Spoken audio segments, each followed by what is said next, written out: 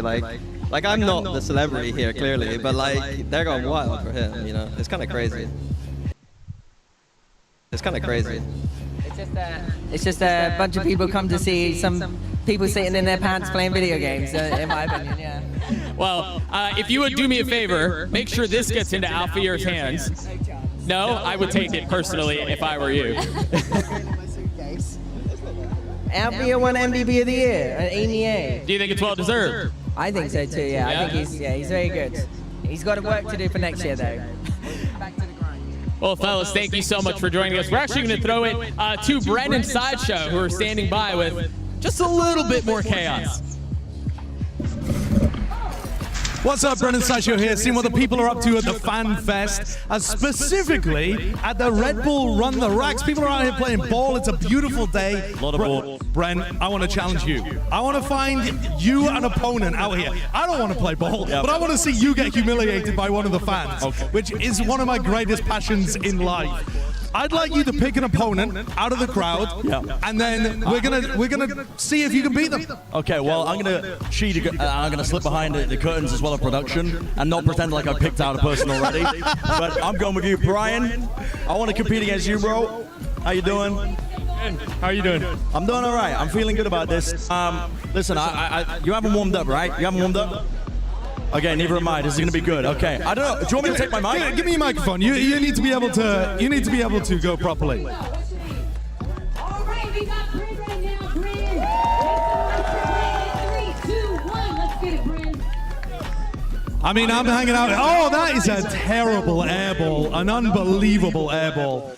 Go, Brian. So, Chris, Brian's been playing a little bit. How good is he? You can play it all. Okay, all right. He's been playing all throughout high school. Bren, I don't think has ever played by the look of him on the ball. Doesn't look that bad. He's throwing it pretty nicely. You're a lot kinder than I would be, I think. Have you been enjoying your time here? Yeah, I'm having a great time. The vibes are immaculate right now. Let's go and catch up to them. Right, y'all, make some noise, make some noise. Who's it gonna be? Bryn or Dave? Oh, another air ball. We'll see whether Brian's able to land it. Oh, very close, very close. Final rack, we'll move around. We'll bump in on somebody else's videoing as well. From the corner. I have not been keeping up with the score either. I have no idea. That's a tragedy.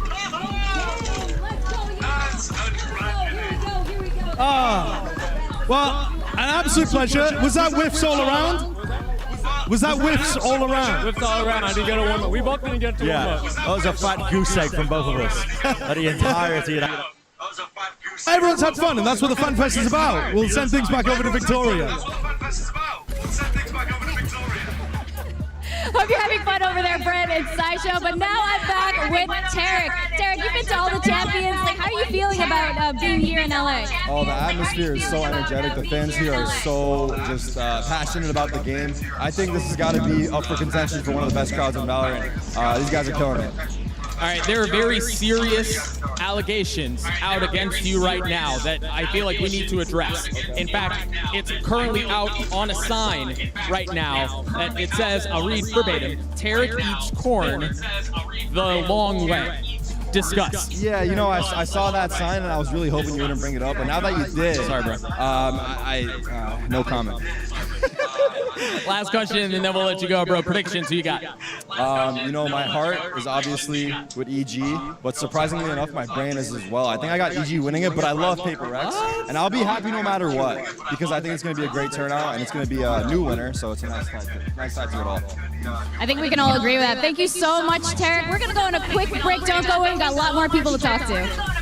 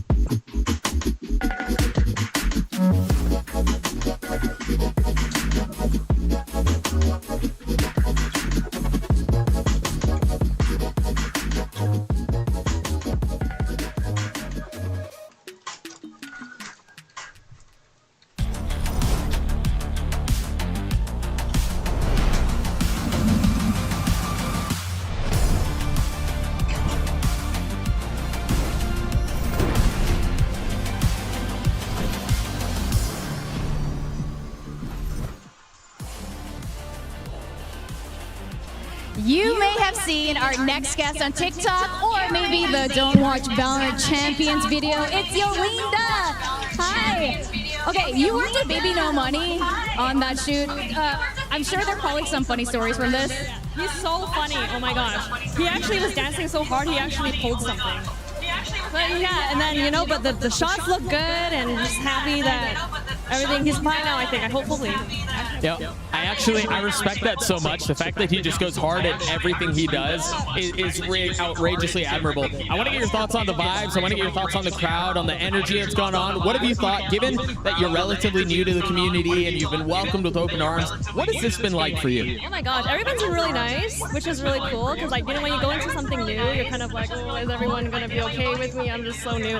But everyone's been so like awesome and just like so supportive, so that's really awesome. And one last question. You were talking about being like the Vietnamese representation here. There's actually one more Vietnamese player here. He's from Bleed Esports, crazy guy. Vietnamese player. First time we're going to see him in the Valorant Pro circuit because they were the Ascension winners. How do you feel about that? That's awesome. You know, go Vietnam, go Vietnamese people.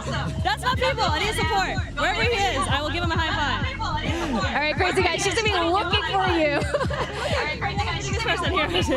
All right, we're going to go over to Brendan's sideshow. I think they're getting a little bit of a manicure, so over to them. We're here at a nail wrap booth at the Fan Fest, and I would never turn down an opportunity to pretty up my co-caster. I made him grow a mustache for a reason. He's getting his lovely nails done this entire time, which I've roped him into. You look fabulous, you look fantastic. Well, I mean, I publicly humiliated you by making you miss a bunch of three-pointers. Yeah, I mean, just massive whiffs all over the place. The thing is, though, I'm looking divine. I've got to say. So there's a bunch of different packs that you can choose from with different designs. Harbor, Killjoy, Raze, Neon, etc. Oh, not Neon, I think I made that up. I think it's Yoru. And then I've gone for Raze. I think the Raze design looks great. I've got a boombot on my thumb. I'm chilling. Might be seeing some Raze gameplay a little bit later today at the grand finals. Might be seeing some Yoru gameplay. Might be seeing all sorts of things. Yeah, we don't actually know. Yeah, I'm kind of jealous actually as well. I don't really have nails. I can't really do this. Yeah, but maybe we can swap out. I mean, yeah, I got to be honest with you. I don't have that many nails myself, but this is perfect because it hides what would usually be not the prettiest hands in the world, but now they've become the prettiest hands in the world. Of course. Well, the Fan Fest has been amazing so far. I mean, listen, it's just a celebration of all things Valorant. The apps, I mean, you saw me whiffing a basketball earlier as well. There's all sorts going on. I want to try and get an interview with Little Bro later on. There's a big wingman. There's a little wingman. I don't know where he's gone. Little Bro's missing, but there's a big statue of him over there. We could probably check that out at some point. But yeah, we could. Yeah, it's a lot of fun so far, and yeah, just a massive celebration of Valorant. But we'll send it back to the Golden Carbon. That's it from us. Thank you, gentlemen. Now, making us return to the gold carpet, it's Team Heretics Mixwell. Welcome. Now, I have to ask, they've announced Masters 2024. It's going to be in Spain next year. How do you feel about that? It's so hyped that it's in my own country. I feel like we have a huge viewership in Spain, so I feel like we will sell out everything. I'm going to do my best to try to help, and I'm really hyped. And it's at the best time of the year as well. It's not very hot, not very cold, so if you're coming over, it's the perfect time. All right, when we're coming over, we're going to hang with Mixwell. Yeah, I mean, the Spanish fans are some of the most passionate, really, across anything, right? Regardless of what it is, it's outrageously awesome. Very quickly, before I let you go, I need predictions. Who you got? Fast. I think Paper X is going to win. I think I'm rooting for them as well. I want Jing to win because he's leaving after this. So I'm rooting for Paper X. Thank you so much, dude. It was so good to have you. This has been a lot of fun, but we're going to throw it to a quick break. We'll be right back.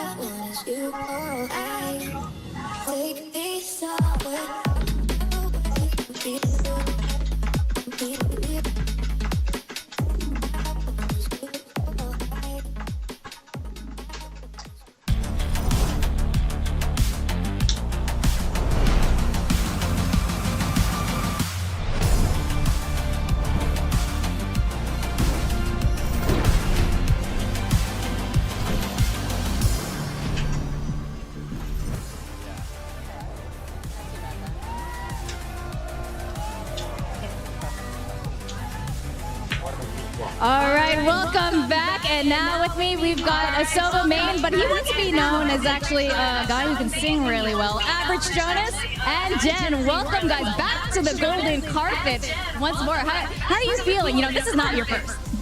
Yeah, I was in Istanbul. The vibe was great. It was just as warm as here. I mean, it's very cold and chilly, guys. That's what the jacket's for, right? Yeah, that's what the jacket for, to like cover from the cold weather.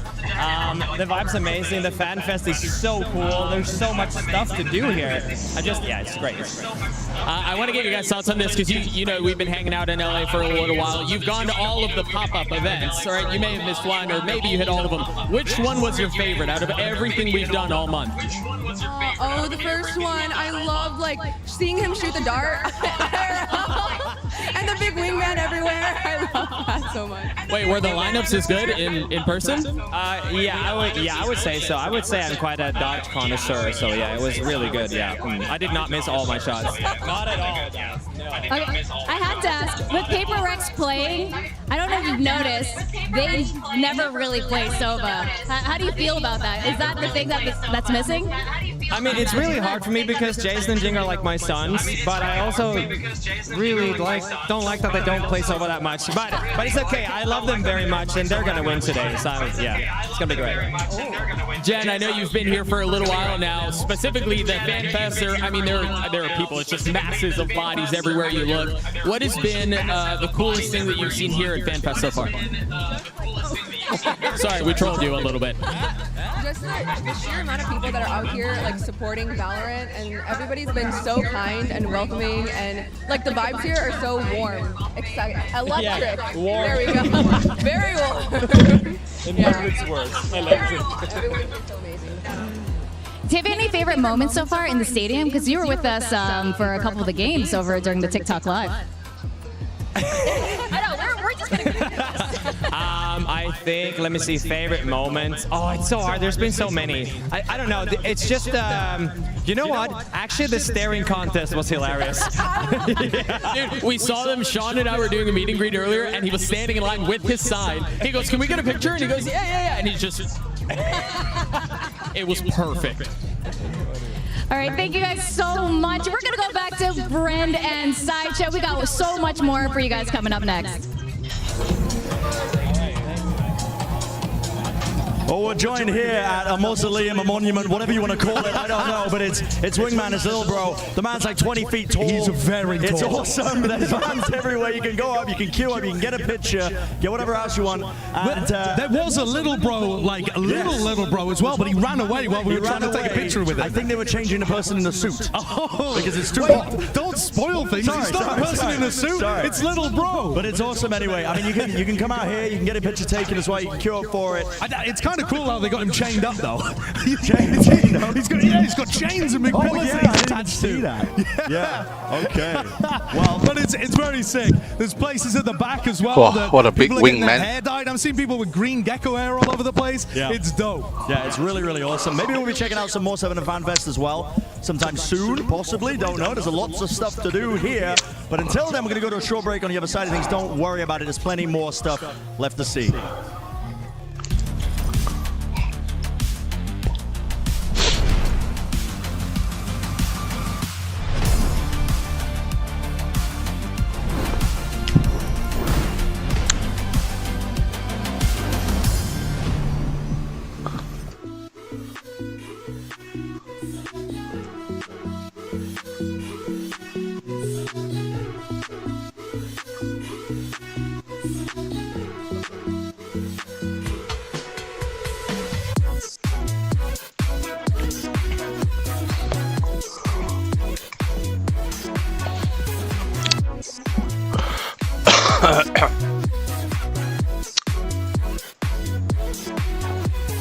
Oh, best of 5.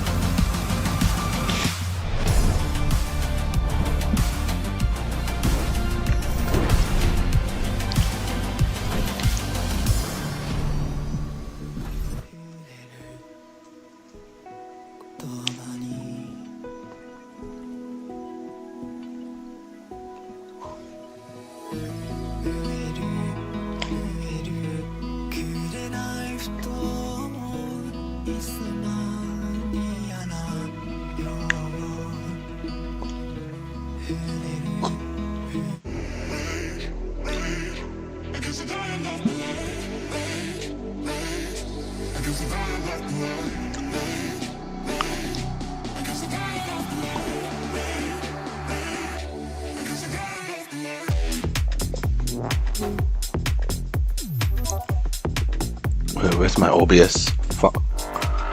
Not again. Did my OBS crash again?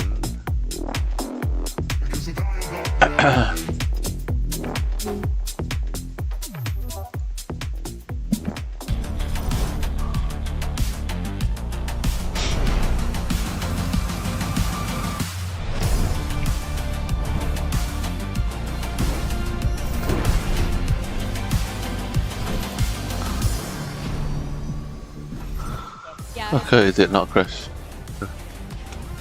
And welcome back, and with us today, I mean, you've seen it at the desk. Welcome, Mel. How's everything been going so far? How are all the games? It's been great. The energy here in LA at the Kia Forum has been amazing to be a part of, and I'm excited to watch the games today. Now, you've had the really cool privilege of being on the analyst desk. You've also made some co-stream appearances. What do you prefer? Be honest with me. What is more fun? What do you like more? I'll be honest, right? Don't kill me. But I like being in the audience. I love the energy, just feeling, watching the games, honestly. I mean, the vibes have been so good all event. I get it. I don't blame you.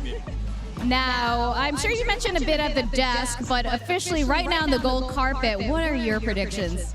Ooh, you know what? I want EG to win. I want EG to win. I can see it, but Paper Rex is coming in with that last dance form, so it could be either way. But I do want EG to win. So is this like your heart is saying one thing and your head is saying something else, or what's going on here? That is exactly. You've described my struggle very well. Thank you so much for hanging out with us. It's so good to see you. Best of luck to you for the rest of the year. Yeah, thank you. You guys have a great time as well. Yeah, we'll see you. We've got a little something else teed up and ready to go. We actually have Leo, Faria, and John Needham, who are going to be joining us right now. Fellas, please come join us. Come on through. Leo's still getting touch up. We got to give him a second. You guys come on over. Thank you so much, Mel. You join us right here. So good to see you guys. Thank you so much for joining us. Merry Valorant Christmas. I mean, it is the best day of the year, is it not? Yeah, it's great. All right, well, I have some questions for you guys. Leo, you recently announced a 2024 calendar for the VCT season, including Premier to Pro Pipeline and China as the official 4th region. So personally, there's so much going on. What are you most excited about for 2024? Oh, there's so much to be excited. Look, we're bringing our events to new locations we've never been before. We're going to Shanghai first. We're going to China. We're launching VCT China as our 4th league. We're making a bunch of changes in the season to make it feel more progressive and that we're growing as we go into the calendar. So there's a lot to be excited about. More teams in each one of these leagues, the Ascended team. So yeah, a lot to be excited about. And I have to say the Valorant community is definitely super appreciative of all the changes that you guys have been doing and hearing, all of the requests. So I think 2024 is going to be a good year. It's going to be a great year. Oh, it's going to be a banger. John, I want to get your thoughts on this because you've had the privilege of overseeing multiple esports throughout your career, even within Riot's ecosystem. What is it about Valorant that has maybe enamored you most? Yeah, I mean, it's the audience. Very young audience, very diverse audience, and it's just been awesome having them at these events and all the energy that they bring. It's been killer. So. Well, thank you so much, gentlemen. There's so much we're going to be seeing inside of the stadium. I know a lot of you guys have been waiting to see what's going to be happening for the opening show. Do you have any last thoughts about that before we go in? Yeah. Look, this is a very special day for all of us. We've been working for over a year on this show. In a lot of ways, this is our big moment. We feel so validated to have all of these fans here, to be in this such iconic, amazing venue. And yeah, I mean, the ceremony is going to be incredible. It's our best yet. I cannot wait for fans to see it. John, do you have any thoughts on the opening ceremony before we let you go? Yeah, I saw the dress rehearsal just like 30 minutes ago. It is going to be off the hook. It's going to be really amazing. So super excited to get in there and get this show going. Awesome, fellas. Thank you so much for your time. I'm going to let you all go enjoy the opening ceremony and the show. We're going to take a quick break. We'll be right back.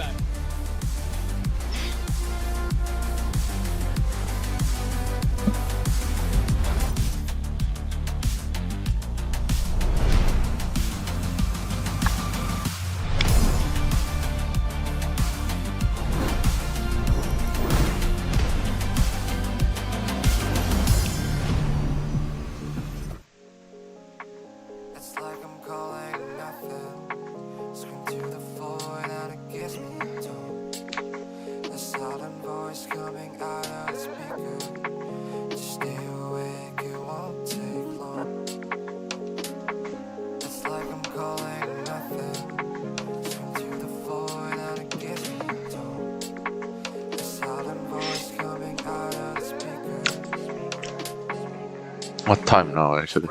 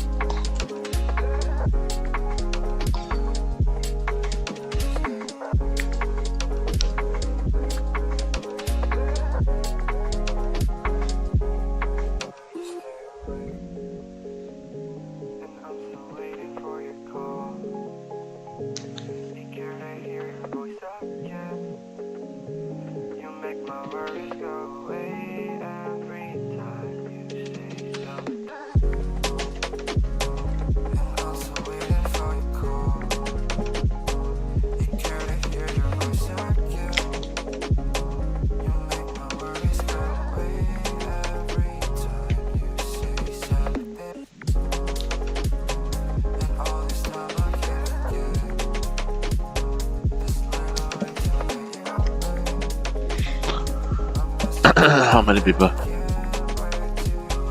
28,000 only.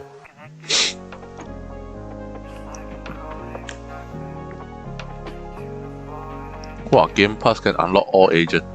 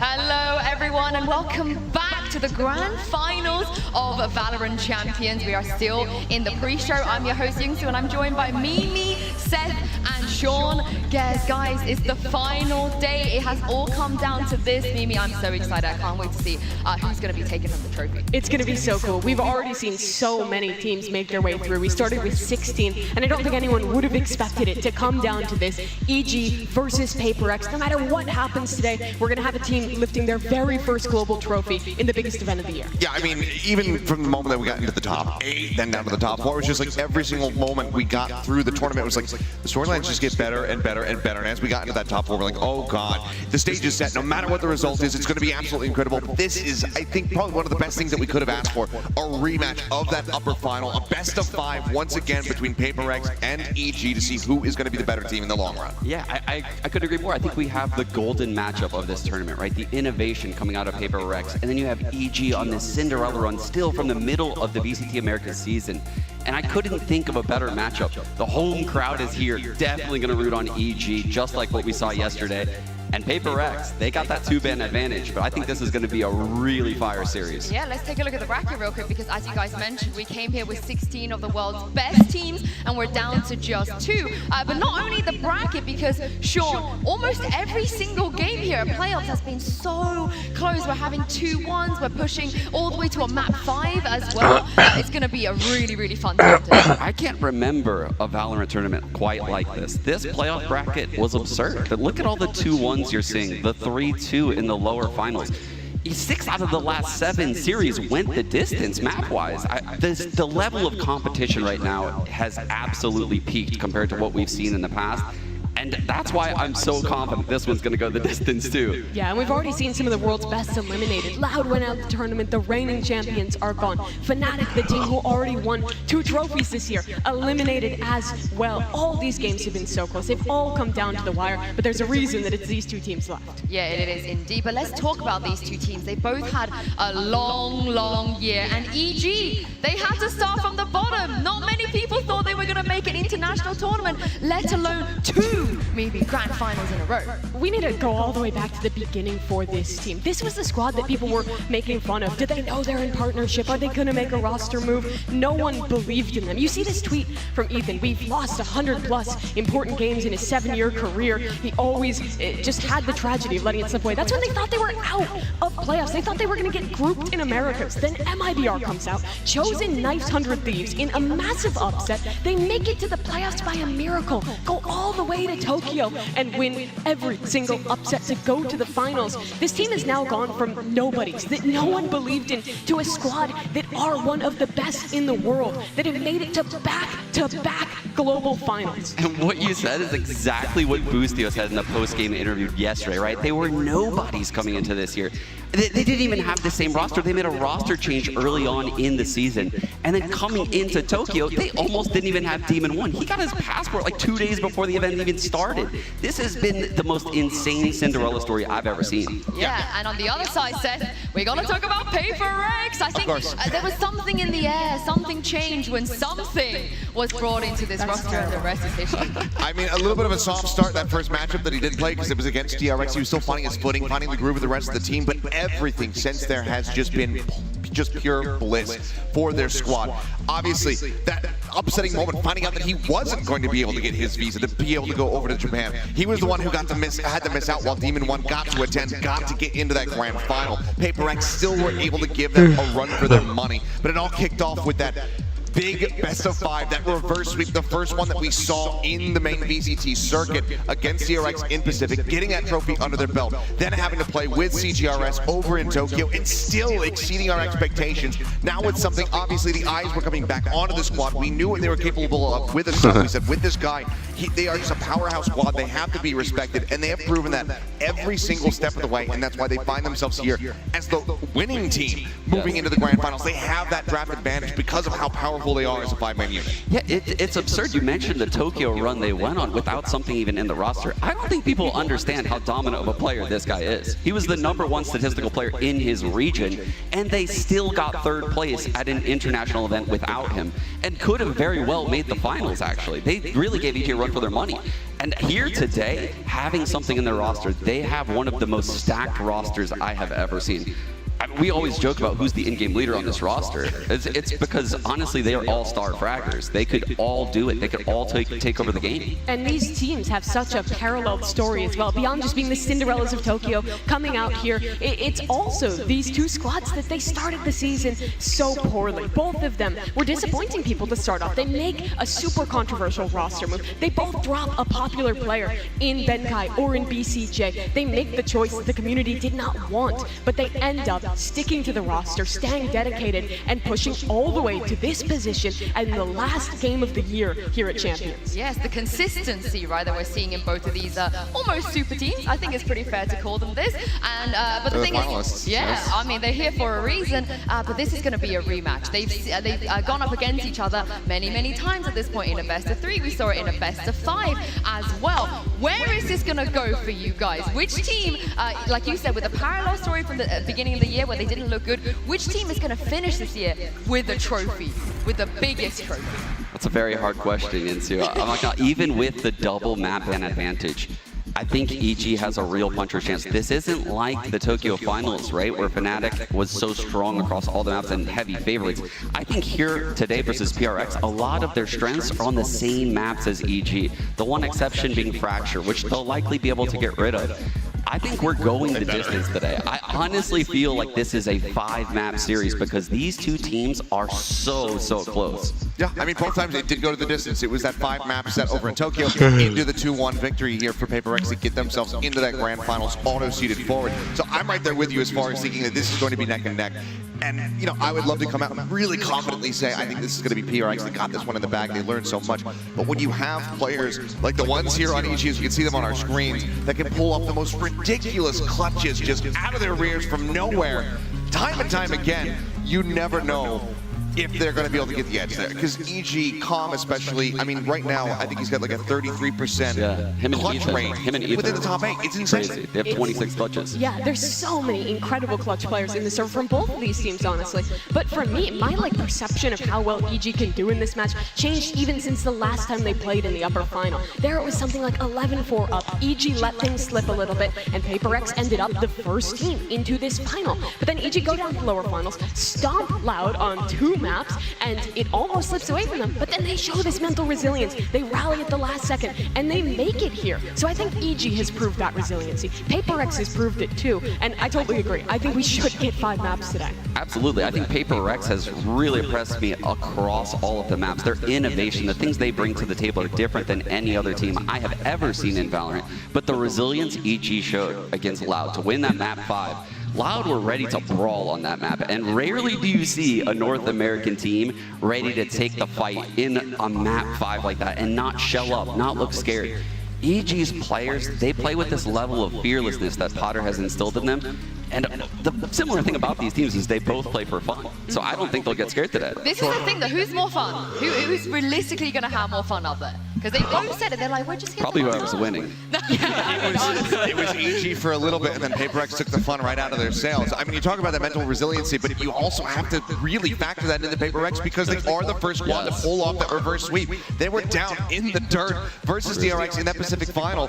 It wasn't looking good for them. It looked like it was going to be yet another DRX 3-0 blowout in a final over in Korea, and then they just managed to rally it back. They crushed them on Lotus. That one a little bit more unsurprising, but it was the follow-up maps that looked so very good for them. So they have what it takes. Yeah, the crazy thing is you go back and you watch their vlogs. PaperX YouTube, kind of banger, I'm not gonna lie. There's so many good content pieces on there, but the finals, when they're giving those pep talks in the back room, all of those players knew they were gonna win that series when they were down 0-2. It was the craziest thing I've ever seen. They were so confident, like, just one map at a time, we got this. You know, next map's Ascent, we got this map, we got this map. They're always confident. And that's the same thing I saw in EG yesterday. Yeah, and as well, I think you see that parallel with Evil Geniuses too, because we heard from Potter that it was in that final map. It was her and Ethan that were talking to the team, like, hey, we've let this slip, but this is just a moment. Put it all out there, have fun, take the risks that win us games. And I think both of them have such incredible coaches and experienced leaders, even amongst all the young, new players to this global stage, that make them great in moments like this where the pressure is on. Yeah, I can't wait to see how they're going to handle what's going to happen today. But for now, I'm going to send this back to Victoria and Doug. They got a special guest with them. Victoria's Secret. Thank you so much, Jinsu. What's it like in there? What are the vibes Loser. At the desk right now? Is there water down here, y'all? All right, thank you so much. We'll catch up with you later. We're standing by here with Shaz from G2 out on the gold carpet. Bro, what do you make of the vibes? What do you make of the scene right now? Oh, it's incredible. First Valorant event in America, and it's just indescribable. There's so many people. It's a lot of fun. Yeah, you've been here since the beginning. You know, you were on the winning team when you were back with Sentinels, and you've seen it grow over the years. Like, what do you make of all this, and how much has grown? Everything's scaled like exponentially. It's just gotten bigger. The fans, the teams, the scene itself, the competitive, like the high skill teams. It's insane. It's fun to watch. And I have to ask, you know, I'm sure you watch PaperX. Like, you even played with them, and they have the no IGL style. It's kind of like multiple shout calls here. What do you make of that? I think it's an exciting way to play. You know, you have 5 brains on a team. You want to utilize all of them in a way. I'm sure there's some sort of hierarchy or something set, but you know, if that's how they maximize their performance, it's the way to go. Last question, then we'll let you go. I need predictions, bro. Dude, you know, the PRX guys are all really wholesome, and I'd love to see Jing win. And then with EG also, like, NA, so it's kind of tough. My heart is broken right now. Like, I don't know. I actually... EG, probably. EG. I thought you were going to PR your way through that and then not answer, but I'm glad we got EG out of you at the end. Bro, thank you so much for hanging out with us. We're going to let you go. Enjoy the rest of the show. Guys, we actually have 2 very special guests. You're good to go, brother. We have 2 very special guests who are going to be joining us as well. It's Waylon, COO of Esports at Riot Games, and Anna Donlan, executive producer of Valorant. Please come join us. It's so good to see you guys. What do you guys make of the vibes? I mean, what's it like here? There's amazing vibes today. Like, they put in a bunch of makeup on me. I've been trying all day not to cry because it is like such overwhelmingly awesome vibes. I think the crowd is phenomenal. It is just, I don't know, it's perfect day. Perfect day. And Waylon, you know, we've seen Valorant really grow into this incredible global game. I mean, I flew from Singapore just to be here with you guys. You know, but you had Brazil, Japan, Spain, and now China. And fans all over the world want their country to host the champions. I know we're all fighting for it, including us. Do you have any hints for the fans? You know, where next year might take place? Yeah. We already talked to John, didn't he? No, give any hints this time? Give us the leaks. We want the leaks. No. Not Los Angeles. No, yeah, not Los Angeles. I mean, really though, it's just our honor to be able to really embrace fans everywhere, and like this community that's so global. You know, that's actually one of the most fun things I talk about with Anna is like, hey, where could we go with Leo and the team? Like, where can we have events like this and really celebrate the local culture of gamers and the shared love for Valorant? So no spoilers here, but do know that this is the kind of stuff that we're thrilled by, and we couldn't hope but bring something like this all around the world. Chat, we tried. I'm sorry, we tried getting the leaks out of him. Anna, you're an LA native. You know, there's so much that has got to be really special for you being here, watching this come to birth at the historic Kia Forum of all places. I don't want to make you tear up, but I do want to get your thoughts. What's this like for you specifically? I mean, on a personal level, like I tweeted about it yesterday too. It's like a dream for me, right? And for our team, like Riot's headquarters is in LA. I'm from LA. I went to my first concert. I've said it so many times. I went to my first concert at this venue, and like I don't know, like Waylon and I met 3.5 years ago, more than that, 5.5 years ago, to talk about what we could do with this thing if players wanted it. And it was always about if they want it. And to be at home, to be surrounded by people who love something that we just work really hard to get right every day, I mean, it is, I don't know how, dream come true, I keep saying it, but it really is. I think this is like career high, this moment, honestly. If I can, like, if you recall, the game launched during COVID. Yeah. And like, it's really special for me to see all the devs that worked so hard to make this such a special game. This is almost like their launch party, right? Of like celebrating, you know, post fact of all their hard work, and just so thankful to all the devs out there watching on stream. Thank you very much for building a game that we could build this wonderful sport around. You know, the entire Val development team is here today in the arena, ready to watch the show. So it's their first time getting to go to a live event like this at this scale, and we couldn't be happier to have them here. And honestly, thank you to all of them, but honestly, really just thank you to all of our players for showing up, for making this as special. Like, this could not be as special as it is today if it weren't for all of you. So thank you so much, everybody. Thank you. I mean, we couldn't imagine the time, the effort, the heart, and the passion that goes into creating what you guys have created. So thank you from the community, from everyone who's watching at home. Thank you guys for what you've created. Without this, we wouldn't be here. So we're going to throw it to a quick break. We'll see you guys on the other side. Thank you. Thank you.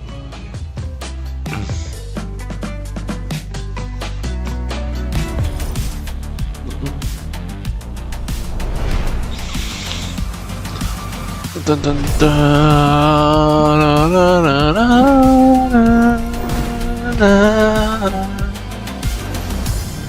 la, la.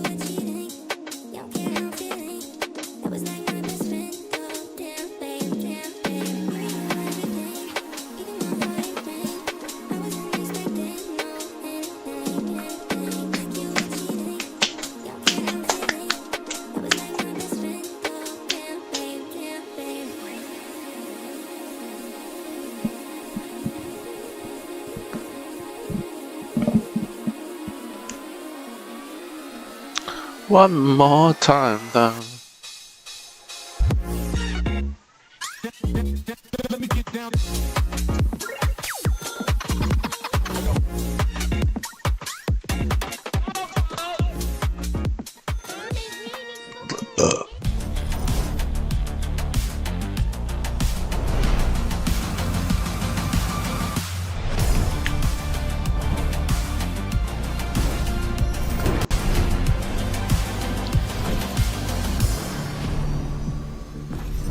Thank you. And our next Ooh, guest Tens. needs no introduction. Oh my It's God. Tens. Welcome, Tens. Oh my. You know, you've been here since the very beginning of VCT. How is it being here at the Kia Forum? It's amazing. I went one of the matches and just like the whole atmosphere, I mean, the stage is pretty sick, but the crowd is pretty awesome too. So definitely going to be a good match today, and hopefully it's going to be really fun to watch.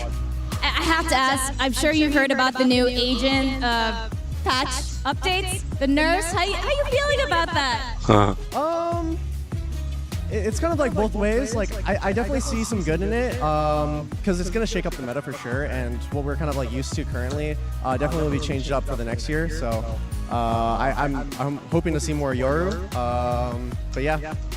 Are you willing to confirm in front of all these people watching right now that you're only going to play Yoru next year? Yeah, no, confirmed. Done? Sold? You Set, heard it done? here. All right, give me predictions, man. Who you got? You know I had to do you like this. You had to. Man, they're so fun to watch, Paper X. My brain says Paper X, but my heart says EG. I'm so torn. All right, well. Oh yeah, I just like the Paper X storyline, and also Jing like coming in, and this is gonna be like his last event. I think the storyline just kind of set up for Paper X to like go ham. And they're a team where they can win any match just because of how like skilled their players are and how much they trust each other and work together in such a unique way. Yeah, absolutely. Well, thank you so much, Tens. We're gonna go back to the desk. Over to you. Oh, I heckin' love Tens. What Me a too. W take that was. Based AF, Tens. Based. Yes. Let's I love go. that. All right, Paper X all the way. What a traitor. I'm with him. Yeah, that's crazy. Actual traitor. I mean, he's got a point though. Paper Eggs, they're fun, they're explosive. Mimi, at this point, they're playing their own game, they're setting their own kind of standards and meta. What's not to love about Paper Eggs? I mean, there's nothing really not to love about this team. I think the biggest thing that makes them so cool is their style. I think they're the most unique team that we've seen in the VCT this year. They come out and they innovate in every map, where other teams are like defined by, this is the best macro strategy we can do. This is the perfect meta comp. They're like, okay, let's pick a cool comp where people are comfortable on it. Let's build some little util combos around it and be so flexible in when we use them. They innovated the Rain of Sky stuff, which other teams have started trying out. They've switched around so many different comps. They're playing Harbor Viper on maps where no one else would dare to try it. They're playing Phoenix on Pearl. And the thing is, it all sounds crazy, but it's actually good. It sounds crazy until you watch it and you realize, oh, they actually have really innovative solutions to how to use this util, right? They use the Reyna with the Cove. So what? They throw a Lear up above the Cove, and if you shoot the Cove, then obviously the Lear's there. If you shoot the Lear, then, well, they're going to know exactly where you are coming out of the Cove. And they have all of these little tricks across all of the maps. Forsaken looking under the turret legs. Like, there's so many crazy things this team does that I've never seen any other team do. They are definitely the most fun team to watch. Yeah, and as you guys heard it there from Tens, he's rooting for them a little bit because Jing, he's going to be stepping away after today, no matter what happens. Seth, this could potentially be the last time we see him. Maybe not ever, but definitely for a while. As you guys can see from his tweet, he said, Grand Finals day and my last match, see you all on stage soon. It's so hard to root against this. We want him to lift a trophy before he goes. I mean, absolutely. It's such a heartbreaking prospect knowing that this is going to be his last match for the foreseeable future. And I want to make sure that we keep saying that, the foreseeable future, because who knows what's going to happen after he does have his service and everything. He could very well come back. He's got the skill. He can get right back into that Secret Labs chair and start clicking on heads once again because he is that talented. And I don't think that a little bit of time away is going to really do him any service as far as his skill is concerned. But this is that moment. It feels like it's the moment for him to be able to get that trophy, to be able to make up for that loss back at Copenhagen with this new 5-man squad, something joining in.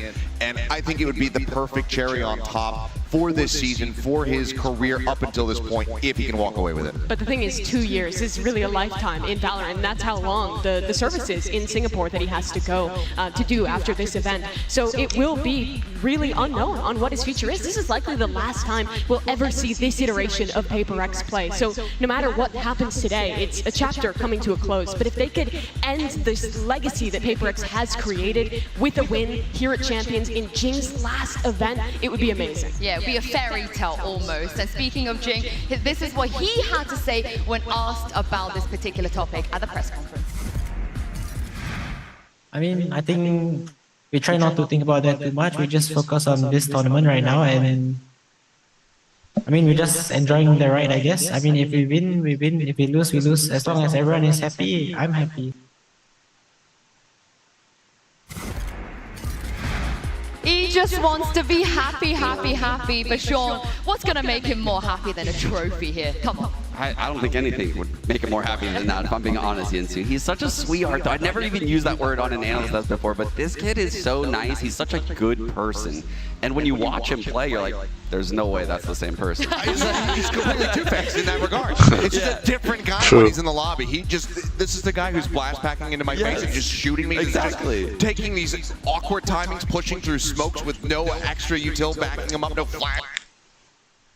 Oi. Don't crash now, man. Fuck.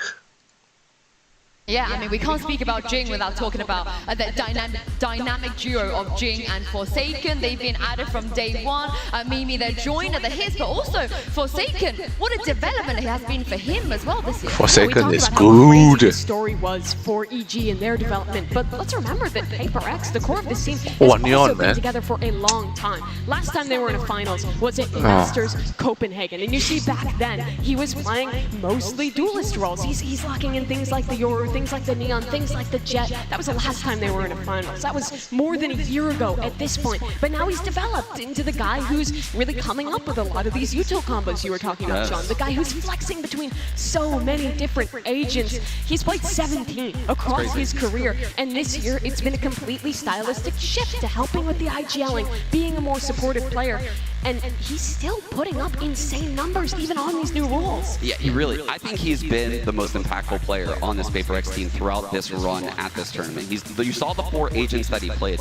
It's not just those agents. Not that he's playing a supportive role. He's doing it in ways that I've never seen anyone else do. So he's putting a lot of thought into server-side time, creating new harbor util that no one else is using. And like you said, he's played 17 of the 22 agents in maps. I have never seen a stat like that for any other player. Not at this level. That's like crazy. he plays it all to this level. Yes. First deadlock today, map 5. Down to the wire. Locks it in. Paper X, you never know. It's actually You never the know. only agent we haven't seen. It's actually kind of tragic. Yeah, I mean, and also Yoru, you know, maybe it's the time for him to whip it out if Ethan is going to do it as well. But first, let's check in on our MasterCard fan poll and see who you guys at home think is going to win. Ooh, 82%. And it is overwhelmingly Paper X. Fans are here in the forum right now. What do you guys think about that? Do you guys agree Paper X taking it? It seems like a lot of them do. I don't think that's a lot. Guys, do you think EG is going to win today? Man, that's so many people that are going to be disappointed in a couple hours. Oh my goodness. You're saying that in NA. You better go back to Korea, buddy. These guys are... I happily will. Can we boo this man? No, don't boo him. Boo him again. Yeah. Oh, don't Not even loud enough to hear. Honestly, I feel like here they want EG to win. On Twitter, they want Paper X. But I want to know what Victoria and Doug think, you guys. Who are you rooting for? Who are you backing? I take that as Paper Yeah, X. just tell us, how is the energy in there? We're out here, we can see people starting to like flow into the stadium. Well, Oh, yeah, we're supposed to be able to hear like you, I said, Insu. I'm everyone sorry, here is, we can't hear you. Again, but whatever you're saying, I'm sure it's really profound. I'm sure the vibes in there are absolutely incredible. We're actually going to have 2 special guests join us right now on the stage. It's Mako and Sax from DRX. Gentlemen, please come out here. And of course, we're also going to have Jen, who's going to be helping us out with translations. I think right off the bat, fellas, what do you make of the vibes? What do you make of the energy out here this morning? 일단은 뭐 많은 관객분들이 찾아와 주셔가지고 아마 결승전은 되게 환호성과 함께 재미있을 거라고 예상이 됩니다. We have a lot of fans here, so of course it's going to be super high vibe energy, and I think it's going to be super fun.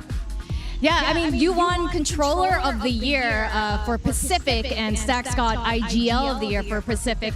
Mako, you know, you really are known as one of the greatest controllers, honestly, not just in Pacific, but like a lot of VCT. Do you have any tips for, you know, what makes a really good controller? I mean, who do you think will win? PRX 100%.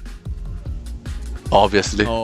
제가 유일하게 드릴 수 있는 팁은 The only tip that I can give you. 이 유니폼을 사신다면 보너스 스탯이 적용할 겁니다. Get this at drx.com. It will boost your performance. Stacks, I want to get your thoughts on Promoting something. much. Because, you know, if you think about your career across international VCT, you've often been involved in some very iconic moments. I think about the mouse kiss. I think about the fried chicken bit with BCJ from so long ago. What do you make of this new era of players and teams that are leaning into the body shooting and the trash talk and the drawing across the stage, things like that? 네, 그것도 이제 저는 개인적인 이제 존중으로 이제 조금 재밌게 보고 있습니다. I think it's just fun. I think of it as personally, it's like a way of showing respect in my perspective. I have to ask too, you know, PaperX, who are in the grand finals, and DRX, you guys have like collaborations. They're known as like your brothers over in Pacific. Do you have any words that you want to say for them? Any well wishes, or not? 일단은 진짜 굉장히 좋은 친구들이고요. 진짜 결승전을 이렇게 힘들게 올라온 만큼 진짜 후회 없이 경기를 임했으면 좋겠고요. 진짜 많이 응원하고 있을 테니까 화이팅 하면 좋겠습니다.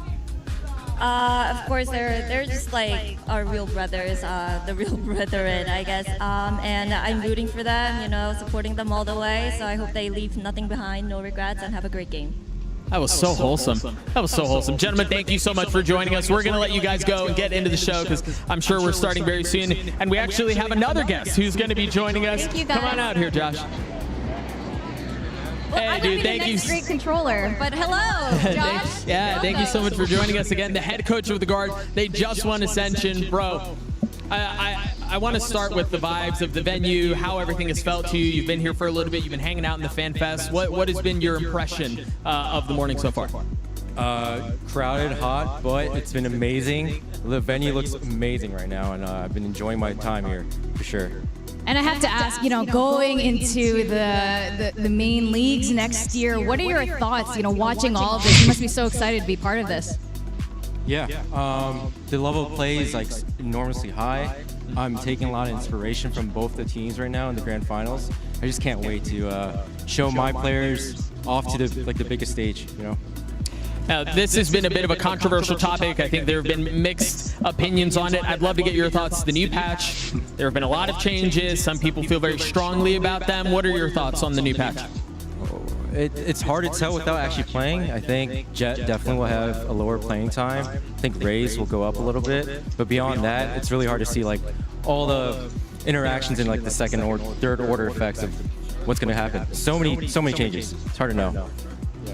And we also have to ask predictions. Predictions. Oh shoot. Heart says PaperX. Brain says EG, but I kind of have to root for my boys at EG. Go America. That's really interesting. Most people have said it the other way around. They're like, heart says PaperX. Heart says EG, but brain says PaperX. So that's very interesting take. I mean, it's been torn for a lot of people we talked to. Dude, thank you so much for joining us on the Go to Carpet. We're going to let you go in, enjoy the show. We're going to take a quick break. We'll see you guys on the other side.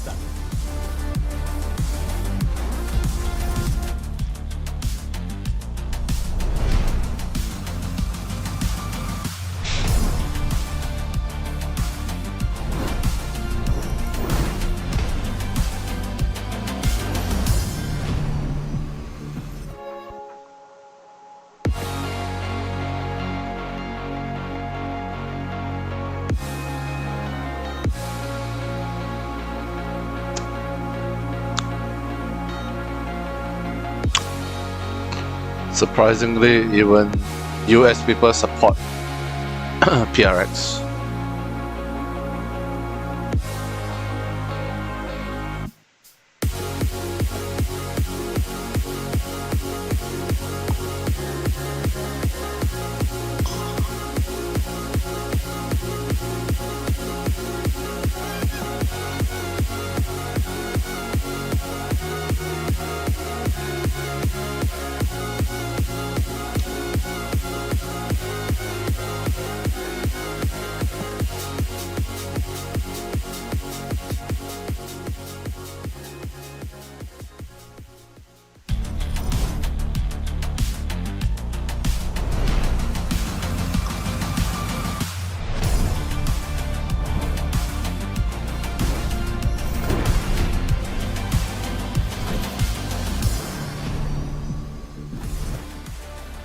Welcome back, everybody. It's time to talk about the home 22 crowd minutes left. favorites, Evil Geniuses. Of course, they took down Loud. There we go.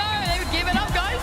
They took down Loud yesterday in a great best of 5 as well. And Ethan spoke a little bit about what that process was like and how they managed to take them down. We have a quote here from him. He said, on split, I think Loud were in control for most part up until the end. Then on bind, I told them to all come back and dig deep and use every little bit of energy you have left. And he also spoke a little bit about the fact that Mimi, that they felt like despite the possibility of Loud reverse sweeping them, they were in control. Yeah, he believed that the whole way through. And Ethan is going to be the most experienced player on that stage today. He's played in arenas before in front of massive crowds, and the rest of his team is still young and new to this. In the press conference the other day, Boostio was talking about when the team was first getting together, first meeting, that they were all just kids, so unfamiliar with this, also nervous to even meet each other in person. But now Ethan and Potter have really helped this team grow to a point where they're comfortable on the stage. In those moments where a game is slipping away, being able to recover it. That was never the case before. For a long time, even last year in NA, EG were known as chokers, the team who let things slip away. Big chokers. And if you even go back to the first game of VCT Americas, they blew those 9-3 leads to open up the season. It was embarrassing how they lost their opening games. But that is long gone now. Ethan and Potter together have brought in the veteran presence, like you said, and that's part of the reason why you watch Ethan in these clutches, or you watch him in map 5. He's the one making the key plays. He's the one really keeping everyone together. His util remains on point, and everyone can stay calm in those moments. Yeah, I think the util is the biggest part, because we did see, you know, especially at the beginning of that Paper X series just a couple days ago, not putting up the numbers that we were used to seeing as far as the fragging department is concerned, but he continues to be absolutely excellent at just raking in all of these assists. He is constantly layering in this util to assist in Demon 1's entries, to assist in Jogamo, if he's going to be the one going out on that race. It has been absolutely gorgeous to see. I mean, I picked up like 60-something assists just yesterday. It was just crazy, nutty from him. So that is something that he needs to continue to do if they want to find success today. Yeah, let's talk about Demon 1 here, or more like Demon 101, because he broke a record yesterday for the most kills in international best of 5. Mimi, coming into this, we had questions. Is he going to be on form or not? And the question is, he is. And by the way, he beat his own record for the best performance in a global match there, from 99 to 101. This guy's been insane. He's the guy who came in the middle of the season, helped them get here through Americas, and has continued to step up here at Champions in the playoffs especially. Yeah, you guys mentioned it already, but calm, Sean, in those clutches, I've never seen him lose any. He's crazy. In the clutch, it feels like he's always behind his opponent, and his opponent has no idea. He's won 1v2s left and right throughout this playoff bracket. And it's not even the most impressive part of his game, if I'm being honest. His most impressive part is his actual utility next to Ethan. But he's also winning 32% of the clutches this time, unreal. which is insane. And that's double what he was doing in Americas and at Tokyo, where he was already an insane clutch player.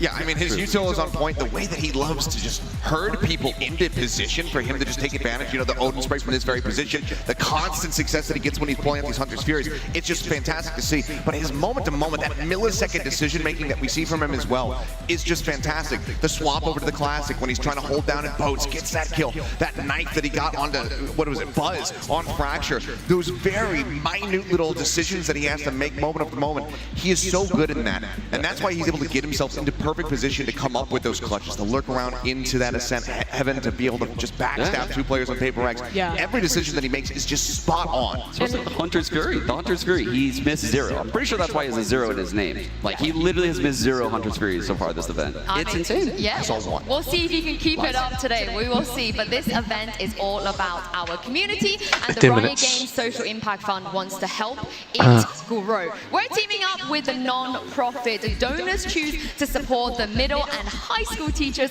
that are out there inspiring the next generation of game developers and esports professionals. If you donate to one of the many gaming and esports focused projects, Riot Games will match your donation until we reach our goal of $200,000. And on top of that, Riot is fully funding all projects on the Playform in California. And it's time for us to go to Map Select and see which map we're going to get for this Grand Finals.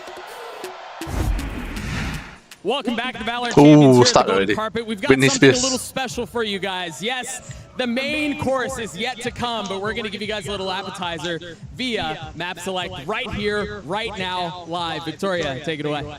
All right, first of all, congratulations to you both. Seriously, biggest event of the year, and you both made it. So big congrats, and we will jump right in. PRX, you came from upper bracket, you are higher seed. Team A or Team B? Team A. Team A. Team A. So EG, you will be Team B. So we will start. PRX, you do get both bans as a result of coming from upper bracket. So what would your first ban be? We ban Haven and Fracture. Haven and Fracture. As Okay. predicted. And then map number 1. Split. Split. EG, side on split. Take defense, please. Defense. Ooh. And map number 2. Ascent. Ascent. PRX, side on ascent. Attack. Attack. And map number 3 from PRX, you have Bind, Lotus, and Pearl. We pick Bind. Bind. And EG, side on Bind. Defense, please. Defense. And EG, map number 4, you have Lotus and Pearl. The discussion. We need to talk to. What are we gonna eat? What are we gonna eat? We're gonna eat here. Lotus for map number 4. PRX, side on Lotus. Attack. Attack. And map number 5 by default will be Pearl. EG, side on Pearl. GG, All man. right, let's run back through Okay. this. Make sure we're all set for grand finals. PRX Oh. came in with both bans. It's Haven and Fracture. Oh, Map my number favorite 1 is map, Split actually. with EG on defense. Map number 2 is Ascent with PRX on attack. All- Map number 3 is all Bind neon with EG on best defense. map. Map number 4 is Lotus with PRX on attack. Map number 5, Decider, is Pearl with EG on defense. Good? All right. Good luck to you both. Thank you. Get it. Go.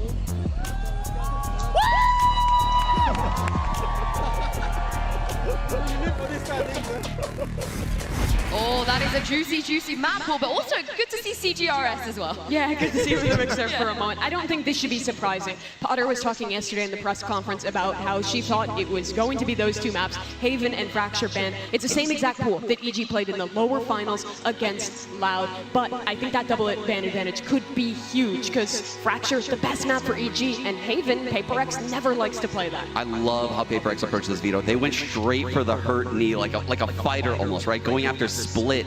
That's where EG is 0-2. That's their weak point of their map pool. Map 3, Bind. We saw EG struggle a little bit Oh, on yeah. Bind, and they saved Pearl for last. 44,000 That's a map people only. PRX is 5-0 on in this tournament. You would say it's their best map, and they're saving it for last. 5-0 on it, but it was one that EG let slip away from them. They were on the cusp of being able to close that one out. It was 11-6 the Hello. advantage that they had, and then it went into Kang overtime. Tran. So if it gets What's there, up? both of these teams you would suspect are looking to improve on those weaknesses that we did see in that series. The Ascent that got away from PaperX, the Pearl that ended up getting away from the side of EG. So I think that this is going to be a bloodbath, and like we were saying before, I think it's going to be a 5-mapper. Yeah, we've seen today's match, but it's time to get a glimpse of the future. Let's get our first look at Valorant's newest map.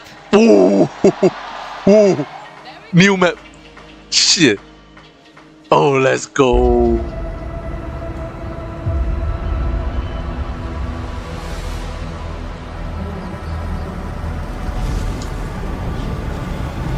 I was blind. Kingdom. They said they were making the world better. Whoa. Safer. Motherfucker, the portal again. Satanic portal.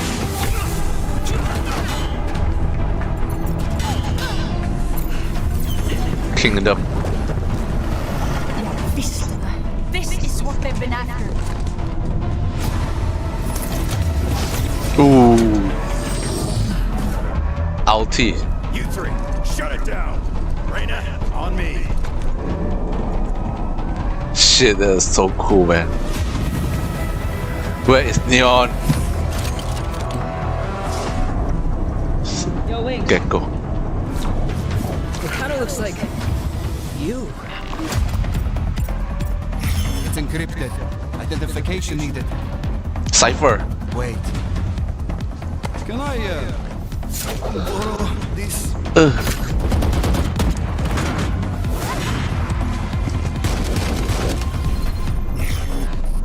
Whoa. It's just a thumb. Ooh.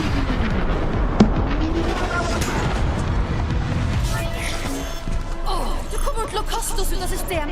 We have to shut it down now.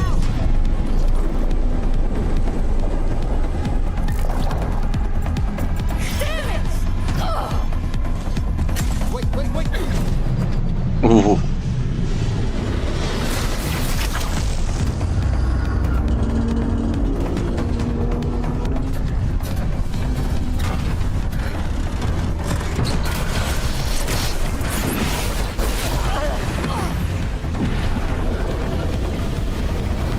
Wingman still standing.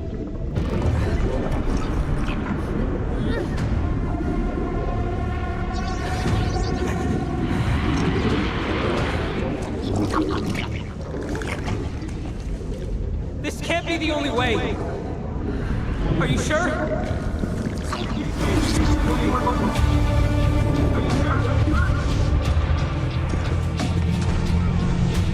What if you can't come back?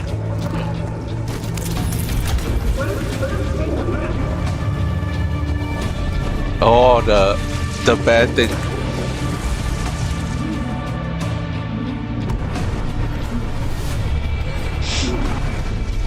Come on! Just trust us! Wings is different!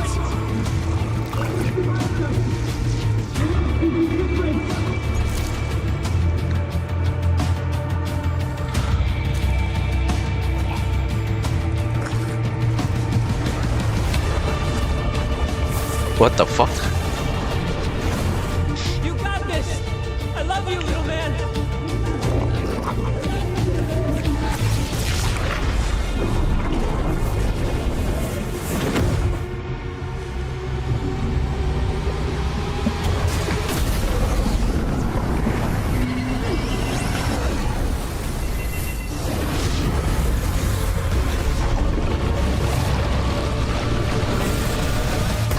What the fuck?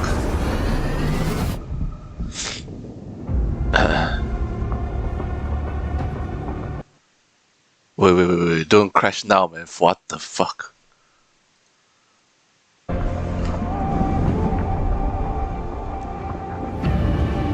What is the new map? Kingdom was a distraction. Fumbling in the dark. Grasping for something to stop the bleeding. The truth is, our world will never be safe until we deal with the real enemy. Touching down at Alpha Yep, Radiant Illuminati. Them.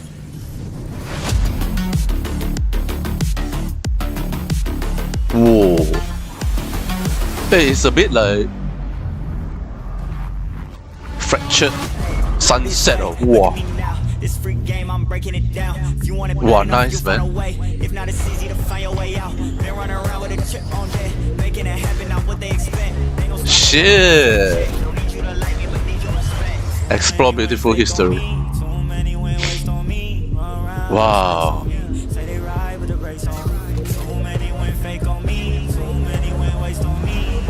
Wow, got skate park some more. They picked the wrong day to mess with our world. Eagerness will undo them. Keep your guard up. Pawn shop.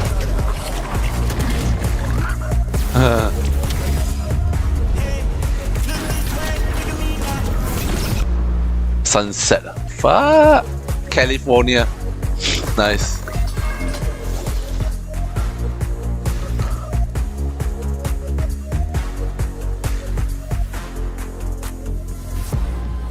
Or AB. That is right, everybody. Sunset is going to be coming to Valorant Says, the latest map of the game. What did you make of that? I mean, you know, we have to see a little bit more. I can't wait to get my hands on it, dive into this one, and see how everything's going to be playing out, what kind of angles you got to play around. But I mean, we just continue to do excellent jobs when it comes down to these trailers. You can hear the crowd going absolutely wild when they thought Wingman was going to sack himself, but of course they're not going to kill him off. No, and yeah, the map is just absolutely gorgeous. It's literally like a work of art. You look around the map, it feels and looks exactly like Los Angeles. And the way the map is designed, I think this is going to be one of the best maps in the pool. I'm going to be quite real with you, Yinsu. I played it on like Wednesday, and it's insane. It's a gorgeous map, and it plays really well. It's a map that What's the meta? What's the meta, Sean? Set There's going to be a lot of mid control. I mean, it's a map where there's no gimmicks involved, and there's a heavy mid, there's two sites, and the sites are perfectly designed. That's mid? It's a great map. High praise. Yeah, the vibe from seeing it almost feels like it's like another Ascent, like another just like good, honest map that is going to be super consistent. I'm just always excited to see what the teams, what the players can cook up with to try and figure out this new map once it's released. It's going to be a Yoru map, you think? Every map's a Yoru. For Sean, every map is. Come on, every map. Give him a buff though. Yeah, No, no maps are young enough. I need you to give me the leaks here. Like, what agents should people be playing Distru- on here? What would you suggest? I think you can get away with a lot. I think double controller will be pretty strong, like on most maps lately. But Breach looks like could have a lot of impact. There's low ceiling, so honestly, even a Gecko could fly. Like you could do a lot of cool stuff on this map. We're gonna see a lot of agent diversity. Well, I can't wait to see that. We are taking a quick break here, but after we will talk to Riot Games' co-founders Mark Merrill and Brandon Beck. So do not miss it. More Champions Los Angeles will be back right after this. Evolution this time. Last time is Neon is what?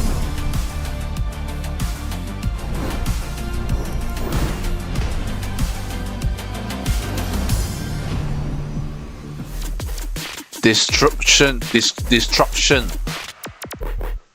So Illuminati reaching evolution stage already. The next will be destruction. Illuminati plan. Wow, that is so crazy nice, man. What an intro. What an intro to a map.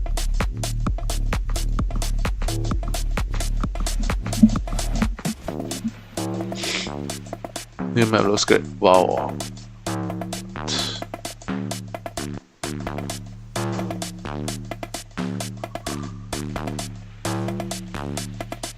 When can we play the new map actually?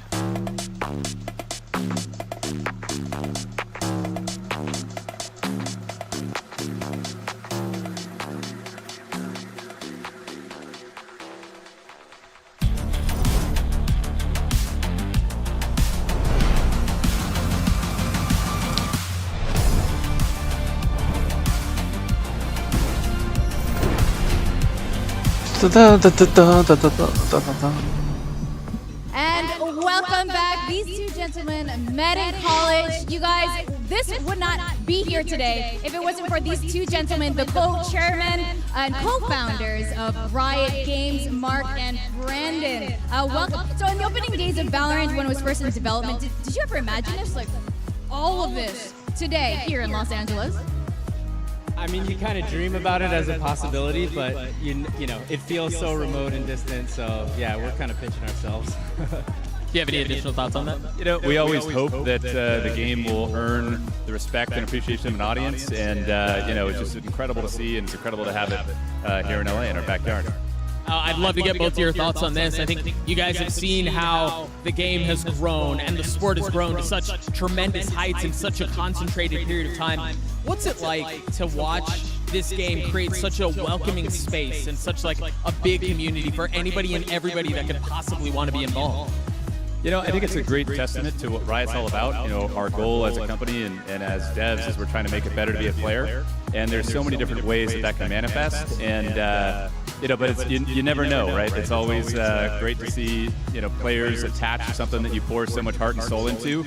And, but the community is amazing. I mean, we just look around, walk around, you know, in all over the world, and players are just having a tremendous response to Valorant, and we couldn't be more proud.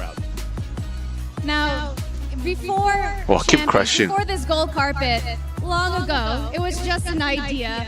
After the League IP, how did the process of, you know, sparking Valorant come about?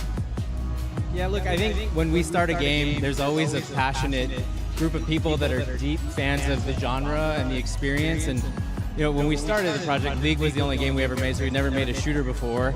But a ton of us were big tac shooter fans and had inspiration from games that we've played our whole lives, like Counter-Strike, and wanted to, you know, take a crack at building something in the space that we love so much. And so you got a bunch of talented people that came together with that dream and a passion for things that they wanted to add to the experience and genre.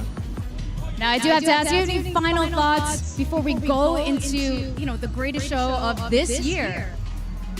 Oh, I mean, just ready to have fun. Like we're stoked to be fans and sit in the audience and cheer, and hopefully have a great match.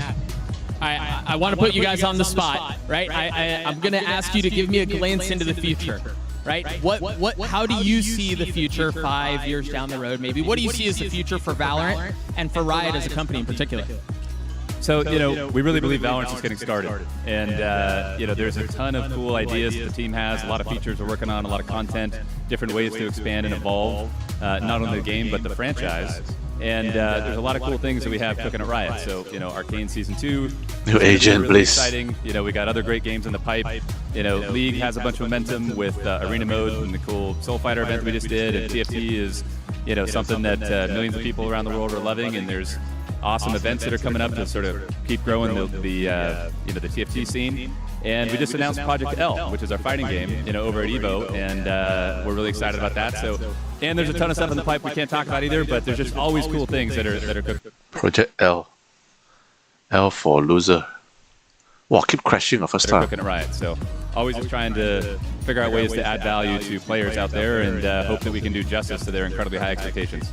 I think I can speak for everyone who's listening and everyone who's watching who's a fan of Riot Games when I say I'm very excited for the future of Riot, very excited for the future of Valorant. Gentlemen, thank you so much for the time. We're going to let you guys go. Enjoy the show. Enjoy the opening ceremony. It's been a blast. And that's actually going to do it for us here at the Golden Carpet. It's been so much fun. Thank you all for joining us. We're going to throw it to the desk one last time for closing thoughts before the grand finals begin.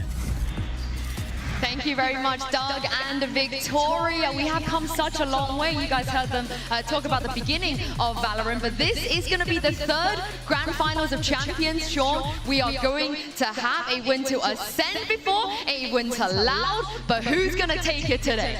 I've been telling people all day PaperX is going to win this series, but I'm flipping the script actually. After seeing the veto, thinking how this is going to go, I think we're going to go to the 5th map. I think it's going to go Pearl, and I think EG is going to play double Initiator and win this series. Okay. The crowd likes that one. The crowd likes that one. They did. All right, Seth, what you got? I think that there's not going to be much surprise as far as my opinions on this matchup. Bustio said that China would never be better than North America, but he didn't mention anything about Indonesia, about Singapore, about Malaysia, about Russia. PaperX are going to come out here. They're going to W Key Gaming all over this North American squad. They're going to send them home packing, and they're going to be lifting that trophy as the first Pacific champion. I don't know if you can go home if you're already in front of a home crowd here, guys. Evil Geniuses are comfortable here. They have come so far to this moment in the grand finals of champions, and I think this is the moment where EG is ready. I believe that EG is going to take this one home. Okay, I'm going to balance this out. You both went for EG. I'm with you. I'm with you. I think Jing's last tournament, they've never lifted a trophy before. They came close to Copenhagen with something in the squad right now. It just feels like their time. They came through the upper bracket. They got the ban advantage. I'm with you, Seth. I believe in them, and it's time to get this started. It is PaperX versus Evil Geniuses in a best-of-5 series for the crown. One last series to end the year here in LA, and it's time for the Valorant 6, 5, 4, 3, 2, 1. Let's go.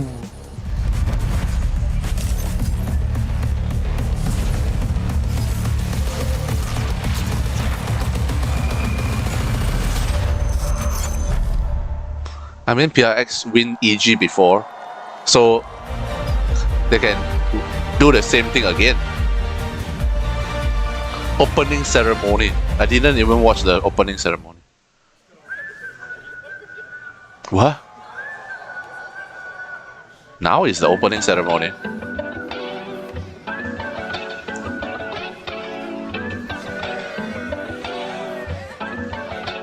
Hey, Scara, holy shit. Offline TV, man. Hey, Peter Parker. Peter Parker.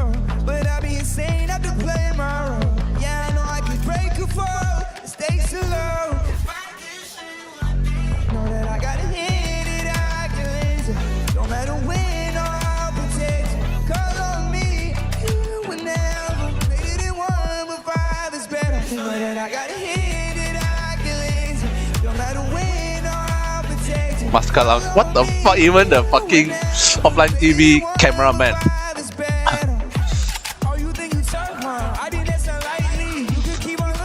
For sure have Lily Pichu there. Lily Pichu and Pokemon. Wow, PRX, let's go.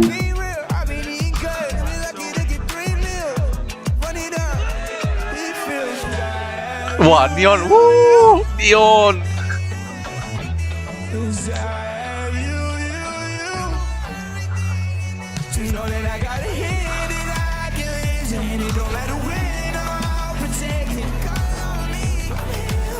Wow, this song sucks, man.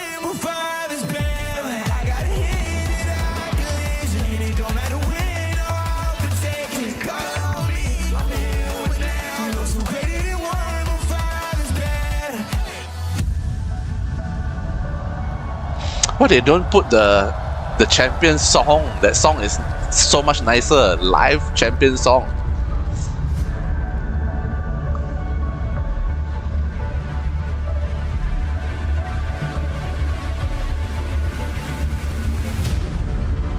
Ooh. Whoa, whoa, whoa. Who's that girl, man? Holy shit. Woo. Holy shit, who is this girl? Oh, now we are talking. Where you been? I'm back, let's bump that. Got a venom in my hand, I'll clutch that. Got an agent on foot, got a loop back. Shall we send my arm down with the vibe stop? Where we been? I don't know, going downtown. Got the city lights, here like a ghost town. Got the butterflies, having all spooked out. Cause we got radiant nature, but about now. Whoa, you gon' make it with the no. I'm with the alpha and you know. Don't make it take a spike sound. Neon electric.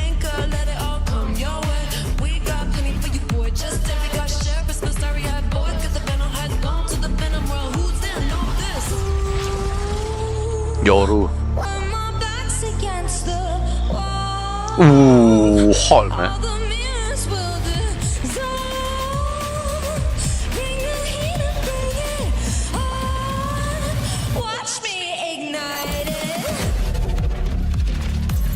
Ooh, Killjoy. The fucking bot thing, right? Swamp bot. Spike. Fuck, man, I wanna buy a Spike, man. Coming through. Ooh, Neon Wall. Ooh, Neon Wall, let's go.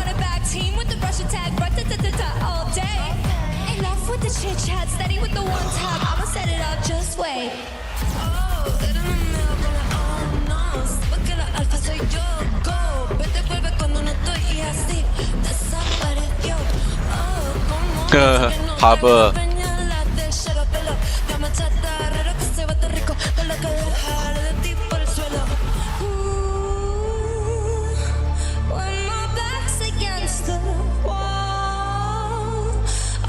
This one hotter.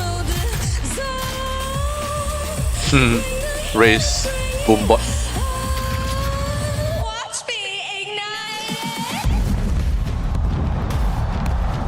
Oh, race.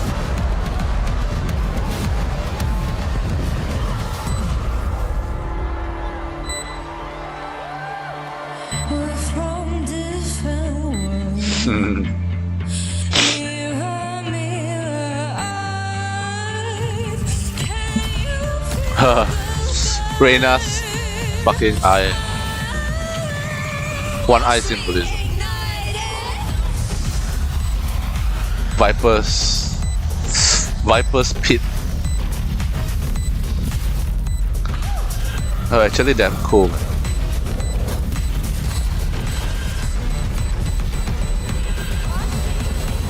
Hey, triangle. Illuminati.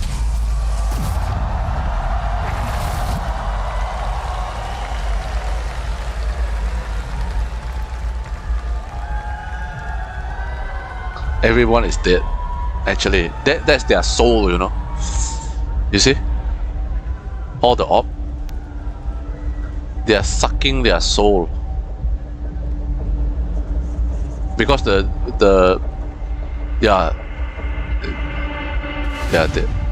Now there's only one thing I can do. Fight until the end like I promised to. Wishing there was something left to lose. This could be the day I die for you. What do you see before it's over? Blinding flashes getting closer. Wish that I had something left to lose. This could be the day I die for you. This could be the day I die for you.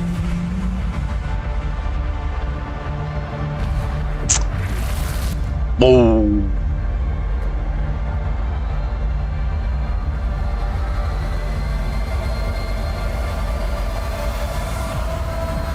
Ooh, da, da, da, da. Champion song, so nice. Holy shit, what? I need to keep you around with my feet tied, with my feet tied to The crosshair. There's nowhere to be found. I don't know why you don't leave me to drown. She's just singing. Don't know where to go unless you say. Don't know what to do unless you stay. Thinking that today will be our day again. Ooh.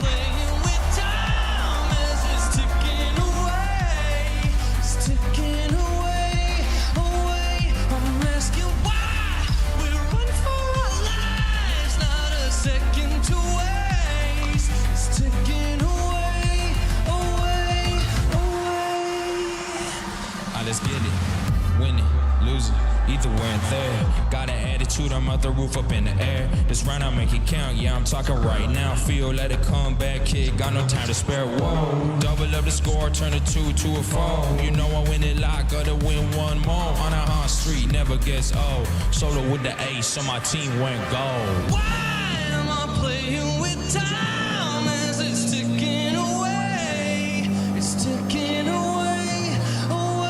I'm asking why we run for our lives, not a second to waste. It's taking away, away, away. Da-da. Make some noise! Da-da. Da-da-da-da-da-da-da-da. Ooh.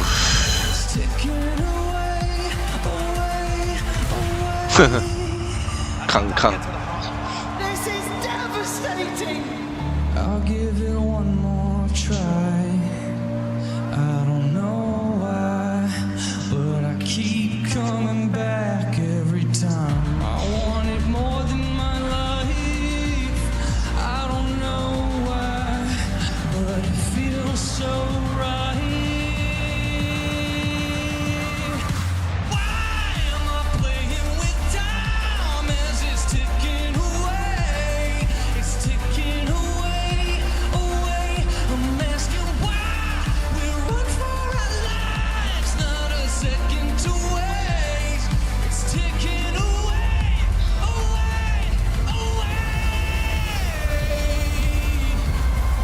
Ooh, like Avengers,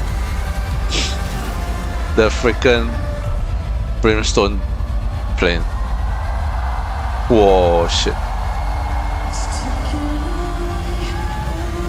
Ooh, the trophy. Nice. Damn.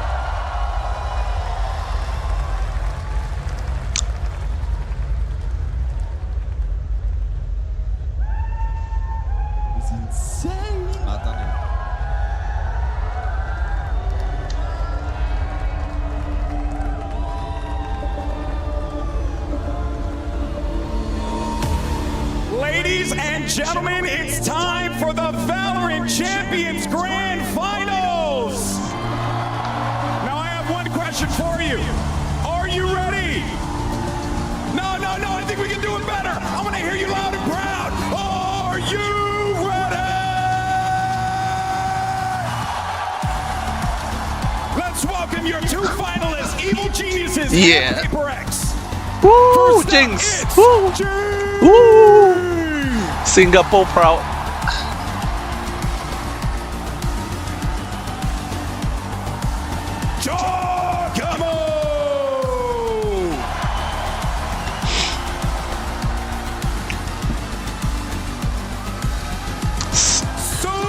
something. Where is he from actually? I wonder.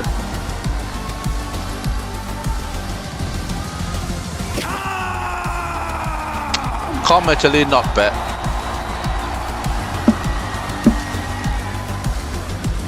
Ooh, made in Malaysia. Ooh, Malaysia boleh. Davai.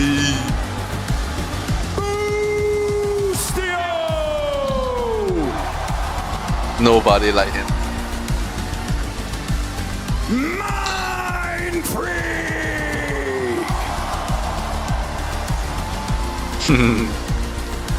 Black model. Ethan. Where's the demon?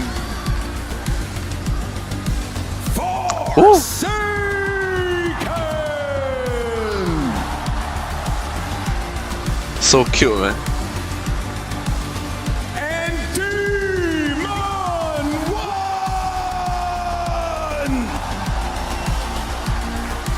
Coach Alex.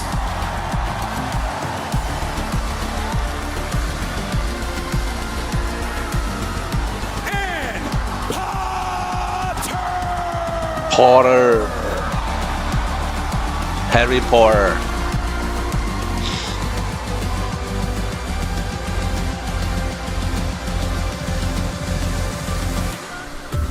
Raja Kelantan.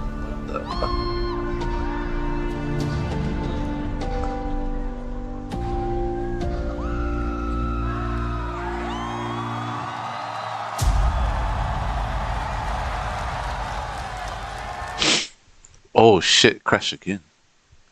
I think the chat is the reason why it's kept crashing. Honestly, at the start of this year, I kinda already had an idea that this might be my last year playing. Everyone in Singapore has to go to the army and I'm of that age right now.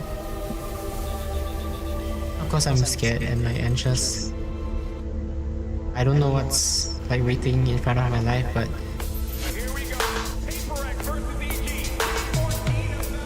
I just wanted to give it my all, like really all, so I wouldn't have any regrets. Cheng holds the line. Transfer comes in. The defuse is there, and we are not done yet. Everything was like surreal. I would have never expected to be in the grand finals of a Champions. It feels so impossible sometimes just to play rounds against them. You have performances like that. What does that do to the spirit of the team from having, lost such a close game?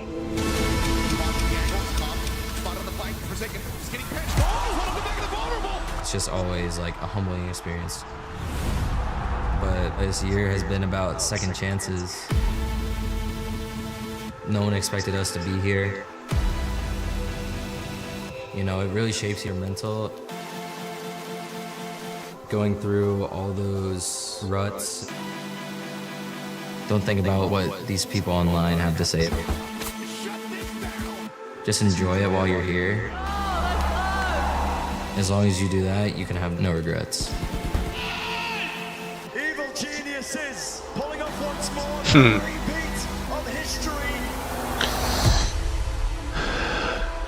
We've had so many second chances this year, and we've always made sure we take full advantage of that opportunity. Copenhagen, it was like our peak.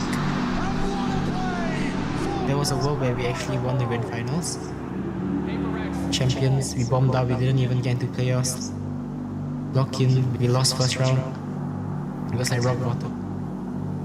It was like a really big moment for all of us, so I think all of us really woke up. We went from a team, everyone counted us down and out, and we became one of the best teams in the world. But there's always something to be better at. So having that sort of support behind me is just like undescribable. Before I joined Paperex, I was like really quiet and I was always like just doing my own thing. But now, I don't know, I just feel like I've grown a lot to become like a better person.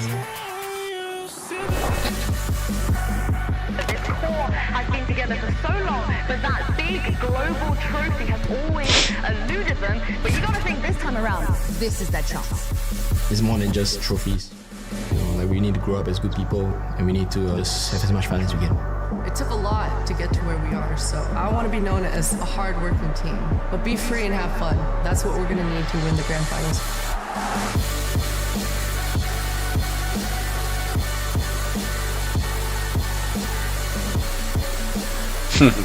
Давай.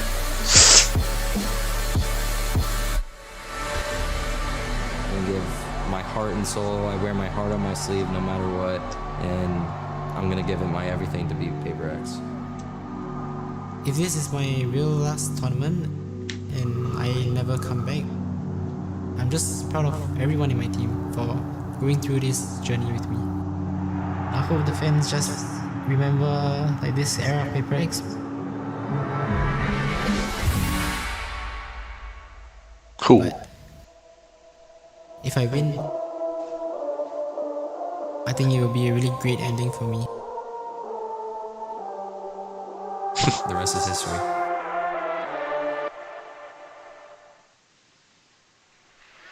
Woo!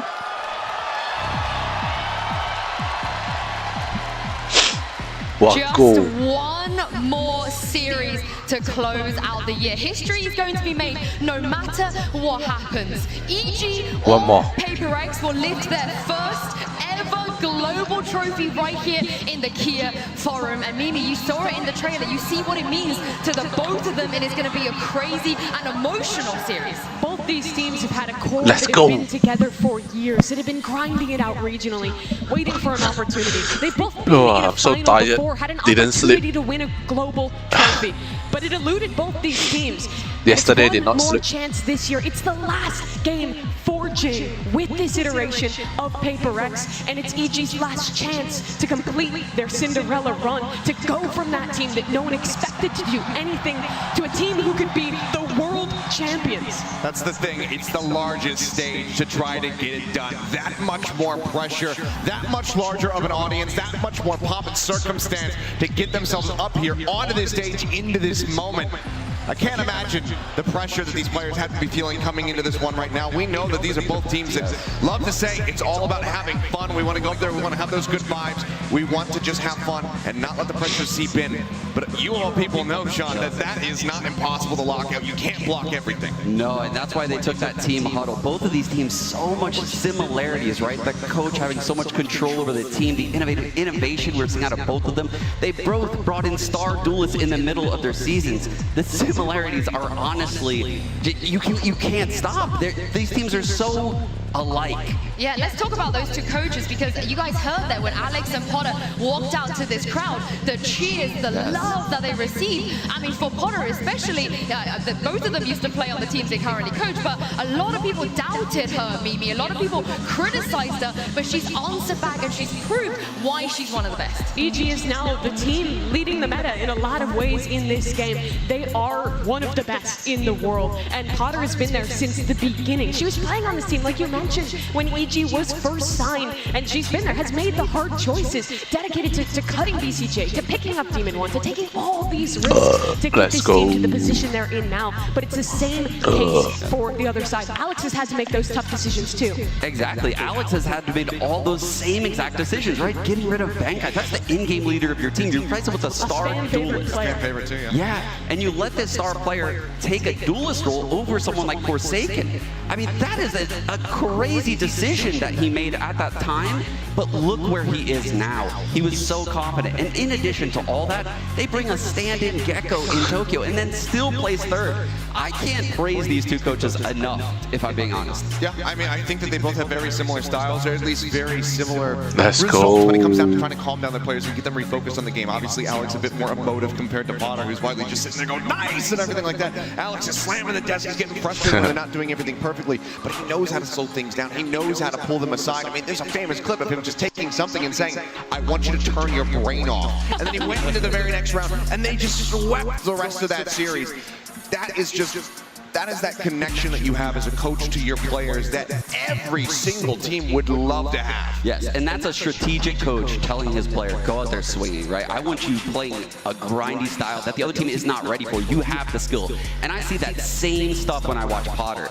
That's what makes these teams so amazing, is the coaches know how to innovate. They know how to create set plays, but they're also willing to relinquish all that control and give it back to the players. Yeah, and I think for both these teams, it's that recovery aspect. It's coming back from so many doubts, from such bad starts to the year to now making it here. Boostio in the press conference the other day said that people might think that they're the villains, but that they've lost all my a lot. favorite They got used to it. 2021, 2022, they did nothing but losing. But he said that being here in the grand finals of champions, going on this run with teammates, with the coach he's been with for years, it's a dream come true for him, especially in front of this crowd here in Los Angeles. Yeah, the crowd, they're always behind EG every step of the way. But let's talk about the star players as well on each side. We got Demon One and something. Yes, he missed out Toko, but he could potentially lift a trophy in his first ever global event without losing a single series set. I mean, it would be nuts to just become a Royal Roader right off the rip, come into this thing as somebody who's playing around Japan, dominating, and then make the run all the way to grabbing that trophy. But Demon One would be a very similar story, obviously, on the opposite side. Both of these guys have had such explosive impact from the moment that they joined into their rosters. It's unprecedented how much of a different look we've seen from both of these squads. You heard it from Jing there in the video ahead of this, saying we felt like we were just in a pit. We were at our rock bottom after our losses at Lock-In, at Champions last year. They weren't that team that hit their stride at Copenhagen, that made it to a grand finals. They were in a slump, and the addition of Demon One as well as something has just reinvigorated and reinvented both teams. Really has, and yeah, they're both rookies. I mean, I feel like this final is for Rookie of the Year and the Champions title right now. 40% headshot. Absurd that these two teams have such impactful rookies. The fact that Demon One played Brimstone, played Astra throughout this run, in addition to these Starters roles, he's been noticing he doesn't even like using the operator, despite probably being the best one in our region right now. He is a very special player that Potter just somehow knew to bring into this team. And what's insane as well is that every single global tournament, we talk about history, we talk about going back for those first two champions, every Masters tournament before this, they were always just sitting at home, watching, aspiring to be there, to have that opportunity. I don't think either of them could have imagined they would be here this year. They get picked up partway through the season, join their team, and both of them go on this incredible run to make it here to the grand final for both of them in their rookie year. Yeah, and they get to do it in front of this crowd, yes.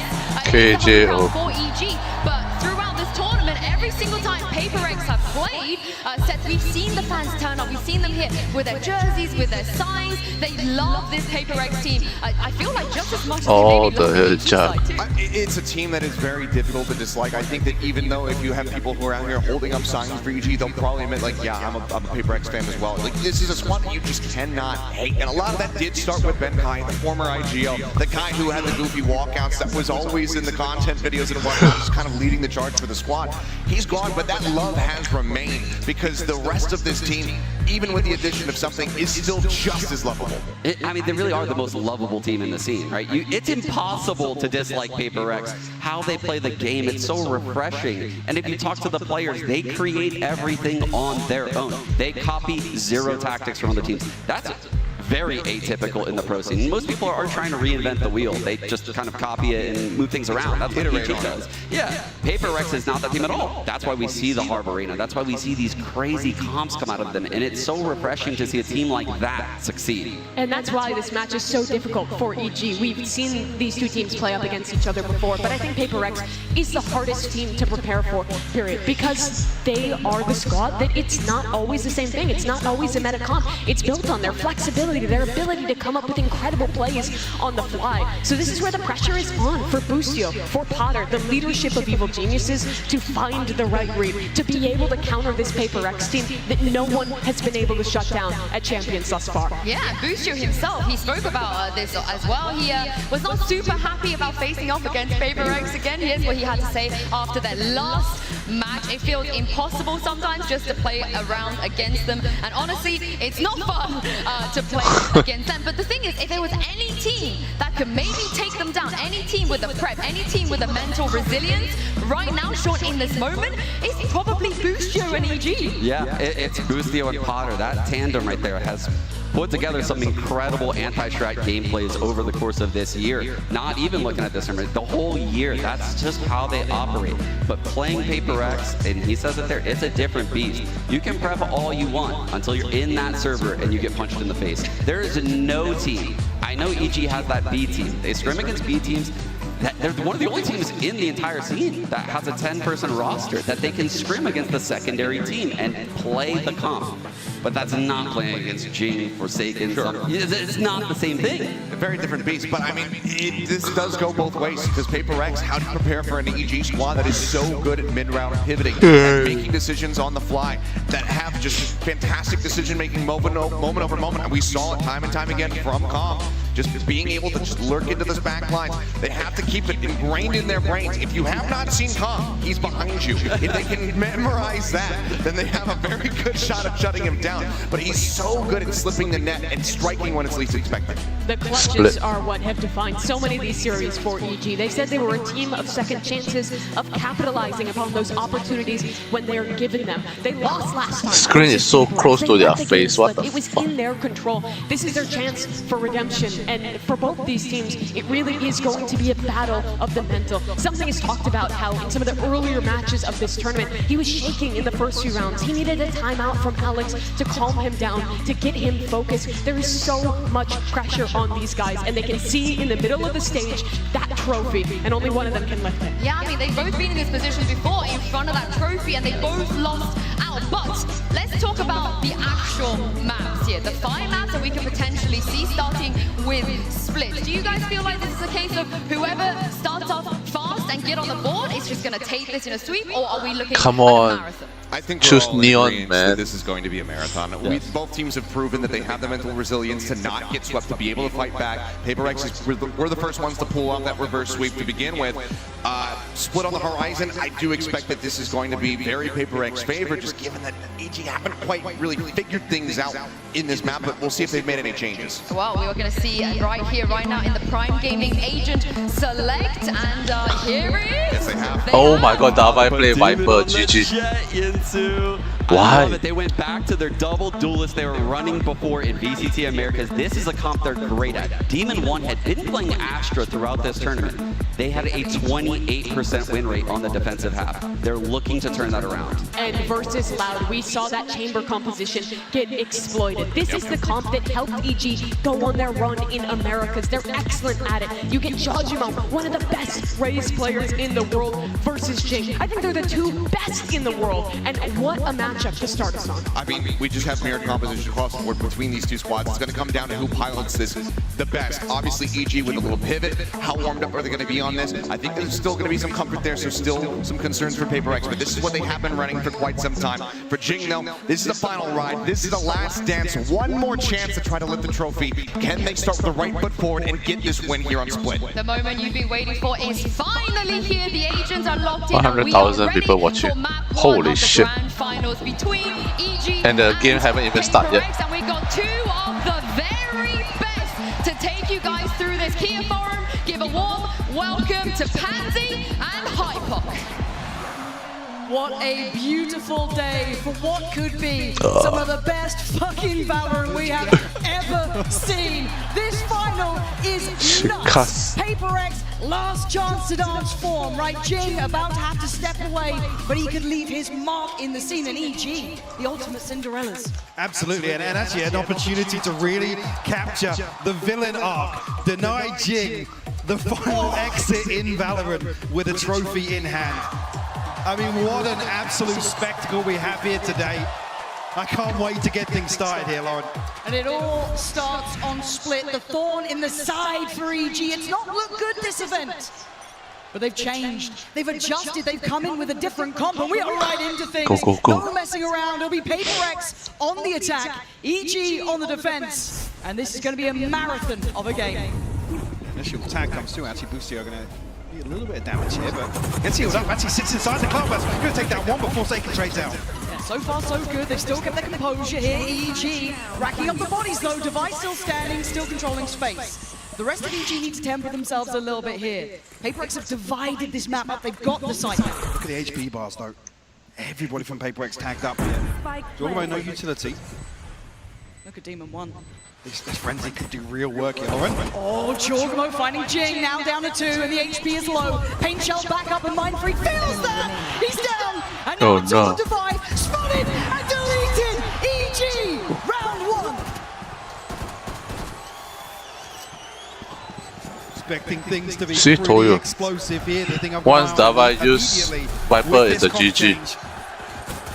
It's the B-side control here from Evil Genius. He's obviously stepping onto the Astra. We have no questions about the mechanical talent of Demon 1. But in terms of anchoring that site, there were concerns previously. Boostio now to fill those shoes. Com obviously is that second layer of the B-side defense. Definitely something PaperX could potentially try to exploit. They certainly could, and for me, my eyes throughout this series will be locked towards Com as well. Proven to be a big stage player, and there is no bigger stage now. For PaperX, we're looking at damage here. Sheriffs in hand, yes. A little bit of a test, and of course they're going to be walking into somewhat of the unknown, right? They maybe expected EG to come out as they had previously throughout this event. Maybe had a chance of kicking off this best of 5 with a very favorable start. However, already big info found, and look at Jordan.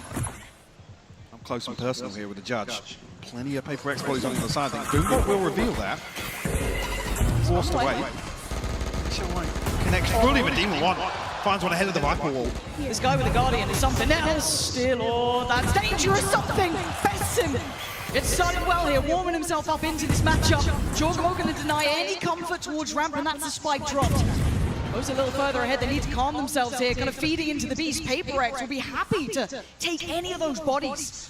And now they've got some rewards, a judge, a guardian, and now an opportunity. Com though denies it, retakes that heaven control, and leaves him with the 2 who are towards the site. Mindfreak finding Com. And now just Mindfreak. Oh, 2-0 already. I think we're seeing some of that nervousness, that almost over-peaking here. Yeah, damage done here by the Sheriffs. You can see something desperate to try and make a play happen with the Guardian. Com just actually perfect timing inside the smoke there, just to remove that threat. For an explosive start, no surprises there, especially with the comp change. Someone said it, yeah. Every time I say the F word didn't get fined, then I get banned good idea of how they want to approach from chat. this round, right? It is the bonus, so whatever's left in the EG pocket, they're going to bring back in. So the Guardian, the Stinger, and the Judge are still into play, but it's not a great deal. PaperX should be looking to win this cleanly. Opting for the A site as their eventual goal on the attack, they're going to get the plant pretty much unscathed, as we know did EG mostly stacking towards B. One is open here, so PaperX going to disengage, try and take some heaven control back. Flash will open things up. I think it did just pop inside the smoke, though. I'm not entirely sure what happened off screen, but EG already poised for this retake. Scared because of this man, Jorgamo can at least clear the site. He does. Forsaken's fallen, but can they clear the rest of this? It's going to be a late wrap towards heaven for PaperX to try and keep control of this spike, but there's an issue. They don't have eyes on it yet, and Comp's position could have been a disaster. It's not. Jing still standing, still fighting, gets 3, keeps it safe, but it is a 2v2. And there is a run on the pink shell! Jorgamo! That's nuts! And the 1v1, Ethan down solo has to just stand and face. Nice. Something gonna get PaperX there first, but Michael, the casualties are off the charts. I mean, they bring a Guardian and scraps into that round. They bring it down to just one rifle taken away in the hands of PaperX. As soon as they've noted that it's only one member in the form of Forsaken down on site, unfortunately things get shut down. Something, one away from the Blade Storm already. Let's talk about the showstopper that did come out in the last round from Jorgamo. Very quickly up ramp here. Nothing inside the gravity. The Flash will pave the way here. So initially just a little bit of a fake here to feign some aggression towards A site.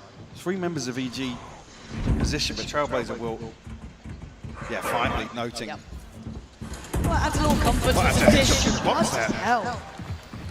Ethan, lucky to survive that. Yeah, down to 56, but he can at least get Demon 1 back up to fighting HP. You can see the rest of Paper X taking their time here. Feels like plans up, but so unawares. Ethan takes a little bit of a glimpse and he takes something's life. The site now difficult to take with Demon 1. Position will be revealed, but they don't quite know exactly where he's waiting. The flash follow-up wasn't good enough. Forsaken's found him. That's perfect. They've allowed a little bit of room now to get that plant down. They can at least have time on their side. Taking well Seekers here as well. Invested off the rip. Com going to be played in here potentially. He actually pulls the trigger too early. Mind Freak's on the first, but Com, he will get the trade. But it's not over yet. Jorgamo going to be noted and kept in check by Devi here. A big battle, and Devi's won it. Fantastic work in a 2v2 now. Forsaken! Lovely connection towards Com, and it's all in Boostio's hands in a 1v2. Oh, he's eating that flash. He's so blind. I don't know how he's still alive. Taps the spike and looks for Devi. Not going to be entertained. Beautiful control from Paper X. We'll tie things up to a piece. Evil Genius is another round where we're seeing them happy to try and initiate some sort of aggression, that wants to be the aggressors towards Paper X. It could be something that, you know, has been alluded to. Boostio was saying how difficult it is to play against them when, you know, you give them time and space to set up for some of the chaotic things that they like to incorporate into their game plan. Looking at the stack, this time it is on the correct side of the map for EG as Paper X are eyeing this up. This could be pretty violent here. Something going to get ahead of this, but it could be now a little vulnerable. You can see the temptation. Boostio's been caught off. Well controlled by Jing. Now looking to try and soar, get a little forward, the Bucky back into play. Jing on the heels though, so aggressive. The paper flies through the air, finding Jing, and it's a 1v3. This is a little out of check, I feel. Com's a fantastic player, but this one might need miracles. And there's already that mid lurk, his position's noted. I think Paper X are making their way through the woods here. Yeah, cognizant of the threat. Com, a 1 in 3 chance to convert a clutch situation, but this one feels a little out of reach. Even here, if you find Forsaken or Mind Freak, the lowest funds on Paper X. Doesn't look like he's going to make an honest go of things here, and Paper X should be able to disengage from sight. Jorgamo though, making that Bucky sing. He's keeping dangerous, but Paper X, again, these rounds they may look close, but it almost suits Paper X in their playstyle. They'll take a brawl. Absolutely. They'll never turn that down. No. Behave. Get at Com. None of that. Relax. None of that today. Relax. Okay. I actually tried jumping on top of the box. Removing Mind Freak Forsaken. It's really good. They fall into the spike. Something to his Blade Storm, so not going to matter too much, but actually it's Showstopper online as well, so both ultimates that will offset the second the second of the Jing was good job. Pretty wild. Yes. I mean, you're looking at the ult zone, like EG having 3 just on the cusp, 1 away for Ethan, Boostio, and Com, and also obviously Jorgamo and Demon have theirs ready. On the other side, some very impactful ults as well, so this could be a high value round, and Jing is making no subtleties of the side that he wants. Leading the way towards B, Showstopper's popped, and they're going to have to respect this. They have to sit deep. They posted it as well. Com already very early exploration down mid here. Look at the minimap. Look how late Devi is planning to play on this. But look how aggressive Paper X are getting. Yeah. They're taking CT space. They're willing to challenge for every step that EG wants to take. Demon 1's got his work cut out here. You can see it. Judge around the corner. Bye-bye. Demon 1 denies something and does the dance. Back and forth. He's got Jing. Oh, shit. Jorgamo pop with the ult, wants to clear out White Pillar. That's his. EG sweeping through the site. It's Forsaken and Devi left standing in a 2v4. Devi's still in play, and Devi shows his hand. Looks for more, doesn't get more. EG back in business. Very close, man. Phenomenal retake by EG, and this aggression is all tailor-made to play in Devi, to force EG deeper into spawn, slow things down, but Demon 1 paying no respect. It's another round. Oh, crash. The things that Boostio's alluding to. Don't want to give Paper X the time, the comfort to be aggressive. Enemy remaining. He's on a solo mission here, by the way. He challenges to divide in spawn. There's a judge there. Egypt. And then Jing is the second player behind that. That felt almost unbreakable, that positioning, but We go back in. It's going to be maybe an initial start here for Demon 1. Going to invest in the knives straight away. The flash could encourage. See how he plays this one out. Again, Ethan receiving most of the contact to this, but there is presence in middle. Paper X want to take space here. This will be the round win that actually gets the operator in hand for Demon 1 as well. You see he's saving through with the Blade Storm. To say that, on the back of contact elsewhere, they've kind of loosened this hold on A site. Yeah, Ethan's drifting away. You can see the Paper X are starting to stack up. You've got 5 pretty much present towards A. It's going to leave it in the hands as well. I mean, some dangerous players. Jorgamo, one of them. First casualty, caught Jing. Pain Shell denies any space, going directly towards the site, but it kind of plays in Demon 1 a little, but Heaven is the next target of focus for Paper X. Seekers go through. It's not very deep here. Demon 1 just chomping at the bit. He wants in. To get involved and he does, something will fall. Oh, tried to go for the follow-up, but Paper X, as said, will always be ready to fight! Jorgamo goes back in again! These re-hits are always going to be happy for Paper X. They'll take this. They've brought it down to a 3v3. Indeed, they've got options here, but Boostio still in a position to cut off the rotation. Forsaken. Back to the bruise, will find the plant regardless. Yeah, Tag onto Comm as well, down to 15 HP, has to get healed up. Yeah, they fought for that space, hard earned. Heaven still held. They'll flash into all the timing on that, but Mind Freak on the bailout, finding 2 and gets his 3rd. Paper X. Don't challenge these boys in a brawl, they are looking lethal. Another 3K from Mind Freak. What's his signature move this event? Yeah. Find Paper X a 4-3 lead here. Beautiful stuff. I gotta say, I come back to the same point. We see this same sort of thing between Ethan and Jorgamo a couple of times now. The flash out from screen to the satchel from elbow, but Evil Geniuses are happy to go toe to toe. They don't just want to take a beating. They don't want to sit back and let Paper X execute on them. And whether the Demon 1 is the response to that. It's obviously harder on this side. Yes. And it's such a double-edged sword. 4-3. It's like, okay, do we play Okay, not bad, not bad, not bad. We back ourselves in the fight and we take it ahead of the They said we were going to Disneyland. Potentially, but it's not easy. And it looks like EG hitting the brakes. Just a minute. Congratulations. Hitting the brakes a little bit here to allow Potter to have that conversation. The fuck? Yeah, and I think the key thing to note here is coming back to those comfort zones, right? Yeah. Demon 1, I think... Am I still streaming? We have seen the peak. Yes. Are you able to achieve that versus something, or versus Paper X as a whole, to be honest, outside of the head-to-head? I'm still streaming. Again, you talk about it, they are just the masters of mayhem. All 5 of these members on Paper X are just lunatics, especially in solo situations. And they're going back for a bit more. We've been doing pretty well at A. Why don't we run it again? Disneyland. Waiting for the barrier to drop. Paper X straight off the rim again.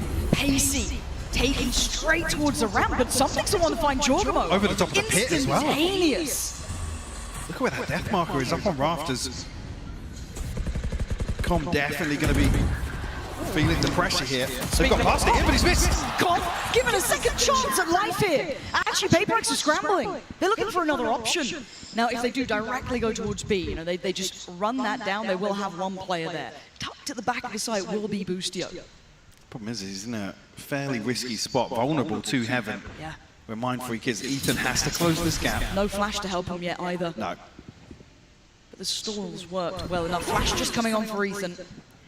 The flash is going to put Boostio back to the wall here. He's got to be so careful. Can he get played in by Ethan? He's actually got a chance for himself. Going to deny Forsaken. It's still a 2v3 and still Mind Freak, who has been a master. Devi, similar scenes. 40 seconds. Devi's actually got the pit. He's looking at it. Yeah. Yep. He wants that. Play. Time it cuts all off sight. Cuts off CT. This is a really difficult pit to overcome. Mind Freak actually playing a little bit disconnected outside here on rafters. But can they isolate him cleanly, or does he decide to dip back in? Can he get 1 for his troubles? He can! Falls away into the pit, and now the crossfires are going to be horrifically hard to break. With limited vision, what can EG do with this? Ethan got a flash. With the spread here, it's a real question. Actually, that's going to go. Demons won, found one. Okay, it's just down to one in the pit. He's diving headfirst into this. Ethan's got him. EG, how did you break through that? I mean, the kill for Demon 1 comes too. The most random time here. Like I said, there's a big question mark with this spreading as deep as it does towards CT, whether or not anybody's pushed all the way out, especially after Mindfreak gets a kill in heaven. Very Another close. beautifully executed retake here from EG. I want to watch this again. Again, that's the start. Oh, that's nice. But the end here, this was the kind of almost off-kilter pickup. Yeah, fair enough. I guess Ethan just dives in. It's scrappy from EG, but again, they have changed this comp back to this look, right? It's not what they were running this event, so you can't expect consistency, but PaperX are being challenged. Operator is on deck. Something bringing out the big green. Looking to find his first victim. He's working up towards middle, but it's Ethan to feel that bit of pressure to begin with. They're not going to stop on this A pressure. I think with the early round indicators here, they're not necessarily expecting an operator, so EG to remain very diligent here. Jorgmo's already crossed though. Not been hindered. Forsaken seems so aware of the possibility, but he's got to be really careful. That is a judge on the other side. Oh my god, that snap! Breaks his wrist to find Jorgmo with it looked like ease. Down to 14, yes. But now this is the operator. Ooh, wasted. Just came off the angle, Lauren. No wonder his percentage, headshot percentage so low. A little safe as I say that. It's starting to explore towards B main. This could be crucial early information. But look how little of the site EG have to play with. PaperX do have, you know, the green light to go. The flash, fantastic. Put into motion as Keep crashing. something's going to 14, claim that. 40p. Demon 1 now. Outdone. Something happening around here, making up for that little... Oh, better watch in 1080p. Too many chat. Bit of a miss earlier on. 30 seconds left. Does wonders once he got to the site, and the other two players for EG just want these weapons. Absolutely. Going to try and hold on to things. Jorgmo, Ethan, and Demon 1 struggling financially. This round opened up. Wow, crashing like fuck. Are you kidding me? PaperX taking the lead here. But like I said, it's crucial here that something's operator is kind of figured out at the right time. Like I said, with PaperX desperately trying to create a little bit of pressure towards A. I mean, you see what the byproduct is. Colin Lucio has to go exploring on B main. They're trying to force somebody to peek into mid. Create an opportunity elsewhere on the map just by showing a little bit of presence. Obviously, it's difficult then if it's not Ethan on the other side of the map to really send out any utility to garner some information or even set something in motion with a flash. Let me see if there's a play to maybe get Jorgmo up on that ult here. Just keep that in the back of your mind. But again, they did get that operator back. You're starting to see the money not fully stabilized, but in a far better spot for PaperX than it is EG. So they should start carving away at this. And you can see maybe they're aware of the intent here. PaperX waiting this out, not falling foul to any of it. The flash is going to catch and should give away the game. Jorgmo he's still alive. What? Got two. That's a classic! What That's a classic, and he's found two. That's obscene.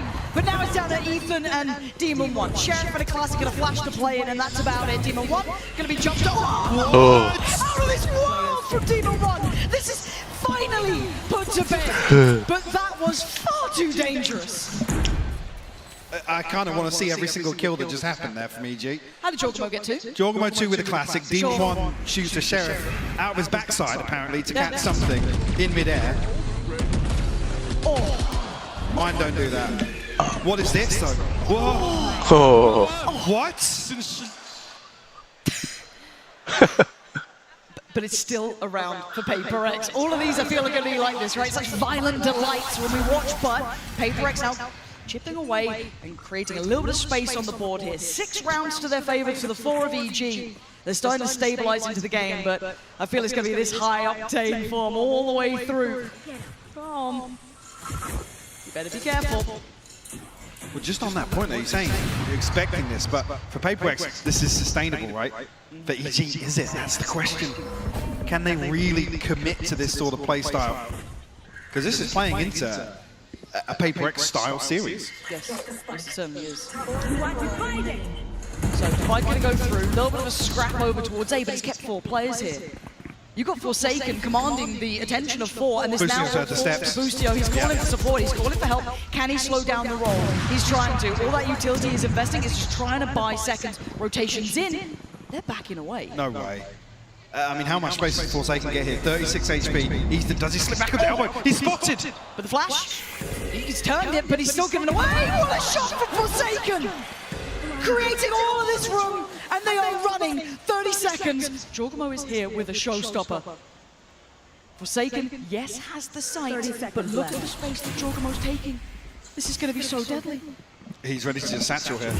Here it comes. It's all about timing. Boostio's taking away something. They're on the site. Jorgamo sends it. Posted doesn't get it, but he does take down Mind Freak. Great trade from Divide. Now maybe they can plant. This has been, once again, a mental round, but a 3v2. Demon 1 and Boostio. Boostio's still making his way over, but Demon 1 hasn't left heaven. The timing on the double swing is divine, and that is perfection from Paper X. And this is the sort of thing when I talk about sustainability. Can EG constantly come up with this? The troubleshooting on the fly, problem solving. It doesn't even really fall to Boostio.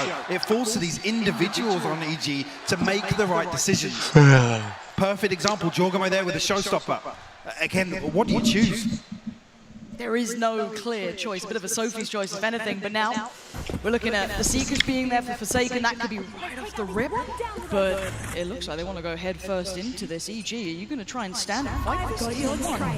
Going to be forced off, trying to spam away those Seekers, but do they springboard quickly? Spam going to connect, and that's a problem for Demon 1. Falls away on 42. You can see, yes, damage to something on the other side, and that paint shell could become pivotal. Oh, I nearly catch him with the spam as well. No harm, no foul just yet. Paper X getting themselves ramp control. EG still in control of the site itself.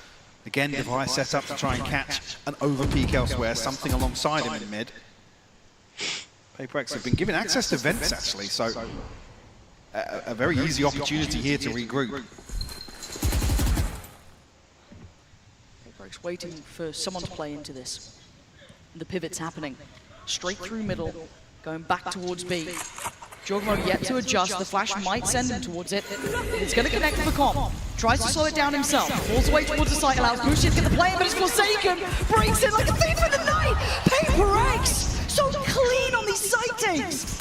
Bond's going to come through, and EG, the last 3 were a mile away. Yes, Jorgamo got there, but he's got his work cut out. Snakebite to slow things down here. Jinx still looking to get aggressive. 1 kill away from the showstopper here, but the flash is perfect. Jorgamo finds it, but he's shut down by Forsaken. And Mind Freak's timing is just gorgeous to witness. 8 rounds for Paper X on this half. 4 for EG. A little bit of comfort for Paper X found in the latter half. The opening here on split. Like I said, there was resistance shown here by EG, showing that they're happy to go toe-to-toe. But like I said, once Paper X get a feel for it, a read on the game, this is good, playing out. In this sort of playstyle, that's where you expect them to excel.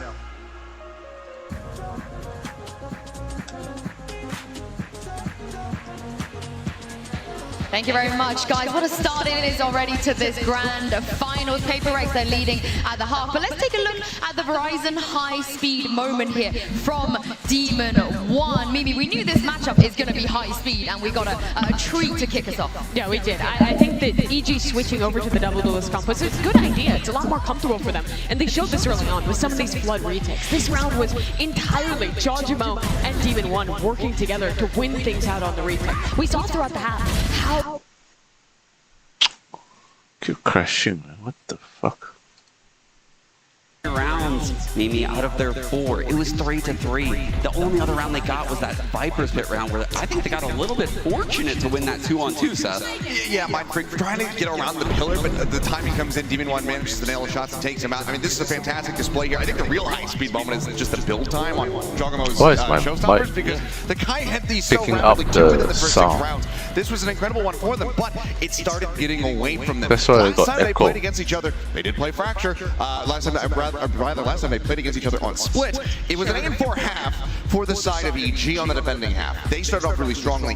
This time, not so much. Yeah, and I think it's especially impressive because I don't feel like the Star Gorillas players for Paper X have had nearly as impressive a start to this game. They tend to take a little bit of time to warm up, especially for something. And while there were great moments in that half, I was more impressed with the consistency with the Paper X site hit, finding success, and as well as that, in these late rounds, the clutches that continue to be excellent from Mindfreak. Well, Paper X, they have the momentum here, but let's see what things are going to unfold as we switch hearts. Back to you, Pansy and Hypebike.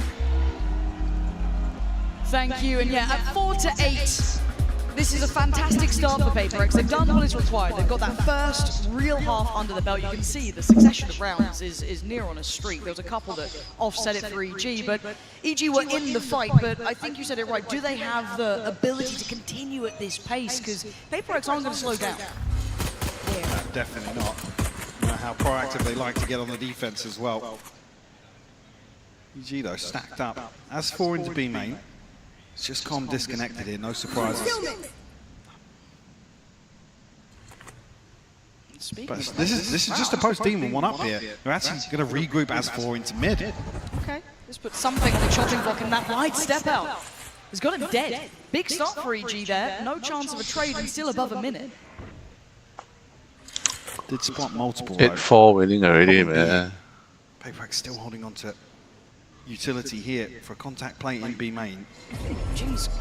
Well, the timing is absolutely devastating. That's heartbreak. Oh my god, EG.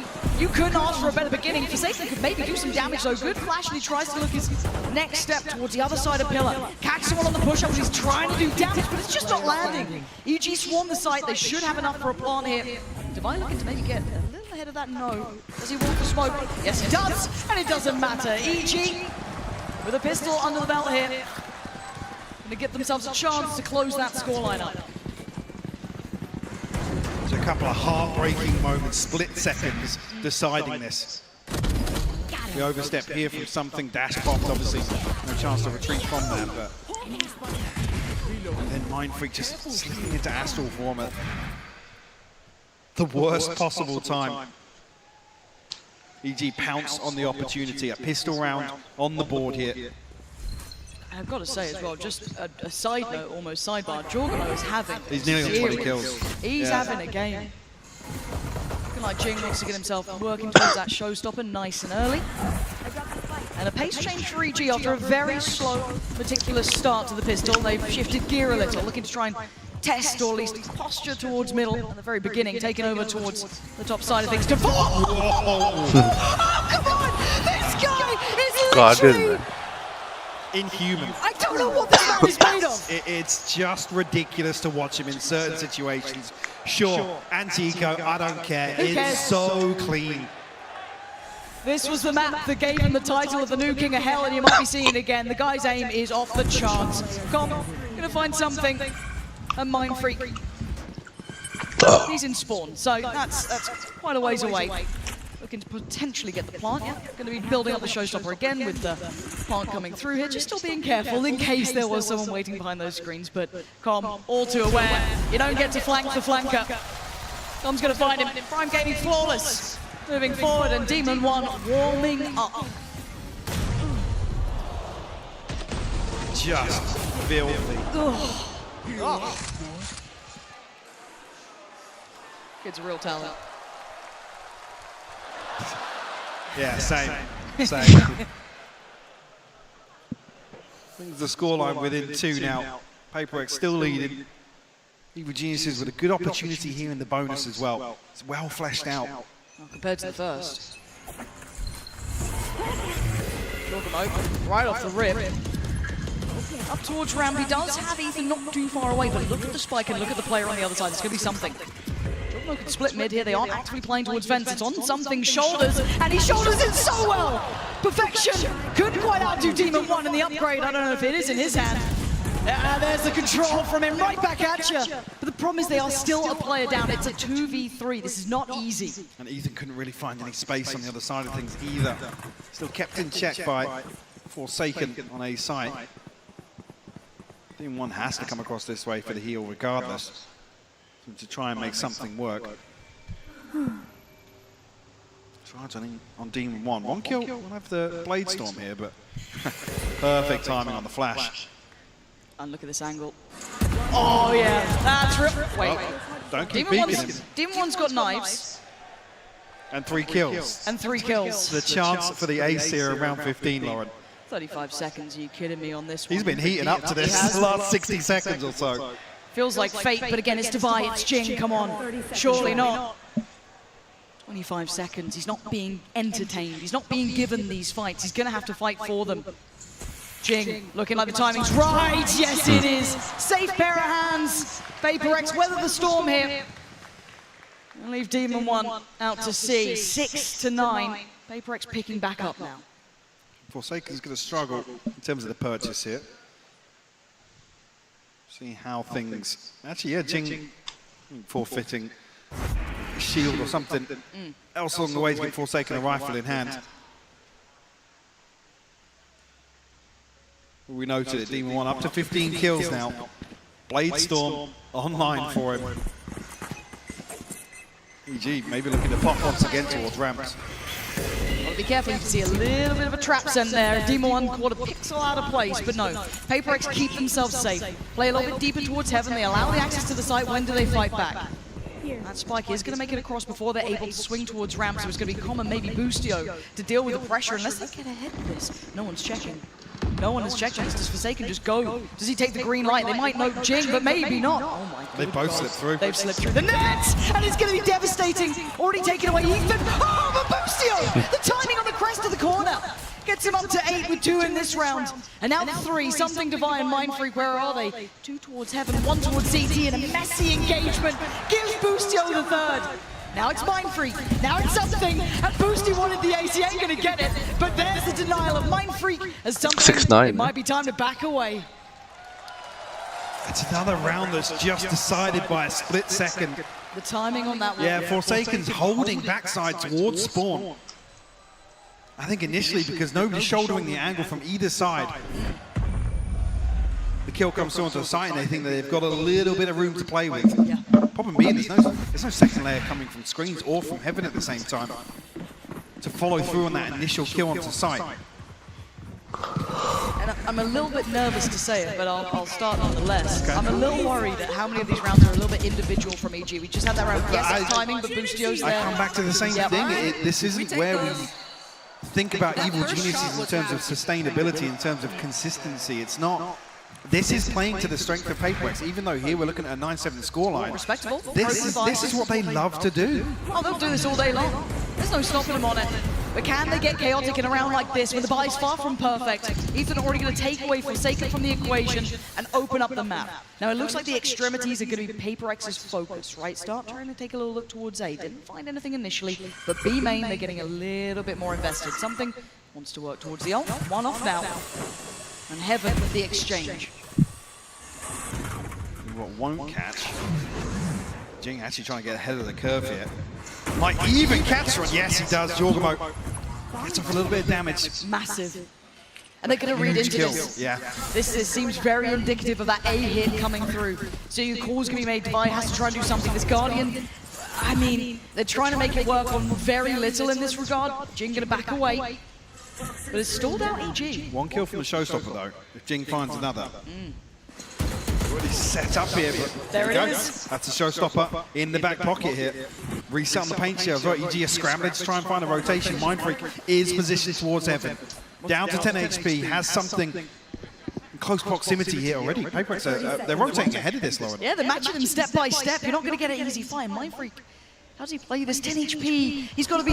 Yeah, he doesn't have a chance of it. Seeker's now going to pop on through. It's going to reveal their own presence towards heaven. Demon 1 turns around, takes him down. Something's gone. And now for the. Oh my god!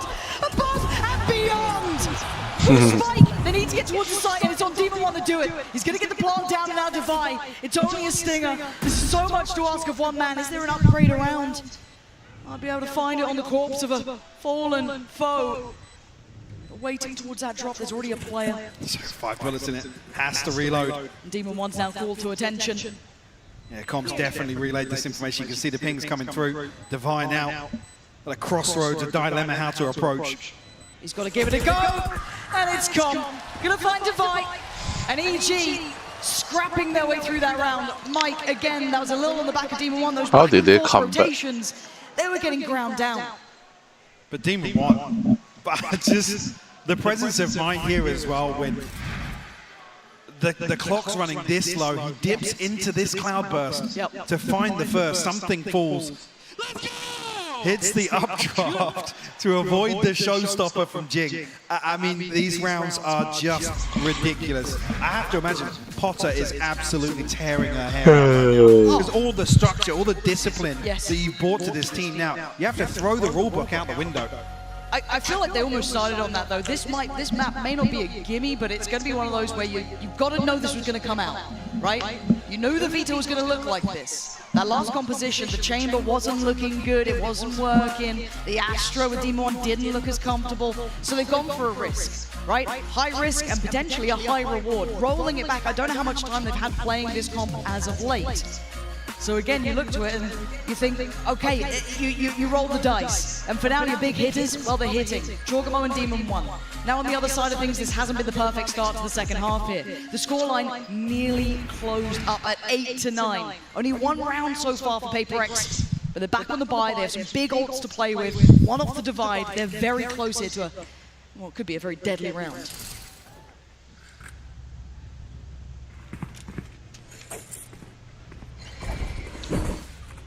Things as easy once again stacked up, maybe in the same sort of position to get Demon 1 posted here in B main.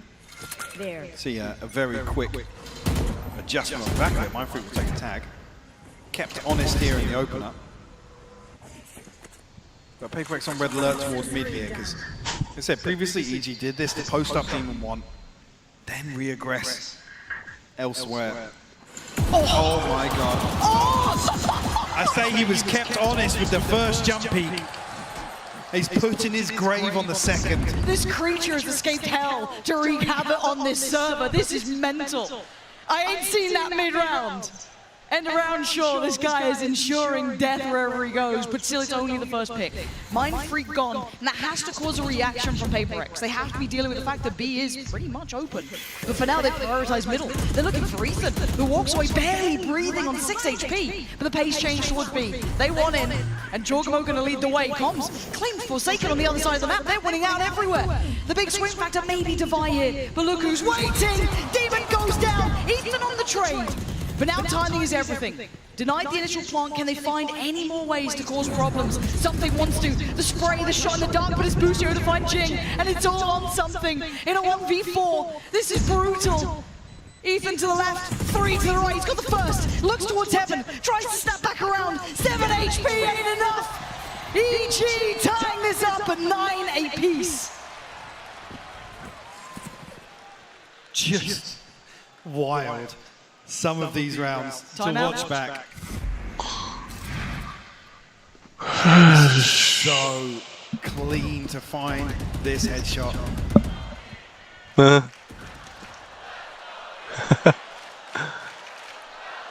think the desk is going to be working overtime today.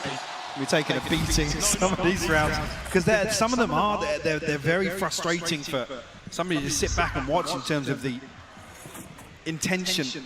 I guess that both teams have in certain situations, and then the outcome. I mean, even that, like Com's killing Forsaken behind him. Well, something wants to try and be the difference maker to this. Wants to isolate Com, and he has. Clean and decisive start. Half the map's won out by Paper X, and they're winning out towards middle. Couldn't quite outdo Demon 1. That was only a stinger, but fantastic work considering what they brought into this round. How did Divide reset there with the stinger? Busio walking back into the Blade Storm. Something caught sleeping, maybe a mini-map moment there. Could be. But as 3 EG progress towards A site. It's waving the flag, right? Paper X have to respond, they have to draw bodies over this. Yes, they can leave one. I think that's just Mindfreak on towards B, but again, look at the weaponry. It's Forsaken who's the big player in this. Yes, the paint shell could be pivotal. Yes, all of the blast packs could do well, and they have. Forsaken makes the most of it. Boosty on the trade, but still. It's a 2v2 and James got himself on the site. And caution being shown by EG, they're aware. They're so aware, and he's down on 4. Hemorrhaging blood, he's been deleted by Demon 1. And now Mind Freak.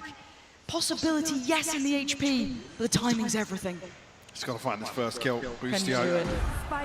On a platter, it's not worked. He's so low though. Oh, he's gone away. 10 HP, 28 in total for EG. This is doable. Couldn't quite connect on either of that.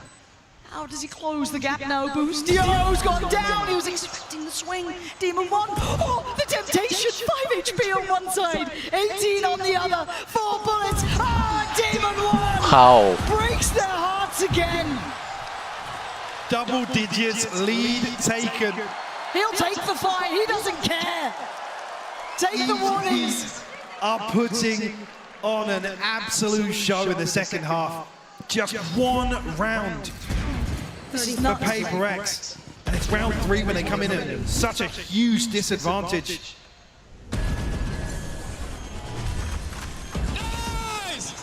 Let's go, boys. Let's go.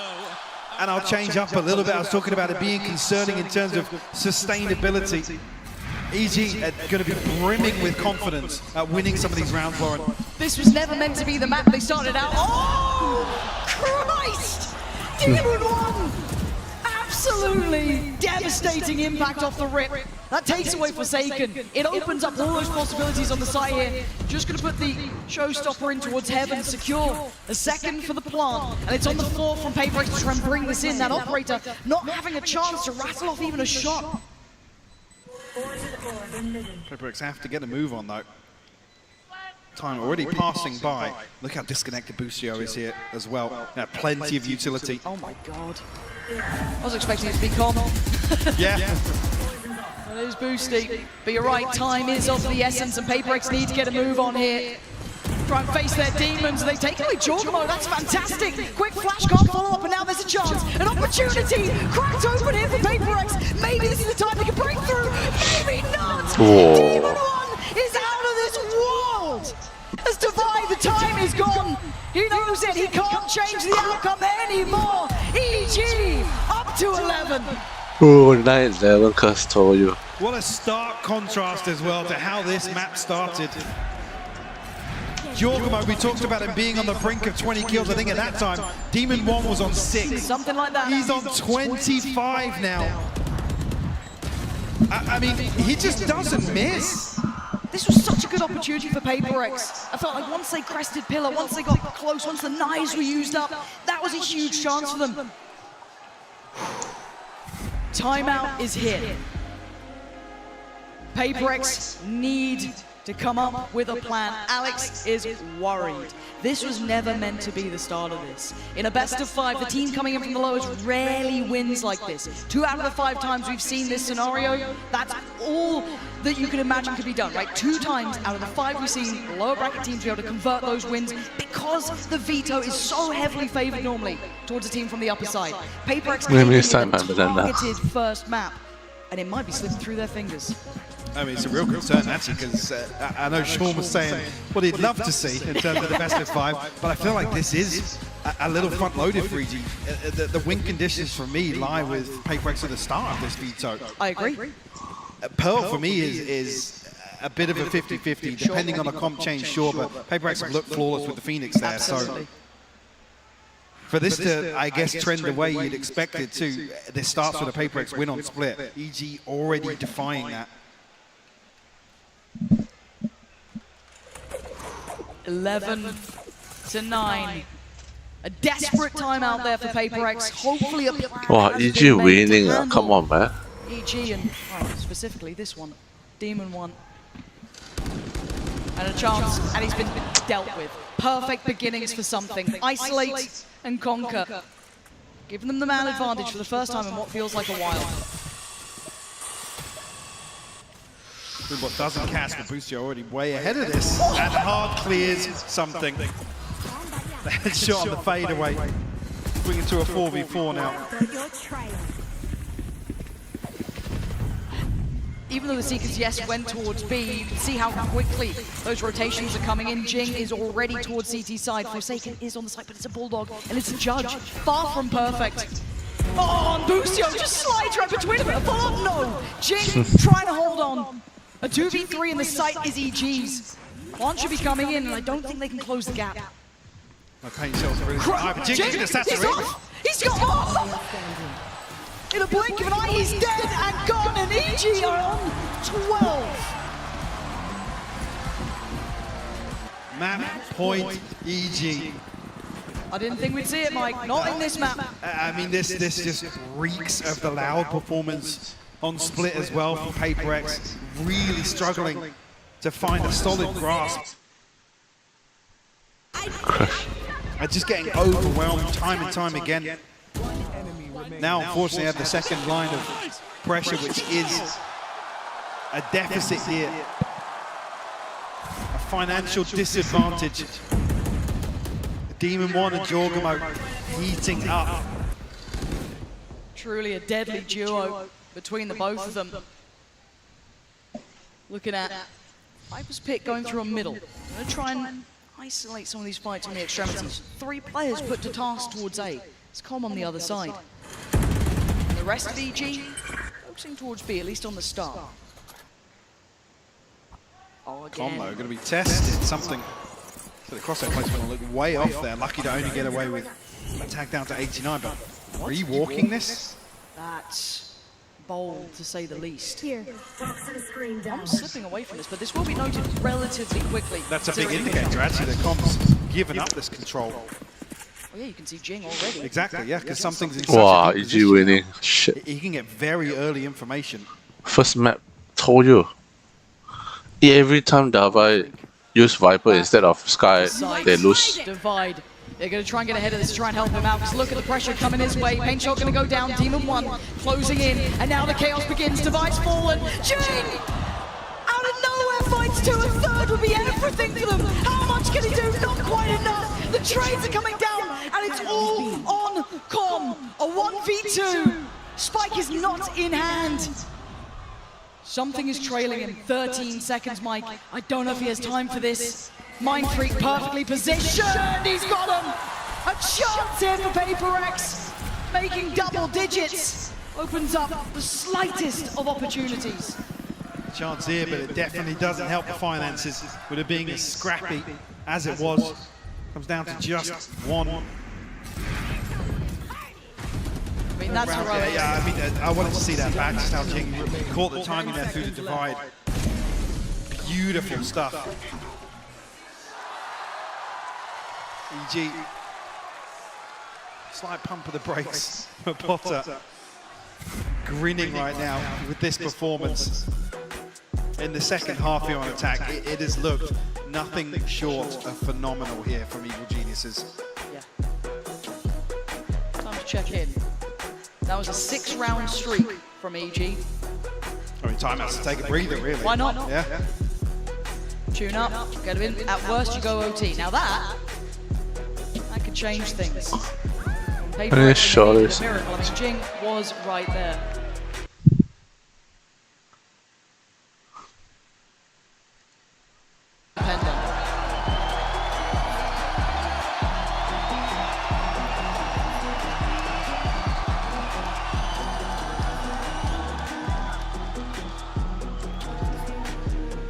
EG firmly in control here. It's Paper X we're looking towards in terms of making some sort of adjustment.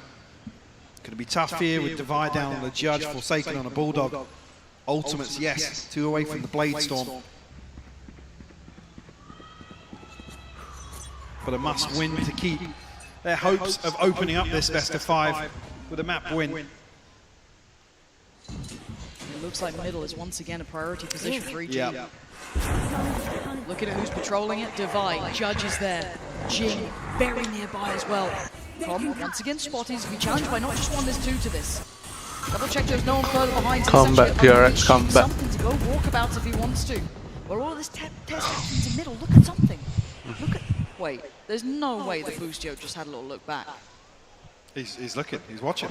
He absolutely is! He's killed something. in spawn.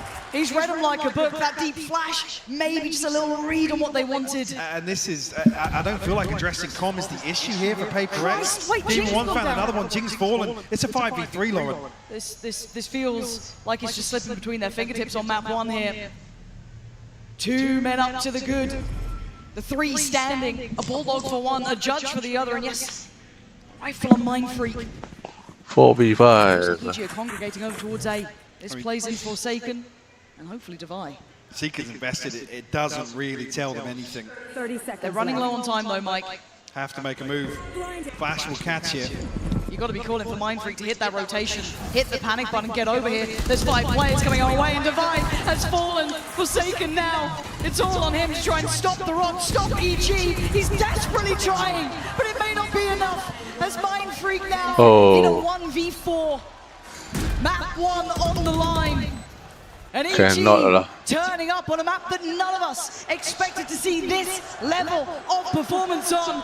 Mind Freak has a minefield to walk through. You got the pit, and you got 4 players.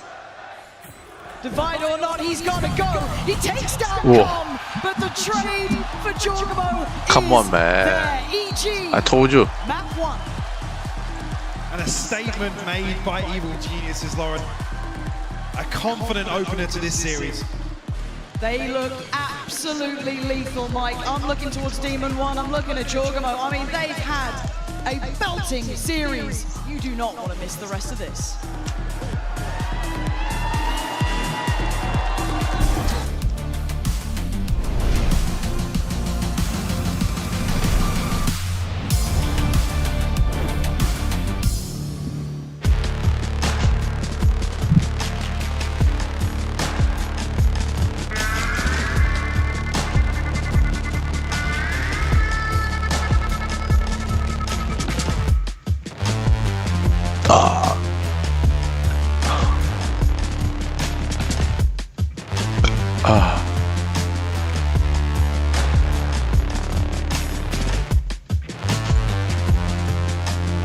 I'm tired, man. I keep on falling When you asleep. play an actual ranked game, it's 50 minutes, but how much are you actually shooting?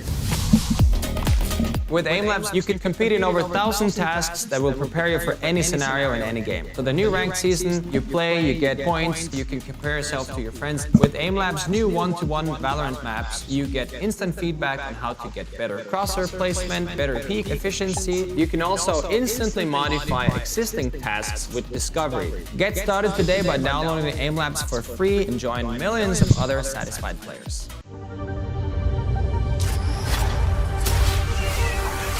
Game Pass.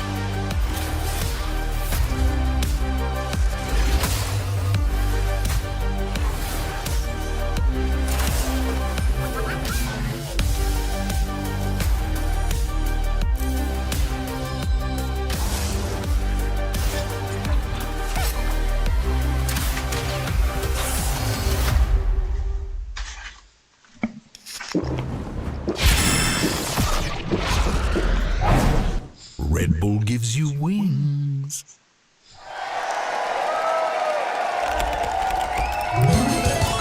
Red Bull gives you wings.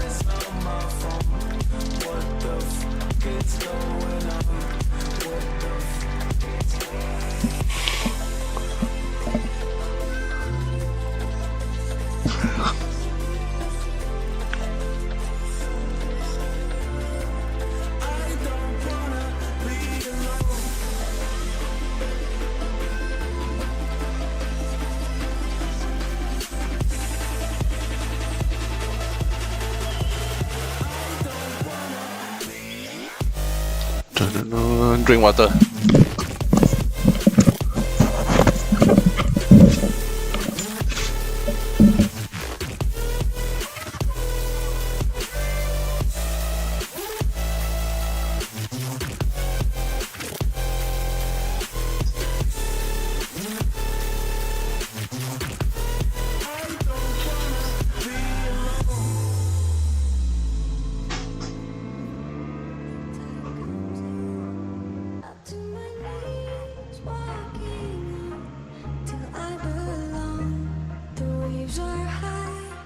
Reaching my nose, was I wrong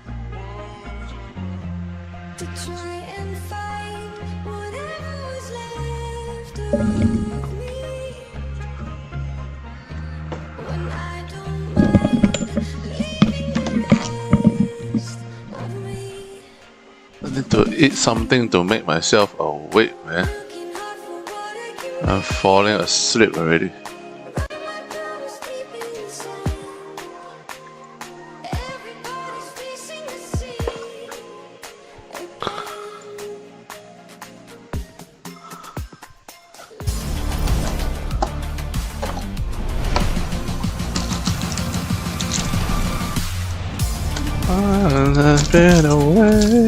Thank you so much, guys. Of course, here now joined by Coach Potter.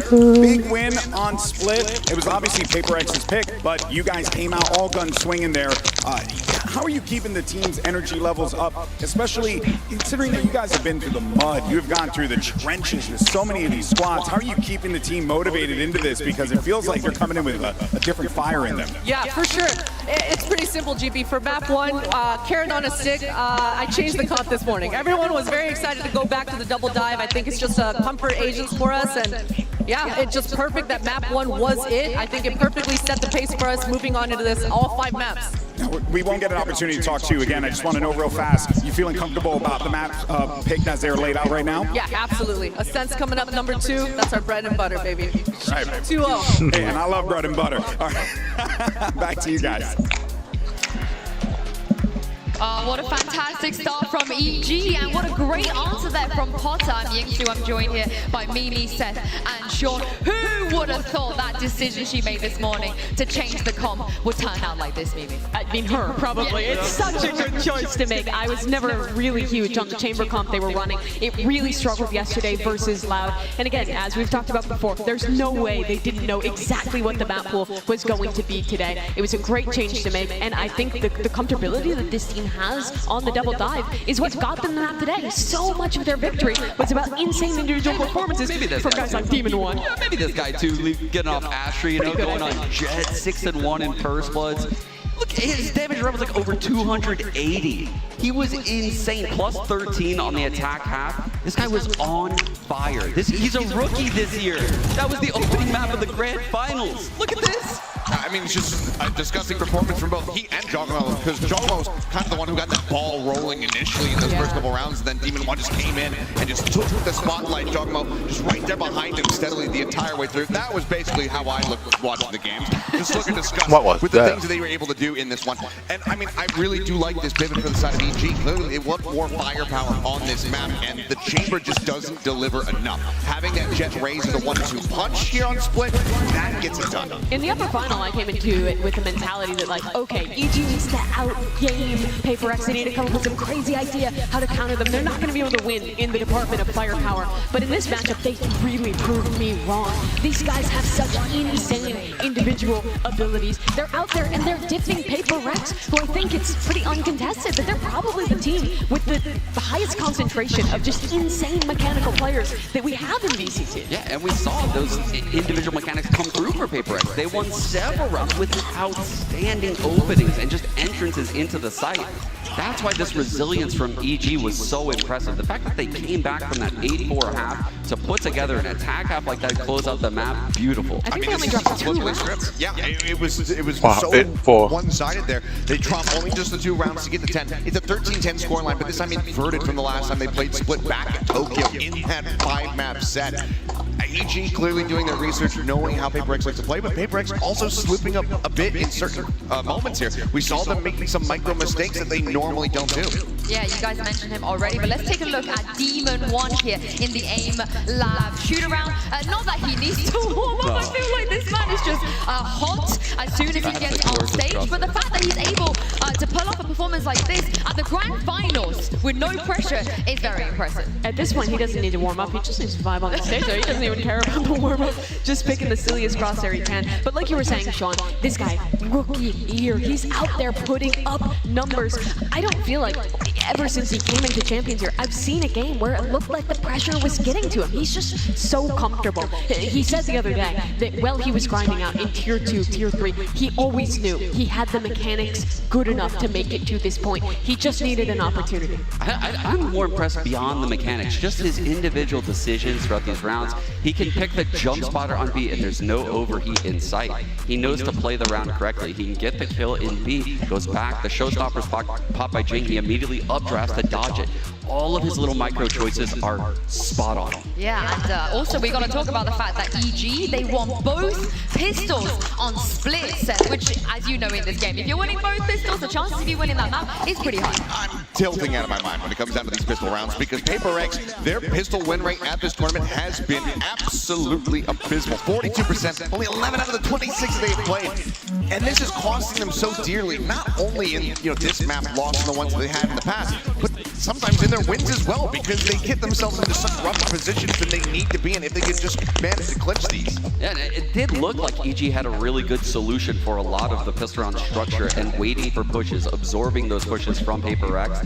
That's why I think going into the rest of the map, well, even though Paper X started here, I think their innovation across the other maps is where I'm mostly impressed. I think this is the most vanilla map that we're going to see from Paper X. We're now going into Ascent, which is my favorite map to watch Paper X on. This is where they're playing Viper, Harbor, Reyna, Sky. On Ascent, again, the map where everybody else plays literally the same comp in every game, and it's so well constructed. This is the map where I have a lot of faith in something to come back and look like the superstar we know he is when he's playing on this Reyna. We're about to see in the Prime Gaming Agent Select if we're going to get that Reyna or not, but Potter, she's very confident. She even said 2-0, baby. Do you guys feel the same way here? Is this going to be bad news for Paper X? I do think she's kind of underestimating Paper X a little bit on Ascent. I know EG looks like the best Ascent team in this tournament, but what I see out of this Harbor Reyna in particular is the Cove Lear entrances by the A side, by the B side. They do such a creative take on both of those areas of the map. Now I'm sure Potter has cooked up some good anti-strats and Oh, Paper X changing the comp. Divide is on the KO now. What does this change? No Sentinel comp now. It's just a little bit less info coming the way of Paper X, but the KO can do a lot with the knife to get cross-map info. Yeah, I mean, you're not going to be getting those refreshable flashes coming through here, but this still can work in the same way that they have been piloting it. It's just a little bit different, a little bit more delayed. You can't really, obviously fly those guiding lights through and get them exactly where you want to, but Divide can still be chucking these through those harbor walls, off the back of the Lear, get that double flash out, and then go for the side exact. I think the KO knife is really useful for cross-map info on Ascent. That's why you see pretty much everyone run it. Versus the Sky as well. You can still get those Reyna Lear flash combos out of the Cove you're talking about, but it might be a little bit harder. We'll have to see if Paper X's new comp is what it takes to be the first team this tournament to beat Evil Geniuses on Ascent. EG, they are ahead now, but Paper X, they have a chance here to bring it back and tie things up. Let's send it over to your casters once again to take us into game. Over to you, Pansy and Hypok. Thank you so much, and yes, map 2 now coming up. Paper X have their work cut out here, Mike. This is a little bit of a different look as well from what we maybe expected. Absolutely, a slight adjustment here. The desk, obviously, well, we can only really speculate as to the application here of the KO, but one of the things that worked best was the Trailblazer. Yeah. To set the motion, the layering of the flashes, sure, but the one thing that really put something in a position to excel on the arena was the Trailblazer from Divide. So that's the initial concern at the minute, whether or not Paper X are going to try and slow things down. KO on Ascent. Try and go ham together, I guess, is the next step on that checklist. We'll have to wait and see. Well, it starts with this pistol round. Demon 1, he's stuck around. He's got back in. That's a little too far. As Forsaken's going to punish and put him back to the next round. 4v4, but look at the rest of the map. Boostio's taken space away. Paper X actually might be in a little bit of trouble here. Bomb's coming as well. Boostio's got a fantastic position again, Forsaken. Perfect perfect trade, though. Standing ahead. Dart will go out. Actually, we'll catch it. Yeah, King as well. Divide's lucky to get away with his life here. Down to 62 HP. This has been god tier work from Forsaken. I have to be crystal clear about that. Those trades he got kept them in this. And hold on. Yeah, a little bit of vengeance. Best served. Double check on the body there, it felt like, from something, leaving it all on Jorgamo in a 1v3. Knife's gonna note him. And you can see something waiting on the clock. Crossfire was in place. It was okay in the end, something taking the reins in the round, but credit in my mind goes to Forsaken there. Absolutely. Something. With the cleanup, I mean, there's a chance here for Common Booster to make a real good go at holding things down in tiles. Team want to open things up. Yeah, so this moment here, I think Com's kind of forced into a very, very tricky spot where he could invest the recon bolt. That's the rating for my ranked games right there. Lurking in tiles, planting on A, shooting bodies in mid. Love to see it. But something off to a flying start, 3-0. Huge confidence round for him as well. You want to be seeing that coming out from something. Get that confidence early. Start building into the matchup as it looks like a pacey piece towards B. But look at the stack. There's 5 bodies here. Everyone from EG is present on this side. The stack towards the back of Bowhouse. Paper X trying to fly on in. Lear gets dealt with, but Jing's the one to do so much damage on this one. This is lovely work here. Demon 1. Oh my god, he's still trying to fire off. Takes down 2, but it's a 3v1. And Boostio, I mean, this would be a lot. Would be a miracle. Forsaken tag down to 72. Easiest to pin down, but a 1v3 nonetheless. He's got a clean fight on the first, couldn't land. Beautifully controlled by Paper X. They walk into the stack, they come out with 3 alive. Get themselves off on the right foot here on Ascent.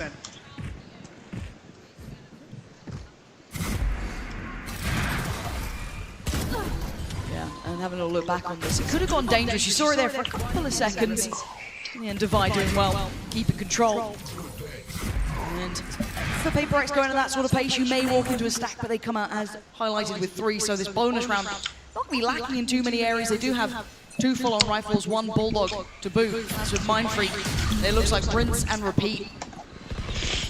However, late slip through there for Demon 1, going to get himself on the site, but Paper X not toying with the rest of the map, and again, open up this chance for EG to take space. Yeah, Jorgamo's done just that. Look how deep his position is already. But they still have to deal with the site take, right? It's one thing to know where Paper X are, it's another to try and handle them as they make it towards the site. First man forwards, Jing, eyeing up CT, keeping them at bay, or at least keeping one at bay, that being Ethan.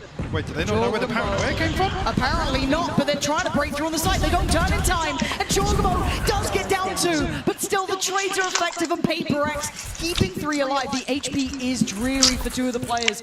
Com in with a real chance of doing some serious damage here. Chance with the recon as well, to maybe find a little bit of damage. So he might just commit to trying to hold for exits here. I mean, Jing down to 5 HP, Divide on 39, could find something with a shock dart potentially.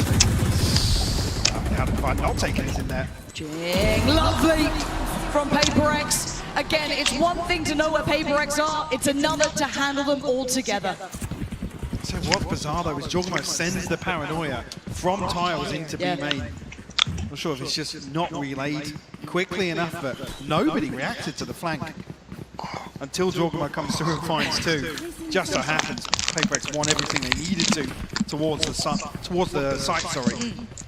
Well, what a dreamy start for Paper X as well. Bonus on the board. Making up the wrongs, right? Oh, progress as well. Forsaken 1 away from the Reckoning. Jing 1 off the showstopper. Already have Empress in hand. Here we go, Jing right off the rip, taking towards the A site, and look, it's down to the Sheriffs. This round was never meant to be too deadly. Full-on rifles. And Jing willing to be aggressive, confirm the space, take it. Noting Boostio on the back lines, it's all looking, I was going to say tickety-boo, but Demon 1 has found Jing. He's found the knives as well. Okay. Can't see if another kill comes through that EG tried to explode on the back of that. And you can see the difference, right? Paper X dig in a little bit more. Yeah, straight away looking to slow things down. And time's done to dwindle here. Forsaken controlling towards heaven. Something's there towards Demon 1, this is lovely. And more, and I get a little bit nervous, but I think Ethan knows he's not going to get given much more play here. Being pressured down by something. And he caused them any more troubles, any more woes? Absolutely not. Paper X weathering the storm there. Again, yes, aggressive, yes, got a little bit, I don't even say dangerous with Jing going down, but they instantly shifted gear. That was perfect from them.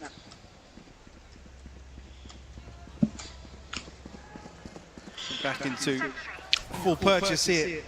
Look at those Tom with the Odin in hand. Yeah, the ultimate's really starting to swell now. The Paper X. EG actually going to call for time. I'm not sure if that did come through a little late. And it's also very uncharacteristic for EG to be calling timeouts this early. We know that they generally have a plan up to almost round 6. Something that they're notorious for. They come in with very, not scripted pistols, but they have a really robust plan. So an early timeout certainly causing me pause for thought here, Mike. As it stands though, Paper X, I was worried after map 1 they'd take that to heart, but these guys are warriors at this. They've come back with a blistering response. I'm curious to see if there is much of a change here. We've seen EG try to address the back line of Paper X a number of times, kind of shadowing some of the executes they've had towards B site in terms of tiles control, taking all of the space in mid, confirming that there's no real second prong to the attack. And what EG think that, because it's not really as if that's caused them any issues just yet. They've lost out in terms of gunfights towards the site, but generally in terms of the read of what's going on, you've seen players on EG in the right position to do damage. Like I said, even with that paranoia into B main, nobody posted up close to that, so I don't know if Jorgemo's just trying to slow things down, or he's trying to set somebody else in motion. That's the curiosity on my part. I have those answers to the questions once we come out of this timeout. We get the round underway. What the adjustments may be for EG. They have a purchase here. A couple of big ults. Well, one big ult. And the TP. And on the other side, well, we already noted it. Looking lush for Paper X. Looks like a fairly standardized start. Testing towards A, but no instantaneous follow through. We've been seeing kind of, not necessarily one-dimensional, but very hard-headed approaches from Paper X. Might continue here. Looking to regroup ahead of the 60-second mark. Something already trying to make progress towards B. Fish out the turret. Try to, at least on the first peak. Cleans it up on the second. Reckoning invested here, covering the entirety of site. And EG, like I said, perfect read. They're actually playing towards a retake setup here. Didn't want actually front line. That's a difference. They've had a couple of first picks though, but still. Site now being tested. Paranoia center, they try and work off the back of this. CT has 3, they're going to start swinging on through. Jorgemo in a curious position. Keep your eyes on the kill feed, it's trade coming out. Forsaken getting invested, swings ahead, and another fight 1 for Demon 1. And held in place by Divide, but the numbers overwhelming. The site's EG's, and this time it worked out. Said the read was generally pretty good of how Paper X were going to approach the site here. Reckoning invested almost no value outside of finding the plant. But everybody from EG set up to retake very quickly here, not giving, we were talking about in map 1, not giving Paper X the time and space to get aggressive. Once Paper X see a little bit of space to play into, if they've got 2 or 3 bodies, they're going to do it. I wonder if the adjustment, if there is any adjustment from Paper X yet. I don't think they have to. It's 1 round. They've still got Device ult now to bring into this one.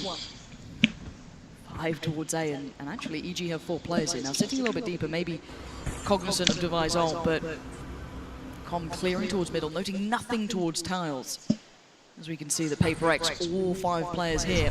Can they deal with the flood that's going to be coming their way? Knife goes in, clears out towards Dice.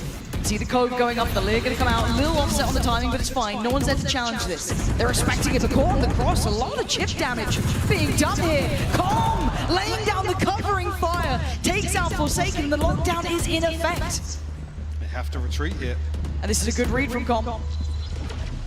Mindfreak can't really push much deeper than this, but gonna swing onto it now. Com posted up with the Odin. He's found him. Removed the lurk, removed any sort of safety net from Paper X here. 20 HP, something, spike in hand, but he's solo on catwalk. This scares the life out of me. Device falling away. Jing trying to get played in maybe if someone tries to re-clear towards A main. Oh, this is so dangerous! Put his life on the line, try and set something in motion, but they stack up onto one shot. What a shot! Something removes Com and opens up a chance, an avenue forward. And Demon One might shut it down. Whoa.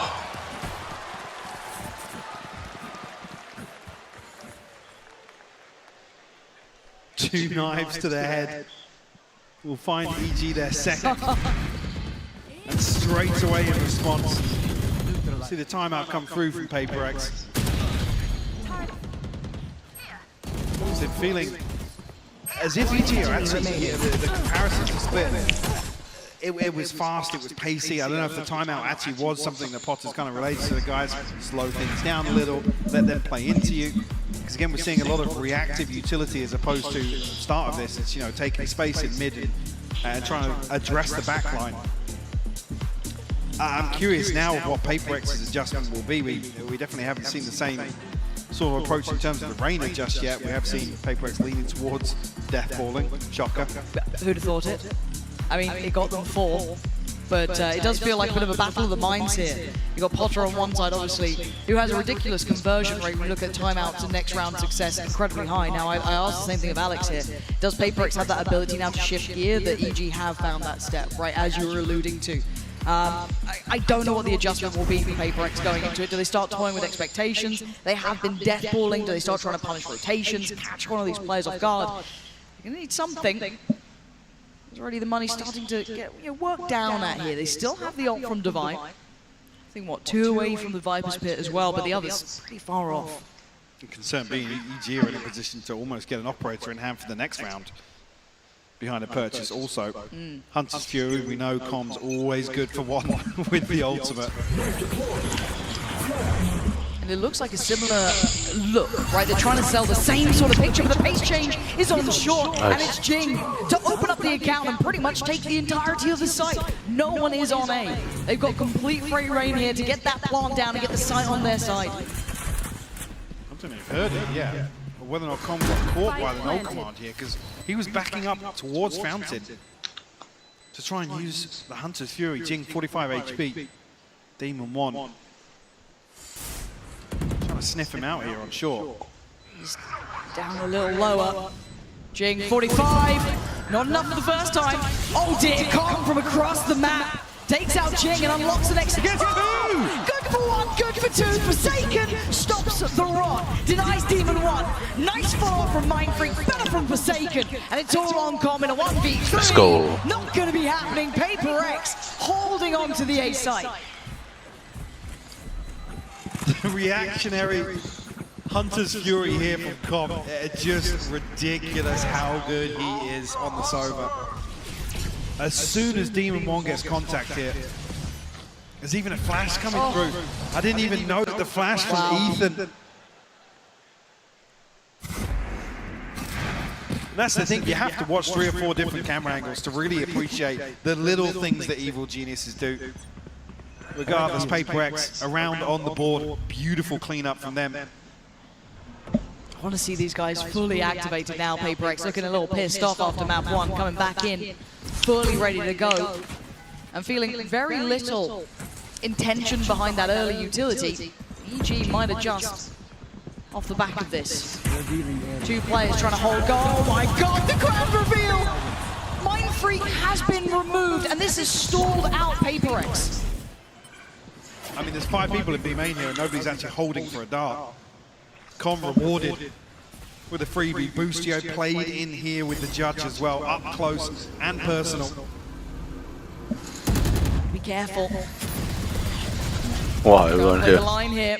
There is no backline. There's no exit plan. There's no great escape for Paper X. They have no other position to look at the map. It's closing in. The net is closing in. There's no way forward. It's a surrender at the hands of Boostio as Divine. Oh, blinded flash, dead. EG starting to figure out that Paper X pace.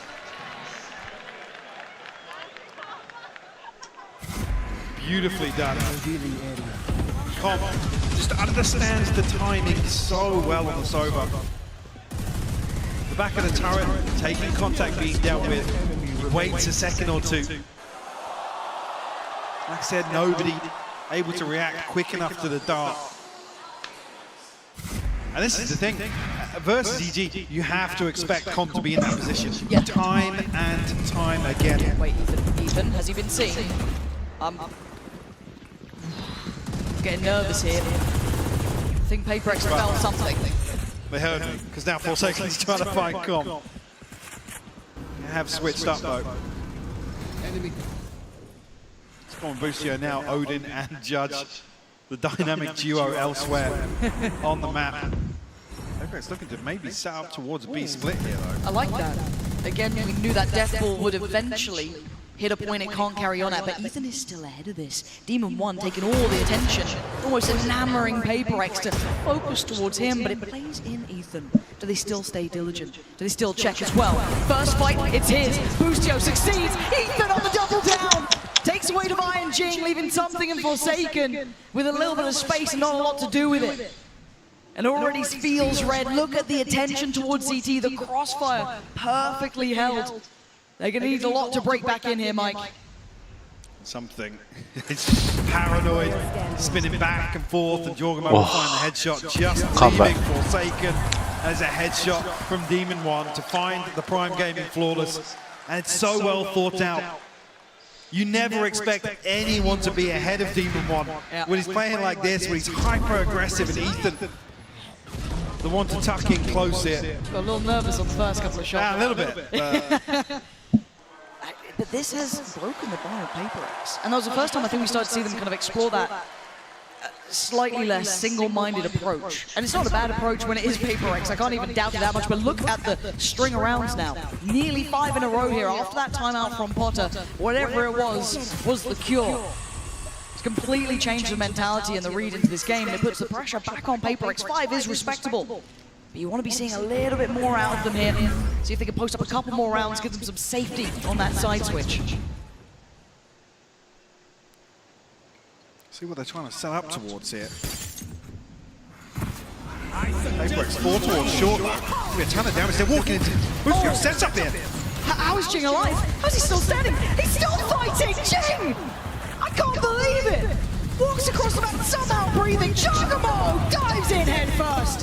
And Demon 1 in a similar spot. This time he's going to be handled by Device Utility. And this is that bloody battle we were waiting on. The explosive pressure that Paper X needed has finally landed true. Con now in a 1v3. Jesus, that's too close. I mean, Divide tagged up down to 48. Going to get an opportunity here to play a rifle out. The safety net here for A site. Oh, he's still got his dart. Just tough though, down to 70 HP. Eyes trained on heaven. He shouldn't have play into this. I think he knows he's really running low on chances here. Just wait for an exit maybe. Yeah. Hello and goodbye. Gonna take away Mind Freak. Swats out one on the side, but again time. Oh, Device having none of it. None of that here today. And Mike, the absolute wherewithal of this team. Paper X just flew through that side. I mean, Boostio, it takes him a couple of seconds to actually pop the second Nano Swarm in tree here. I think that's the issue.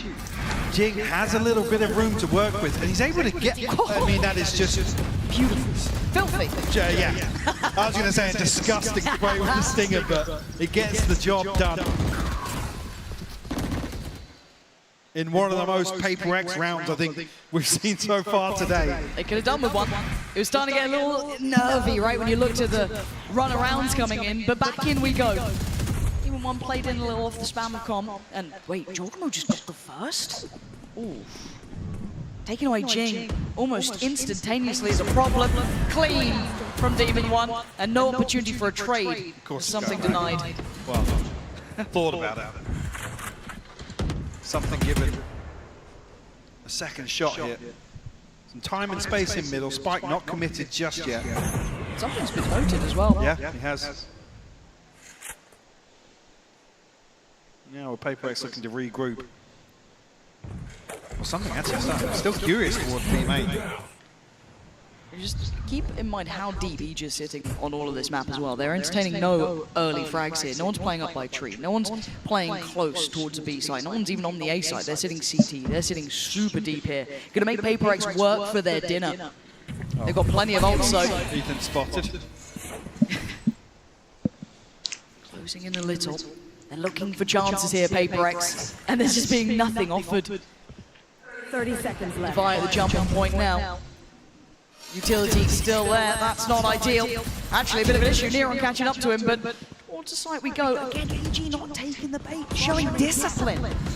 Well, until then, the flash almost perfect. Divide could have been in danger, 13 seconds, now they're in trouble. Spikes left loose, and EG play a patient round.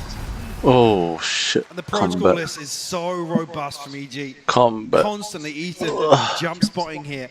The alarm bot takes contact. They set up for this flash over from spawn to put Boostio in a position to punish Jorg. Beautiful opener. Fantastic stuff.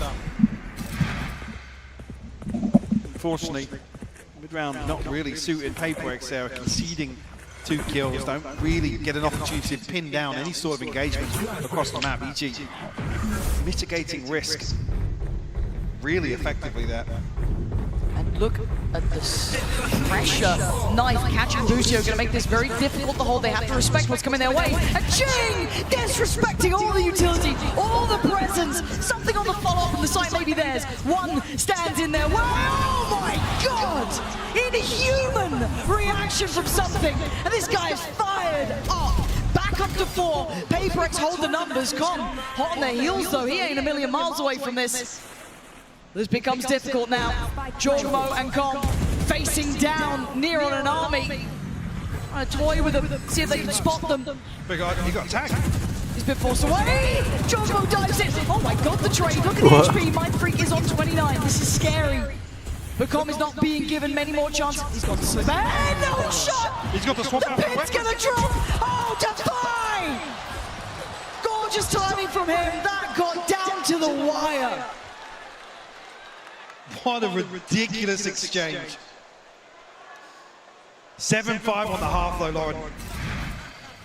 This is a great game we're seeing here. PaperX doing everything they need, just about securing the last couple of rounds, digging so deep. Disgusting from something. Filthy work from him, and it's what you want to be seeing. And this is such a pressure stage now for both sides. PaperX in recovery after they struggled. That timeout that came for Potter and EG worked so well. But to hear from someone who knows what it's like on a major stage, let's hand it down to Tarek and Doug. Yeah, thank you so much for hanging out in the co-streamer area right now. And of course, we've got a fan favorite in Tarek. Tarek, talk to me about the vibes in the arena right now. This place is packed. Yeah, oh man, it is electric in here. Can I hear you guys one time? Just make some noise. Mission accomplished. Yeah, I think they got it. Let's talk about the series a little bit. EG, PaperX, who you got? You know, it's a tricky question. I think there's really no right answer here. I'm happy for either team that wins, but... Bro. Go EG. Fuck it, go EG. We can edit that out, right? We can get that in post-prod. Do you have any predictions on how far the series is going to go? Is it going the distance or what? Oh, we want map 5. We pray for map 5, definitely. All right, well, last couple of thoughts I'd love to get from you. Talk to me about the new map, in particular, Sunset. What do you think? I'm excited. When do I get to play? Right after this, actually. I got you. Let's get it. And then the cinematic. I know there were people who had really strong feelings. What was happening to Lil Bro? What was happening to Wingman? Was he going to make it on the other side? Tell me, you cried. You cried. I know you cried. You can admit it. Boaster cried for me, so shout out Boaster. That's my goat. All right, any final things you want to say to the crowd, to the venue before we go, before I let you go? Go Valorant! He nailed it. Go Valorant. Thank you so much. Tarek, back to you guys. Wow, they are some hard-hitting words there from Tarek. Valorant. Go Valorant. Yeah, absolutely right. But 5-7. Yeah. This is an incredibly close game. Now, I feel like the bulk of rounds in this for PaperX happened at the start, right? Gave themselves a nice buffer. There was that turn. There was that timeout that gave EG the springboard back to a competitive half. But PaperX still hold the lead here. They do. Things still looking very scrappy. EG showing that they're happy to go toe-to-toe once again. Continuing that trend. Very early exploration here. Really caught on the counter swing here for the time. That'd be nice. That's his main shell. That'd be very nice. Decent damage. Com and Boostio down to 45.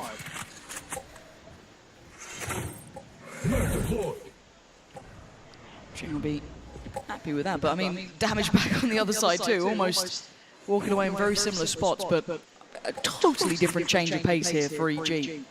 Much slower, a little bit more meticulous, a bit more careful. You know what you're facing here, one of the most explosive teams in the world, even on the defending side. Mind Freak, shouldering this, it will be Demon 1 to spot. And Utility instantly coming through. Now note the spike, this is not their end goal, they're drawing eyes over. Which they haven't actually achieved just yet. Oh! Boostio lands a banger onto Forsaken. Still conscious that maybe it being the Killjoy could be a lurk setup. Yeah, no over-rotation, is there? They're thinking about it, but again, with this timing, this pacing, 30 seconds, it's going to be down to the wire. This is going to be a very close call on things here, and there's still 2 players to clear out, and it's Jing and something. Yes, lower HP, but still with the boombot. And it's about timing on this. When does he invest? Does he invest? He could do now. Oh, it's stunning from Jing! Denies the first man in, that's Boostio, 10 seconds now. They got 2 targets to find. This is so much to do for EG, but come again! Creating all the space, but PaperX playing forward. Already, Mind Freak slipping forward towards Switch, looking to get closer by. Divide by CT, but a 2v4 is so tricky. Mind Freak there draws the attention. Divide on the swing, and denied by Ethan. As EG pick up the pistol in the second half. For the 6th on the board, 1 away from catching PaperX here at the start of the second half. Beautiful opener for Boostio. They left it so late. Yeah, they did. Terrified. Again, the plan is executed perfectly though. The flash over the top to set Com in motion. Really well done by EG. It makes you wonder, if something a bit more HP, if Jing was sitting a little bit pretty on the HP, maybe they could have held off a little longer, but that's neither here nor there as we go forward at 6-7. EG closing the scoreline just a little bit now. Sheriff coming out from Divide. Beyond that, it's classics. But we saw what Jogamo was able to do on map 1, so maybe don't write it off just yet, but still. Stack for PaperX's. Well, they're coming up as the antidote to this round, but man, it's not going to be easy to make count. EG have been quite careful on their approach. Trying to find that information first, but let's see if they can navigate away from this cluster of mayhem on this site. EG expecting aggression, maybe not expecting a 4-man stack in A main. They're going to flash out here with Divide. He doesn't actually have a flash. They're trying to scramble, and there's nowhere to run. Demon One's in danger, tries to backpedal. It's sensational from PaperX. And now Boostio and Ethan are reeling off the back of it. Yeah, they get the rest of the map, but look at the upgrades, look at what they get. A reward for all of that work. But a plant will be had. Can they defend a 2v4 like this? It's a Spectre and a Look Sheriff. look at Ethan's position. Oh my god. Oh, he's heard it. Ethan knows what's coming his way. 3 on the other side. First, found. Second, 4. Ethan holding them back. Oh, third. Oh my god. Ace. What a performance from Ethan. That's an Arte round right there. A sensational 4K. To bail out EG. That looked like PaperX's mic all day long. That start was, God, out of this world. I mean, this third kill is beautiful. Then the bait with the flash here. Bounces deep. Forsaken has to commit to turning it. Yeah, take a bow.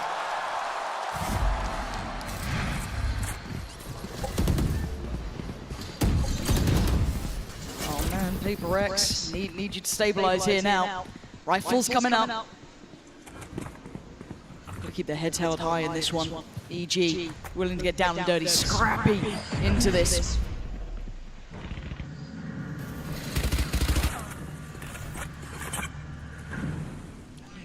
A little bit more of a pace change here, getting a little bit more progress done early on. Looking like Ethan wants to work towards that ult, and well, with the round that he just had, why not? He's very close by.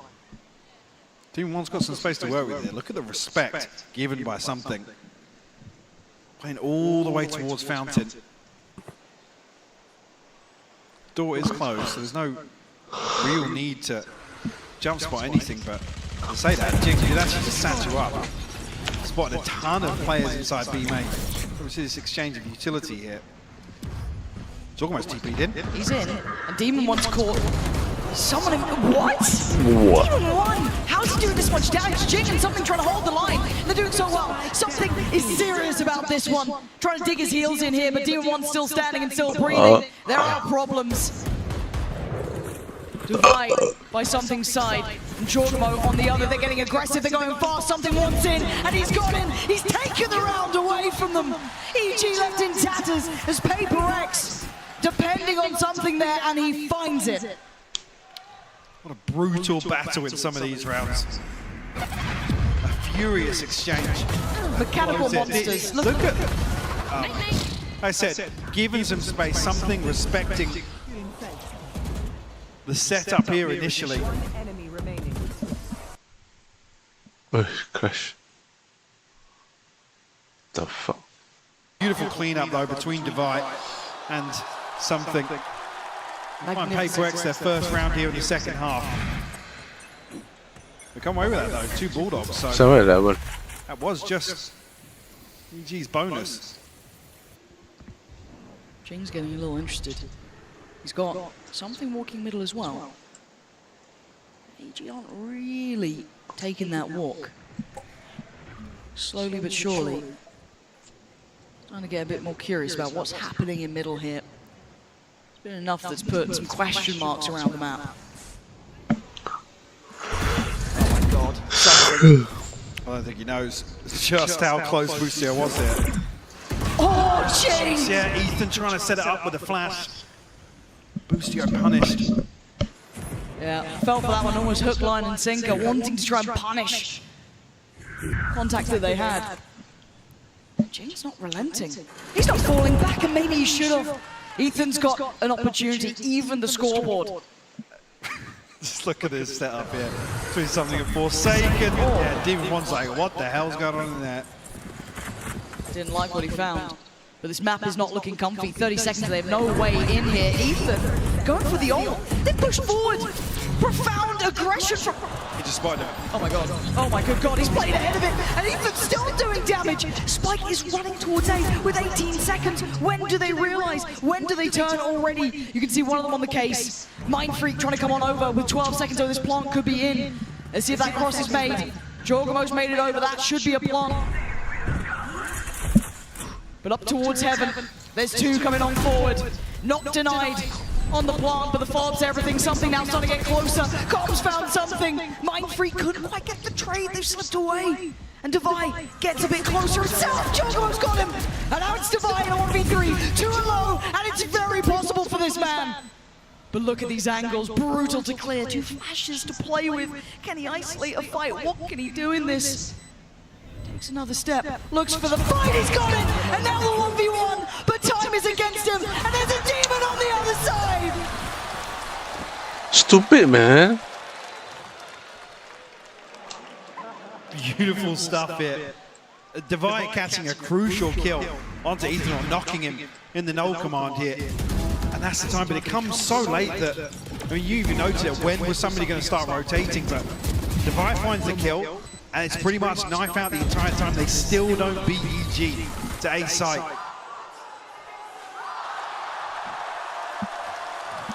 Beautiful all around Ethan as well. Can't remember who it was actually caught in B main in the corner there with the Forsaken, I believe. The flash goes through, no command is popped, and again with all Paper X's utility up, there's kind of I mean, it's their own demise in that regard. The null command goes up, there's no open sightlines towards main, which is why they try and get aggressive. As soon as they concede that kill on Forsaken, Divide's hand is forced, he has to commit to the flank, and it's already too late at that point. 8 apiece here. Wow. I knew this was going to be a good best of 5, Mike, but we're seeing this really kept close. I'm a bit worried about this half though. I think seeing the kind of start we're seeing it from EG looking quite well prepared, the money scenario for PaperX, what do they do with this? And the timeout hitting as it is, it's quite indicative they're trying to find adjustments, right? They're trying to find a way forward that's going to work lose from here. this second match, Composition should be it's hard to 100% make work, but they're GG. aggressive. They know how this plays out, right? It's not the first time we're seeing it, but I'm a little worried. I'm seeing a hero rifle on Divine, and that's about it. You have the showstopper to play with, but Jing not throwing a shield in the mix here. I don't know if that maybe he's going to try and use that reactor, but Ethan got to get out of this corner. Spammed up, and a 51 HP. But escapes death. They need to try and feel out where the stack may be, and a quick reaction from PaperX is actually putting them in potentially the correct space. Eyeing up towards the A site now. You can see EG on red alert. After some of those moves we've been seeing coming out, some of those aggressive plays, the flashes off the back, and speaking of aggressive plays, there's the flash.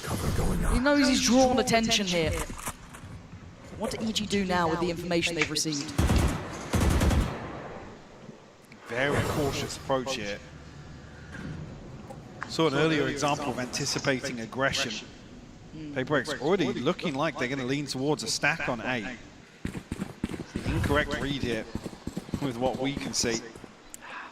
It's a gamble stack. You gotta try and risk it, but I mean, EG have done really well to deny information across the map, so forcing their hand at PaperX in that regard. yeah, absolutely. So this should be the green light. Shouldn't be any resistance towards the B site here, so it's all on how much can we achieve on the way out. And I already like the readjustment from Com.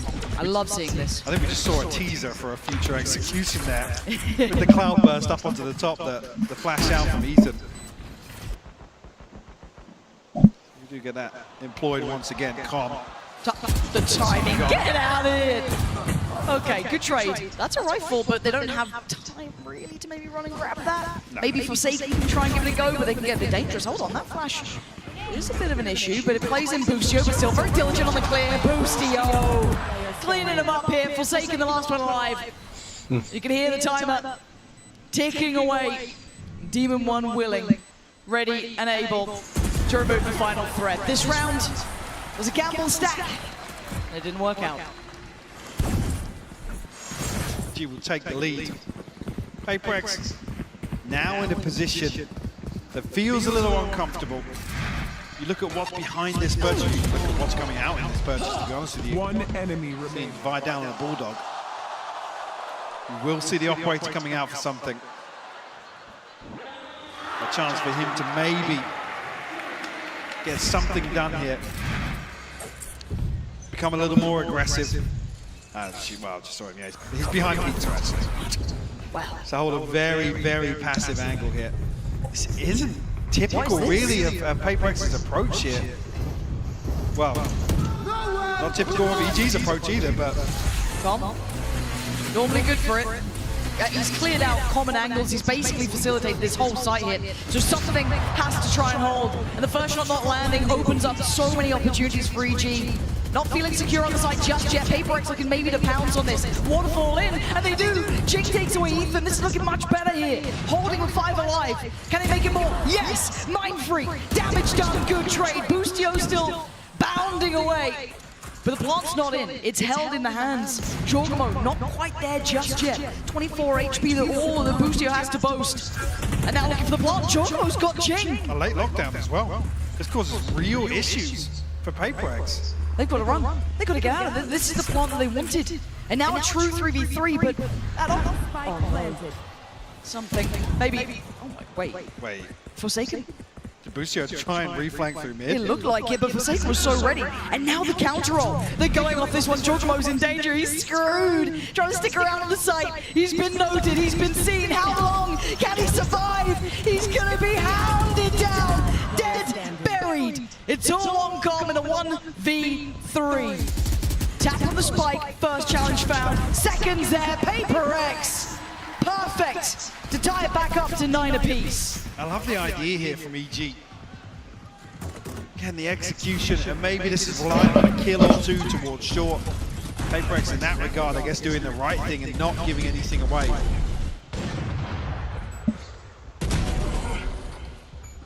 But they barrel down catwalk, find themselves in tree very, very quickly. They're keeping up, Mike. They are clawing onto this game. They do not want this one to go like Split did, that 13-10. Apex showing real resilience here. As said, last dance for Jing. Get out of my way. And it looks like an aggressive start for him as well. Up and over, not quite. Pain Shell going to be left, and Forsaken couldn't quite get around the corner.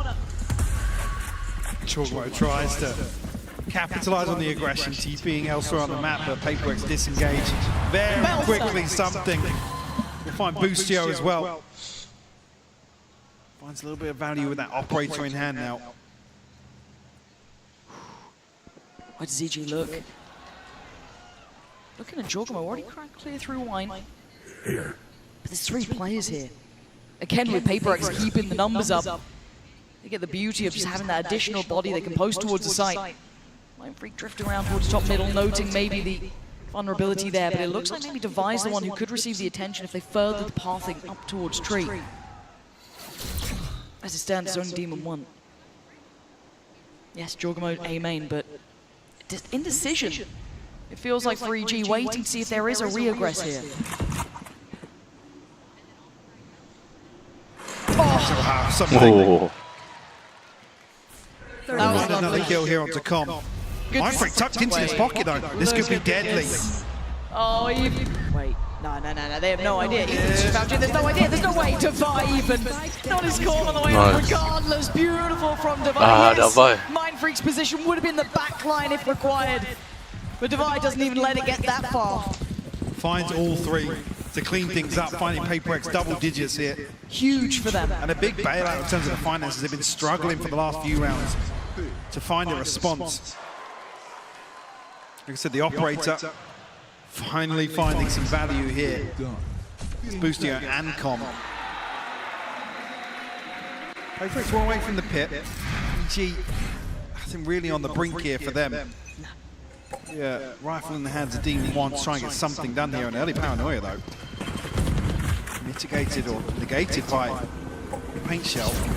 EG don't want to give up the space though. But there's a trade.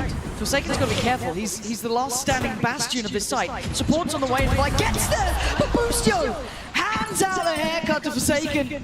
It rolls on the floor. You're looking at Devi, who's been absolutely nuts this map. Does EG continue? They can pause for a little bit. They're still above a minute. This is early fights, and the temptation for that rifle, I'm sure, is just as well. Boostio knows better. Note Mindfreak here. How far does he go? No, I think he felt the timing out a little bit. For sure, EG though. Cut noise behind this. Paperx with the correct read though.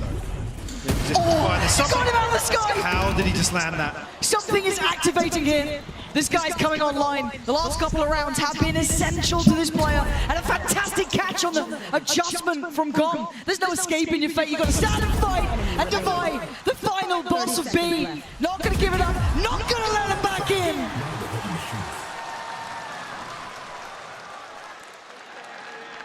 Paperx looking like they want to answer back here. With a map win on Ascent, will force a timeout here. Oh my god. Nah. Nah.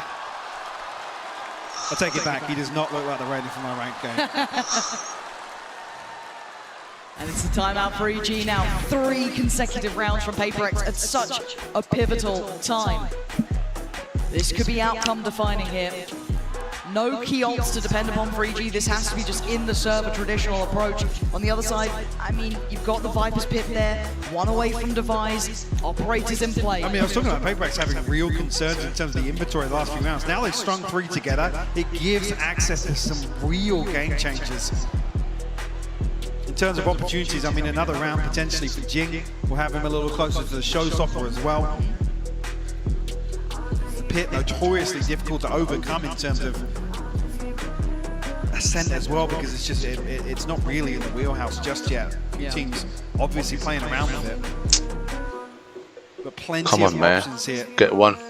I think if you look at the other side of things, EG with what's left in the bank, not many. 2 off the null command of their own, 3 away from the lockdown. Wow, Davai 22 kills. It's not feasible.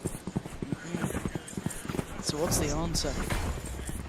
I've loved what Something's been able to do. Yes, obviously a very flashy shot in the one just gone, but even bigger picture, he has been finding such impact.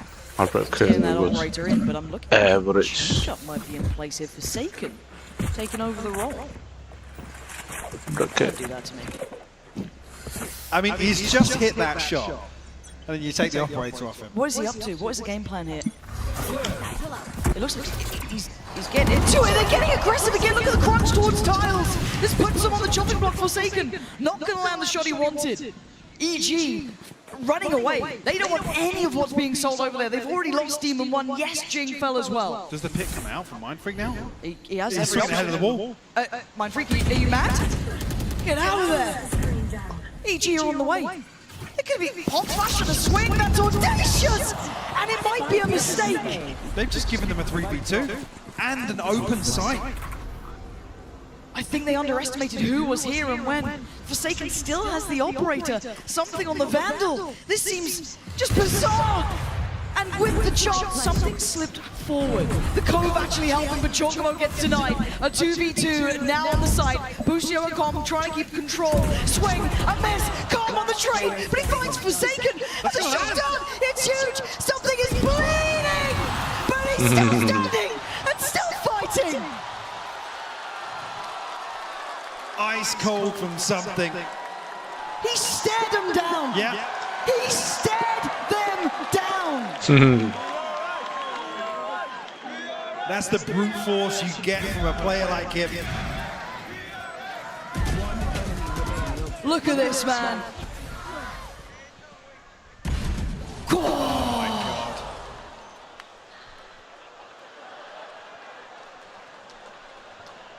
Beautiful stuff. That's 2 rounds now.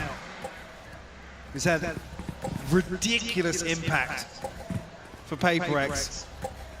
It's given PaperX map point here. EG trailing by 3. With the spam already.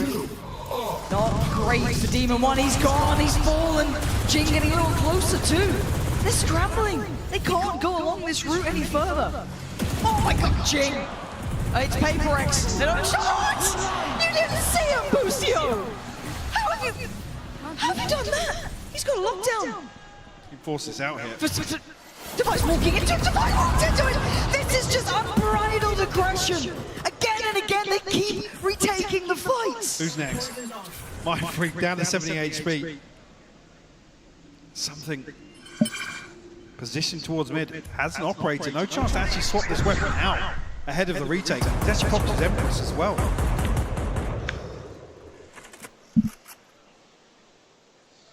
Okay, so finally things slow down. Yeah, it feels just like a mental break for these two. The utility that EG has is quite substantial. But something is here. And that's enough that makes me worry. He's still paranoid about middle. The flash is good, sticks around with the shot, plays in Mindfreak, he waits on the first, he bounces, no he doesn't! Ethan! He's bailed him out until then! Kong stays alive, EG with a lifeline! Another example of the layering of utility from EG is so good. They cut sound here, wait for the cooldowns to come back. The flash allows the ping to come through. You can see there, Ethan actually tanks the leer. He's nearsighted, but the ping from the recon is perfect. Speaking of perfect. Stop it. Stop it. That's how you stay alive? That's how you get to 10? It feels unfair.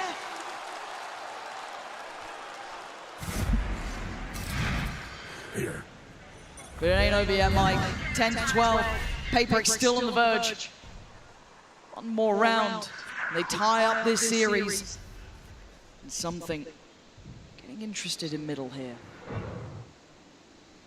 Pit will lock down A main. Something not noted just yet. Let's see. Com hasn't invested in utility towards mid.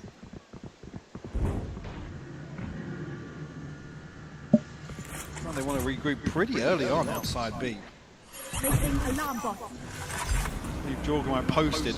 Does have the TP, an opportunity to regroup later on, but they find themselves a fairly favourable engagement here. Lockdown will clear sight as well. And I worry for their exit. Okay. Yeah, it does deal with it. Lovely. Oh, that's fantastic, isn't it? I don't know if they felt as if they knew where Jing was earlier on. Now they're at 38 seconds, and they ain't got a step towards sight. And look who's on the other side here. Something with a huge opportunity. A step is heard, and it's more than enough for him. And now more information aplenty. Got in trouble, but a great bailout from him. Divine looking to get involved though. A pixel out of place, and he spotted him. But 20 seconds, EG need to keep going. Divine's gone down. Brought down on his hands and knees as Jing trying to fill the void. Catches on the cross, gonna deny Kong. Getting towards the side. Jing, fantastic. 10 seconds. They've got to get the spike down. They've done just enough to get into a 1v2. Demon 1 out of this world performance now Forsaken to try and take down the remainders. Sitting pretty, perfect HP, but can he find the double stack towards? Hell no, he can't. EG nearly tying up the series off the back of exceptional work from Demon 1. And I feel like with one round just there, they've just broken the momentum that Paper Rex had established here in the second half on Ascendant. I mean, the second shot to Jorgmo is outrageous. But there was so little time to recover. Come out finally after a string of rounds, Paper Rex forced into a lighter purchase, be it just a stinger. I was wondering if they're up to something with the rip there, Mike. I saw 3 of them stacked up and I get a little worried. It doesn't matter the scoreline, Paper Rex will still do something absolutely demented. They just got the Reckoning off that. That early aggression has rewarded them the Reckoning. Now they have the Showstopper. It's 2 ultimates that can be employed towards a retake here. Divine and Mind Freak getting a little closer makes me nervous. He tried to pop flash off this last time. Jorgmo so aware of a nicer angle to hold those who's just not affected. Bait things out. In terms of information, you figured out initially early on where Forsaken is. Now you know where Divine is. Com trying to confirm a third presence.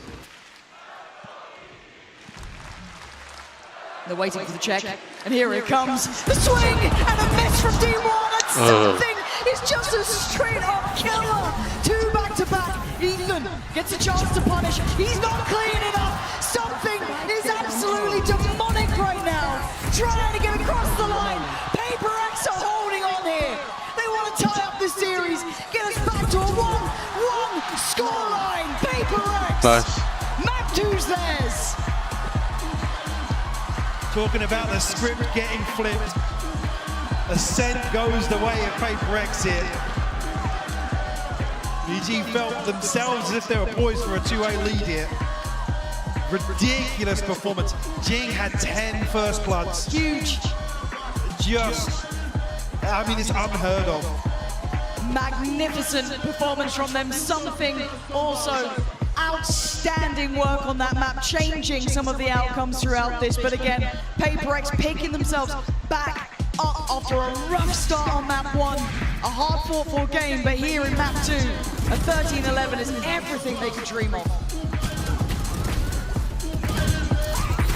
1 enemy remains. 30 seconds left. Flawless.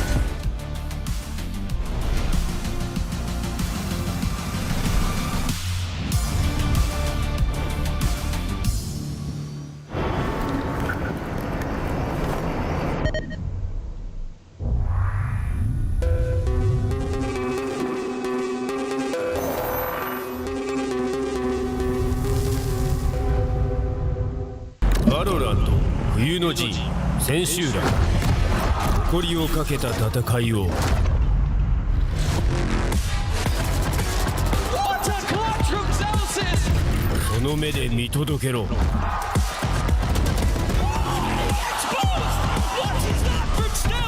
世界との取り組み幕開く両国国技館にて開催 「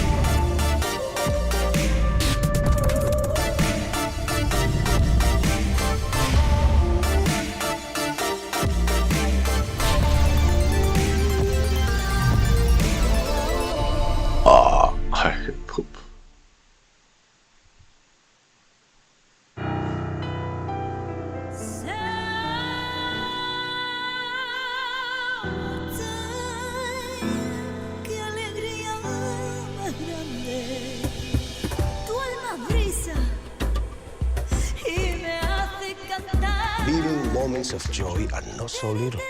They are pure joy. Therefore, treat yourself. Come to Andalusia.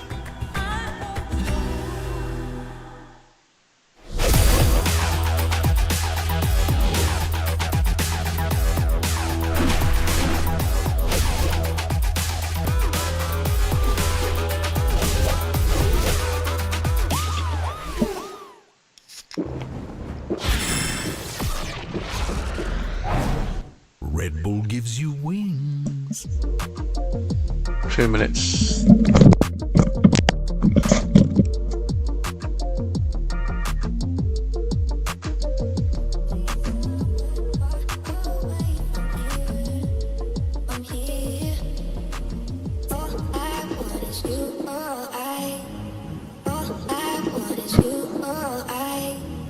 Take me somewhere far away from here.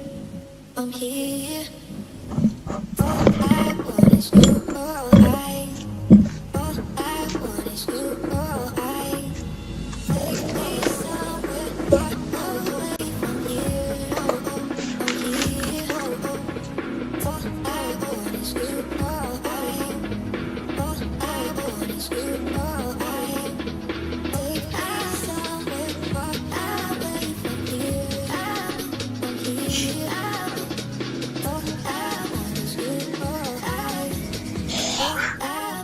you. All I take me somewhere far away from here. From here. All I want is you. All I want is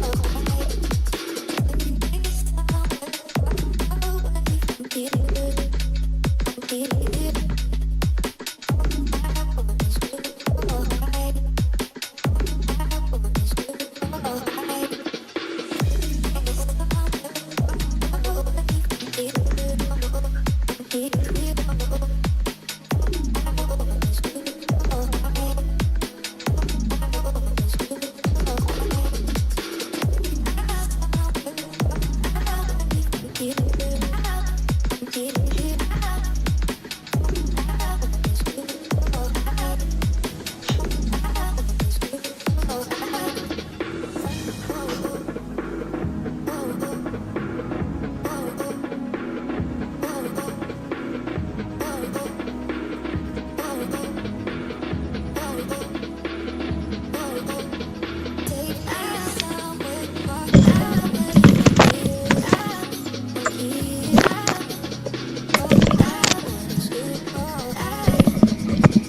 I want is you. All I want is you. All I take me somewhere far away from here. From here.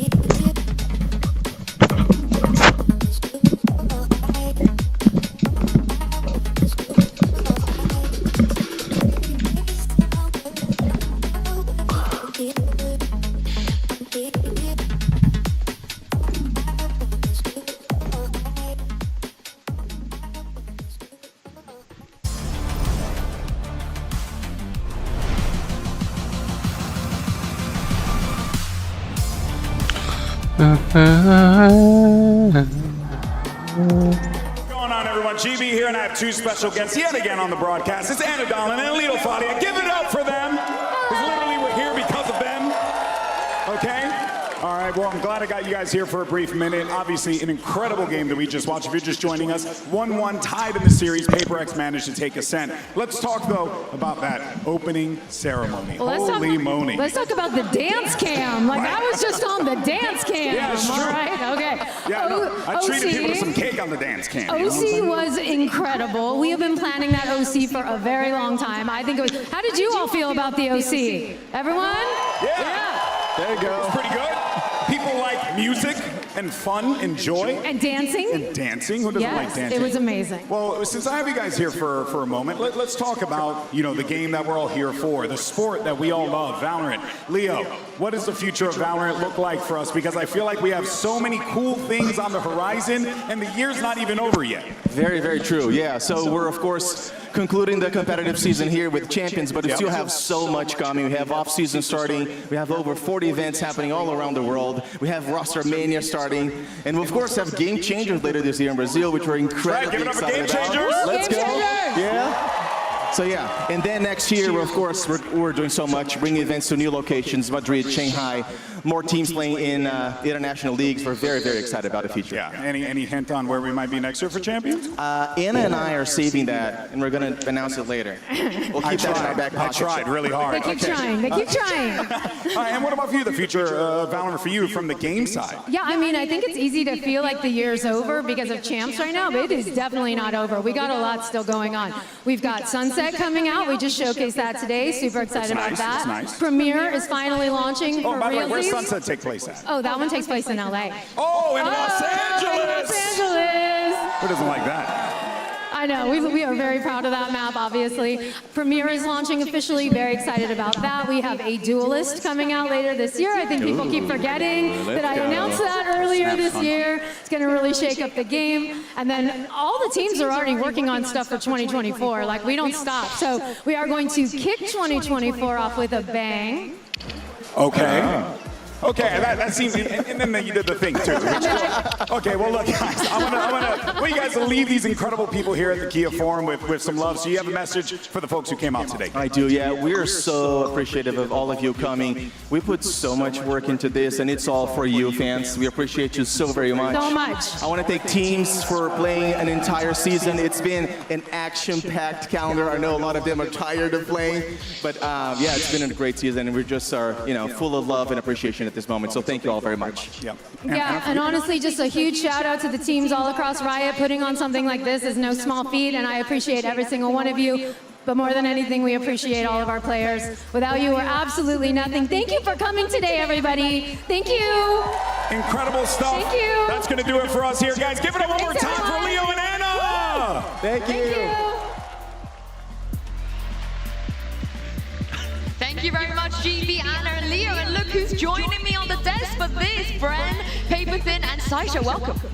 Yeah, I mean, dude, we've just jumped in the middle of it. We're coming in cold. Thankfully, the Destiny guys have been keeping it warm as well, setting up this matchup here in the grand finals. Great game. No time to waste. Yeah, no time. And I'm here to break the Achilles curse for Paper. That's all there is to it. That's all there is Okay, to so it. that's why they won the last map. Let's talk about something real quick, because the Reyna on Ascent, we're going to see it on Bind as well. What did you guys make of it?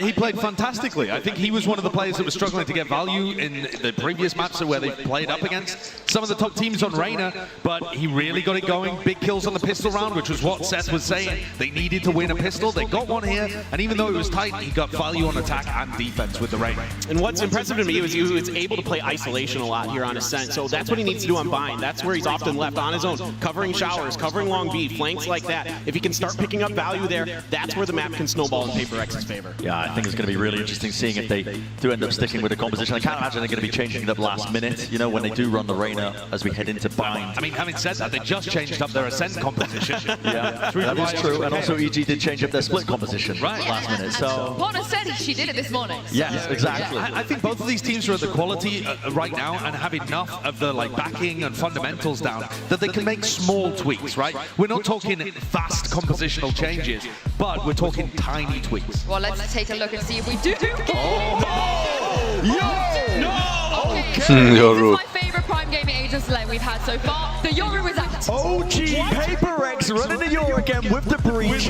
I fell in love with this team because of this composition when they ran it all the way back, years and years ago when they went on that run into the grand finals of Copenhagen as well. They were really bringing this one out. It's a heavy hitter. I'm loving it, man. I'm loving it. I just can't wait to get into the game. This is going to be insane. I mean, something, by the way, plays Breach on Fracture when Paper X does play that map. He's very good. He's got great timings with his utility, but it's going to be a very different style. It's going to be completely different than what you're used to seeing from Paper X on Bind. What I'm a little concerned about is when we were watching on Split, I think EG towards the end of that map ended up being able to hold for the defensive aggression really heavily. Well, I can't wait to get into this one. It is going to be map 3 on Bind. Let's send it back to your casters, Pansy and Hypok.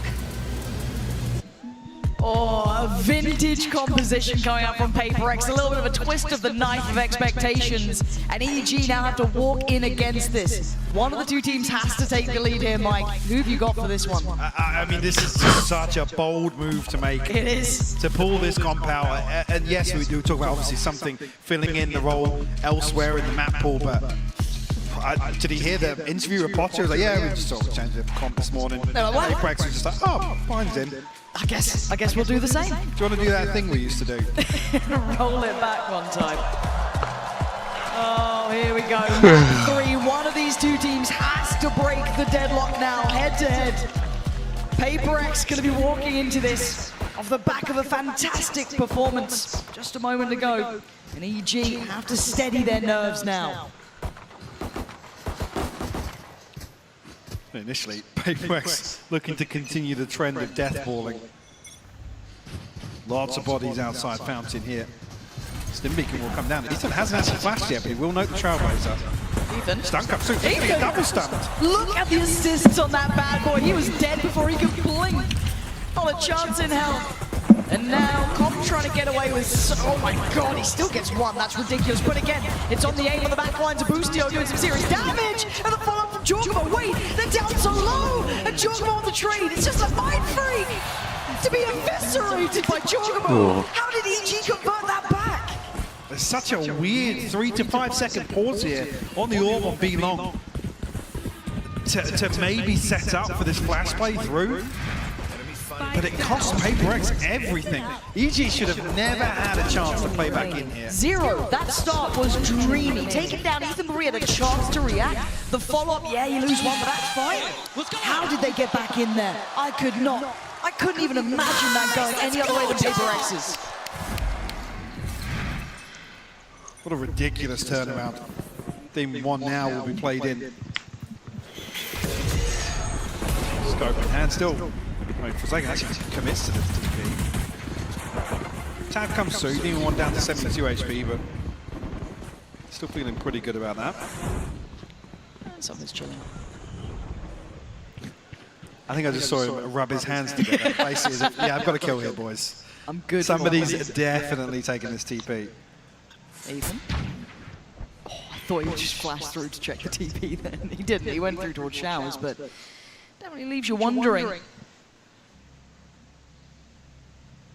And EG's starting to get a little antsy. They've drawn over the additional body towards the B site there. It's going to be Jorgmo joining. Forsaken trying to sell him something, trying to indicate presence, but the two players who are left on this A site for EG, well, I was going to say they were playing deep, but Demon 1's looking for a chance. Jin can't quite close that gap quick enough. And something he actually came out of the TP. Oh no, he's still good for it. He's still good for it. And they're taking the Grand Tour. So it falls down towards Com, whose position could be pivotal, could be everything. They're going to waterfall down, bounce once, and they're dead! Com! 3 back-to-back, and oh my god, Forsaken! As if he got that. But the time and the spike is everything. It's deep in enemy territory, and they're so unlikely to get away with any more. Trying to be a little naughty around the map, and EG keep 3 alive. The Spectre absolutely farms on the back of the Viper Wall decay here. Khan picks himself up, a couple of kills, one away from the pit already, actually. That's big. It's big work early. Yeah, a chance here even to have it to play into the bonus round here. I'm seeing the bite. He almost went for a phantom there, didn't eventually commit to it, but... Jorgmo buying a judge down to 0 makes me feel as if he's probably going to play a lot of judge this half. You think so? Yeah. Things we love to see. Well, he's in the right place for it, potentially. He can turn that flash, and he can! He keeps him at the doorway, can't get through. He falls off from this. First blood drawn instantaneous. That's Jin gone. Lots of that burst is now removed. Read is perfect as well. The Paper X is going to go for the double satchel flash into Showers. Demon 1 now played in on shore. Spotted though. Just to give up the angle for just a moment. Late usage of the trap will go through. focus their efforts now on short. Hold up. Beautiful stun. Let's try and set Forsaken in motion, but let's come through to a kill. Jogmo's movement is actually a treat to watch at the moment. Still holding a little bit of space, but Paper now starting to carve away at this A site, trying to find themselves some safety for a plant here, but the timing's not good enough. Great trade for Demon 1, Forsaken and Mind Freak, trying to break the back line. That is the critical kill. Taking away Boostio opens up this map. They should be able to get a safe plant down.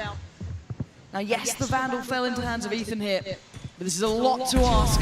He's going to play ahead of the volley! Denies the first attempt at the plant, a quick flash follow-up. And now you look towards Com. How much value can he get? Not very much. So taking the TP, they want out of there. No smoke though, no molly from Mind Freak. It's only a stinger though. I mean, that snake bite should land. It has. Just outside the orb though. Have to tank a little bit more damage there. Flash to play for Ethan. Could try and maybe allow Com a chance to close the gap, but look at the creep coming in as well from Mind Freak, slowly working around by CT. That's a very favorable fight for him. The flash. Oh my god, the combination, the fake flash, forcing him away, allowing Com the angle, but something still standing. Remember what he was doing on that last map. Remember, this man is a straight up killer. Oh, but he ain't got it now. Ethan and Com. What? A combination from them. The fake flash is just beautiful. And Com still lands pretty much every shot with the stinger from that distance. Mind Freak has to be seething after that one. But a beautiful round from start to finish by Ethan. And the play outside the showers ahead of the molly as well.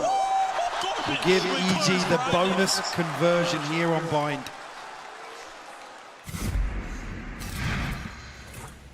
Operator in hand for Demon 1 as well. Quick to it. On the other side, full buy, and the ults are very close here too. Plenty on the cusp. Blinded. We'll find Memphis here. Same sort of attempt here with the stun and the flash. TP up long here as the pistol round. Oh, Forsaken's He's got the ult, yeah, he can investigate right away inside. They can't clear him, so okay, apparently Jig can.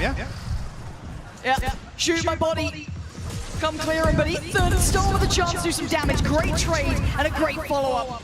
The two remainders in a lot of trouble here, but Giorgio's gone a little ahead. Now, it looks like Mind Freak's keeping a little bit of a watch towards this. Demon 1's not all that invested just yet. A kill, he's got the paint shells and the showstopper online here. Oh, Mind Freak though, very sharp to find that Demon 1 has to hold on to this operator now. The Paper X will find themselves first round here on Bind. On the back of Forsaken's info gathering on the Yoru. Teleport's ready. That's not ready. Again. Forsaken doing wonders there. As soon as that Viper pit came up, it was just It was instant, yeah. He knew what was going on, and I've got to say, bigger picture as well here. This is going to be a really tough game for Ethan too. You saw that pressure on Long, the amount of utility that's almost tailor-made to catch him off guard. He's going to have to find a way to handle this, because we saw it in the pistol, we've seen it led back to here. Now obviously that's with the supplementing, the ults coming in and everything else, but just straight on through. Yeah, it's tough as well, because Com doesn't want to completely disengage here and allow the pit to fall, but he's in a spot here where it's very easy to warbang. I mean, the only real spot there behind default where it's kind of reinforced, but even then it's risky. Not many options. Still with a purchase, but you're going to see some pieces missing. Ethan on one side of it, down to SMG. Judge back out for Jorgmo, but it feels like he's wanting to run that, but you're looking at the rest of Paper X, who are now stabilizing a bit here. Seeing the lean forward from Demon 1. But the pressure once again, I'm looking at this B site, they are going to be tested time and time again here. Paper X making no subtleties of this. Team 1 off the showstopper, got himself a kill. Ahead of things here, going to follow up the Trailblazer. They're going. Satchel through. Oh, this is space created. Com's found the kill. Com over-delivering, and Ethan trying to keep his head down. Jorgmo dives in, tries to save his boys, but now the spike left in the hands of EG. Device surrounded, he can't get away from it. Boostio the one to put him down. Forsaken overwhelmed. EG respond right back. EG playing with a very different pace today. Across the board, different approach, happy to take these scrappy engagements, go blow for blow with Paper X. We'll force a timeout here with a 4-1 scoreline. Paper X is going to be left scratching their heads. Funds already starting to dwindle. Ultimates, yes, but haven't found much success yet outside of creating opening engagements, and even then they're not really converting that towards rounds. No. It was quite interesting, an interview with Potter prior to this when discussing facing the likes of Paper X and kind of discussing the ability to have to be fully committed to this. Any indecision, they'll win. Anytime you second guess, you hesitate, there is a chance Paper X, they will close that gap, they'll win that fight, they'll play to the pace they always will do. So interesting to see that EG have changed a little bit of the tempo towards this, maybe more willing to brawl, as if that's the conclusion they've come to, then fair enough. But this does mean these games will be high octane throughout. I don't think we can stress that enough. And I think for Paper X, we're going to have to discuss what the buy is going to be looking like into this round. And the rest of this game, yeah. Do they fully commit towards this? I mean, Divide's in a spot to maybe throw a rifle in here. You see him quite often buy down to 700-800 credits, even on safe rounds. But yeah, I was going to say, if Mindfreak keeps the Sheriff, I already swapped out to a Stinger, they are forcing. Yeah. They've got ults, maybe a little set piece in mind they want to bring through. With the ults they have, I don't mind it so much, but again, I don't think any phrase could be more applicable than high risk, high reward. They need a bit of this to work out, otherwise it's 5-1, you've wasted your ult, your money's in the bin. It's the trademark of Paper X. And a big adjust here, 4 players stacked towards A for EG. Con will hear the boom bop. Curious of what information he's relaying. You can already see Boostio headed back across. I mean, he can sort of just play in spawn if they have something incorporated around the orbital story. Yeah. Look at this. I thought you was going. Yeah, I know. I'm just like, wait, is he actually pushing this one? The flash turn, Demon One back to it. The paint shell, look at the damage that could have done. Already doing a lot. Player who's slipping forwards, Ethan. Sat in the corner, set into motion by Demon One. That's his chance to escape. They've done serious damage. Forsaken now, left in pieces. And Paper X have the opportunity closed in this round. Where do they pivot to? They don't have the smokes left now. They haven't achieved anything on the back of the window created of Mindfreak smokes being invested. The flash didn't catch. But look who's here, Jorgmo, get out of it, cleared, fantastic from something. Next in line, Ethan, this is when the ults become critical key. Counter flash comes in, but the ult gets popped. That's just, how's Boostio standing that look to his feet? Not to be, and the follow-up, so clean with it, Mindfreak now next. Where's Divide? Trying to invest to flash, great work for Paper X, 10 seconds though. They gotta get it done now. Plant gonna come down and Demon One is watching. Eyes trained on this. Mindfreak looking for a fair fight, and there's not much fair about this 1v2. A molly to play, and a shot missed. A quick slip out though. Mindfreak gets to reposition, still not certain about comp. 8 bullets. Has to find an opening headshot potentially. He's trying to play a little ahead here. A little bit of a gap to play with, not much, and that gap has been closed. He had to try, and try as he might. EG playing in unison. A nice attempt from Paper X, but it wasn't enough to keep control of the map. I mean, it's just heartbreaking. The comp still at this stage of the round, there's 2 snake bites to force him out of the corner. Beautiful stuff. Boostio's first shot. Yeah. This is a headshot as well, by the way. Something.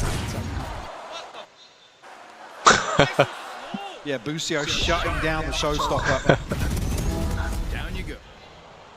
That was a force up. That was, I think, what, 2 of the ult, showstopper there and Rolling Thunder, right? I mean, we have investment again as well, but Divine and Jing are brought down to 302. It just feels a little desperate right now.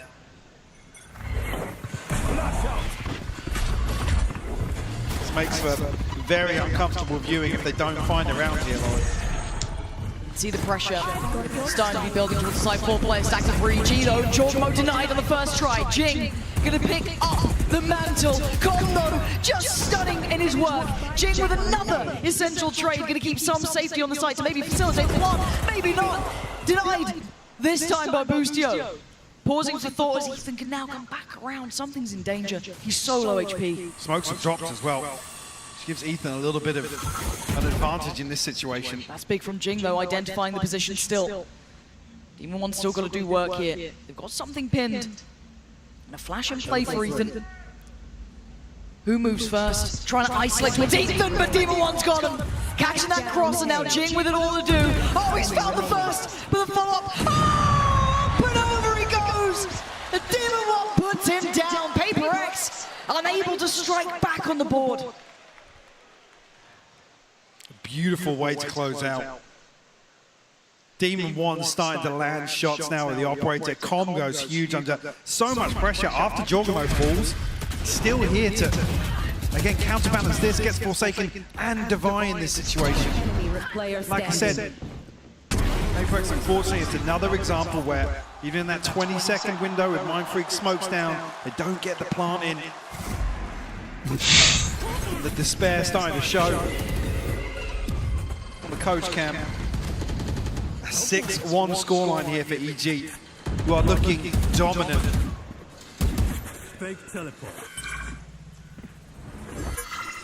Forsaken trying to build that ult back up.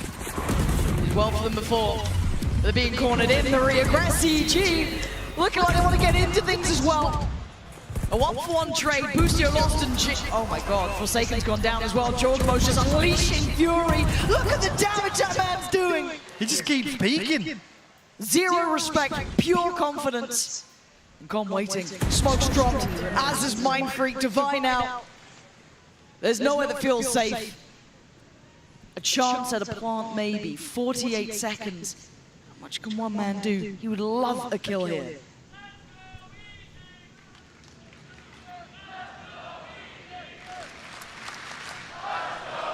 Divine creeping closer and closer. Oh dear. Noted here. 30 seconds left. But you got to feel like he has to have found a kill already, Lauren. Yep, and with Com slipping even deeper towards Showers, not allowing it to be easy. No one is giving Divide freedom. He might have to just take a... It's a gamble at this point. The flash, yes, he now knows there's someone in Shower, but Com, he's not going to let this slip. Look at this. This is just excruciating for Divide. He can't find these kills, and EG slip into absolute discipline as PRX slipping into despair at 1 round to 7. And a beautiful crunching Showers here. Utility comes flooding through. Said Jorgamo, just keep swinging. Refusing to back down. Yep. You like that hole, baby? You like that hole, baby? Will force another timeout here for PaperX, burning both by round 9. They're struggling here. I mean, dare I say it's looking at the economy, being a little frustrated with some of the decisions in game. Sure. Because they're in a situation again here. It's going to be Stingers, Sheriffs, maybe. They don't have the same benefit with a similar purchase we saw a couple of rounds ago, but they have a showstopper on Rolling Thunder off the rip. You're right. They have an orbital strike. One to find for Forsaken and Jing, sure, but that's the first hurdle. I don't feel like PaperX have got past the first hurdle in a few of these rounds so far. No, they're definitely struggling to get that activation here. Not even seeing the individuals find that impact. Harder to make it work. Credit to EG for coming out looking fantastic, obviously, but this composition was a little bit of a surprise for us, and I don't even want to blame the comp on this either. It's not been the worst part of this. It's not been able to find what they need. And they go back in. It's Sheriffs and a Stinger, Mike. 1 orbital strike. I don't know if they've got a pocket piece built around this.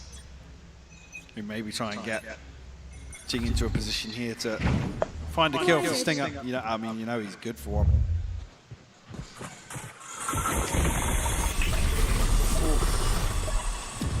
Again though, draws out the pain shell, the boombot, fault line. And Demon One's back on the angle already. I mean, he wasn't expecting somebody to be drifting back up this way. Oh. They're sticking around. They're willing to disrespect the utility and re-clear. The only surprise is Jing is going to close enough towards Jorgamo, and this 1v1 has been going generally Jorgamo's way. That's a nice change, and the flash is fantastic. Forsaken taking over the site now off the back of a perfect flash put into place by Divide. Plant now and the time on their side. A 5v3, a couple of upgrades here and there, but a chance made. Ethan gonna catch Mind Freak on the way back out. 3v4 now for EG. Oh, this angle. Jing could absolutely shut this down. Oh, spotted though. He might have just lost that chance. And Forsaken's found him once. Much better though. Forsaken activating something's there. Paper X adjust. Off the back of some wondrous work coming in towards Lamps, clearing on through. Beautiful. Outdoing Jorgamo, forcing him away. I mean, a lifeline here, Mike. Definitely a lifeline.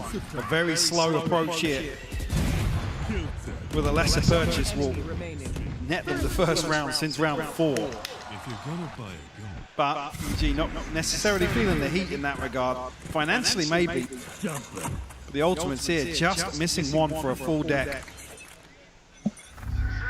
Ethan one away from the Seekers already, the pit. Invested here. Shut down towards B long. PRX testing the waters. See if anyone willing to take the bait towards Showers. Not the case. Ethan sees nothing. Obviously, going to note the shots, but that's about it. Now they've got to try and figure out where this Paper X side is going, and it's cautious and it's slower. This is very uncharacteristic for Paper X, obviously. So, do they dare challenge towards a pit? Surely not. Who's next? Forsaken. We're going to pave the way here. A D1 spotted a junk P. Trailblazer will come through. How long is he standing on this man? He does have... Oh, Forsaken outdoes him! TP on the TP and Forsaken gets it right! That's the side where... Oh my god, the counter. The ults right on top of each other, going to deny the plant, going to come through, but Jing holding the line, defending this with his life if he has to. They want to get that plant down back line, though, going to be tested by Com as well. Oh, Paint Chopper! Paint Stopper! Oh my god, this is ridiculous! They paused for a second. Is there a plant? Can Com deny this? I'm seeing the jump up as well. Jorgamo trying to close the gap. Something with a missed shot. Mind Freak's got Com. Backline secured. The gap is getting close though. Divine now on the swing. He's got one and the second. Divine holding on to this. Paper X barely making it out of that. I mean, clinging to life right now, putting everything on the line. These last 2 rounds. Yeah, just to get another 2 on the board. The TP from Forsaken. Just, come on. I mean, it's so well crafted. There was no escaping for Demon One. No, there really wasn't.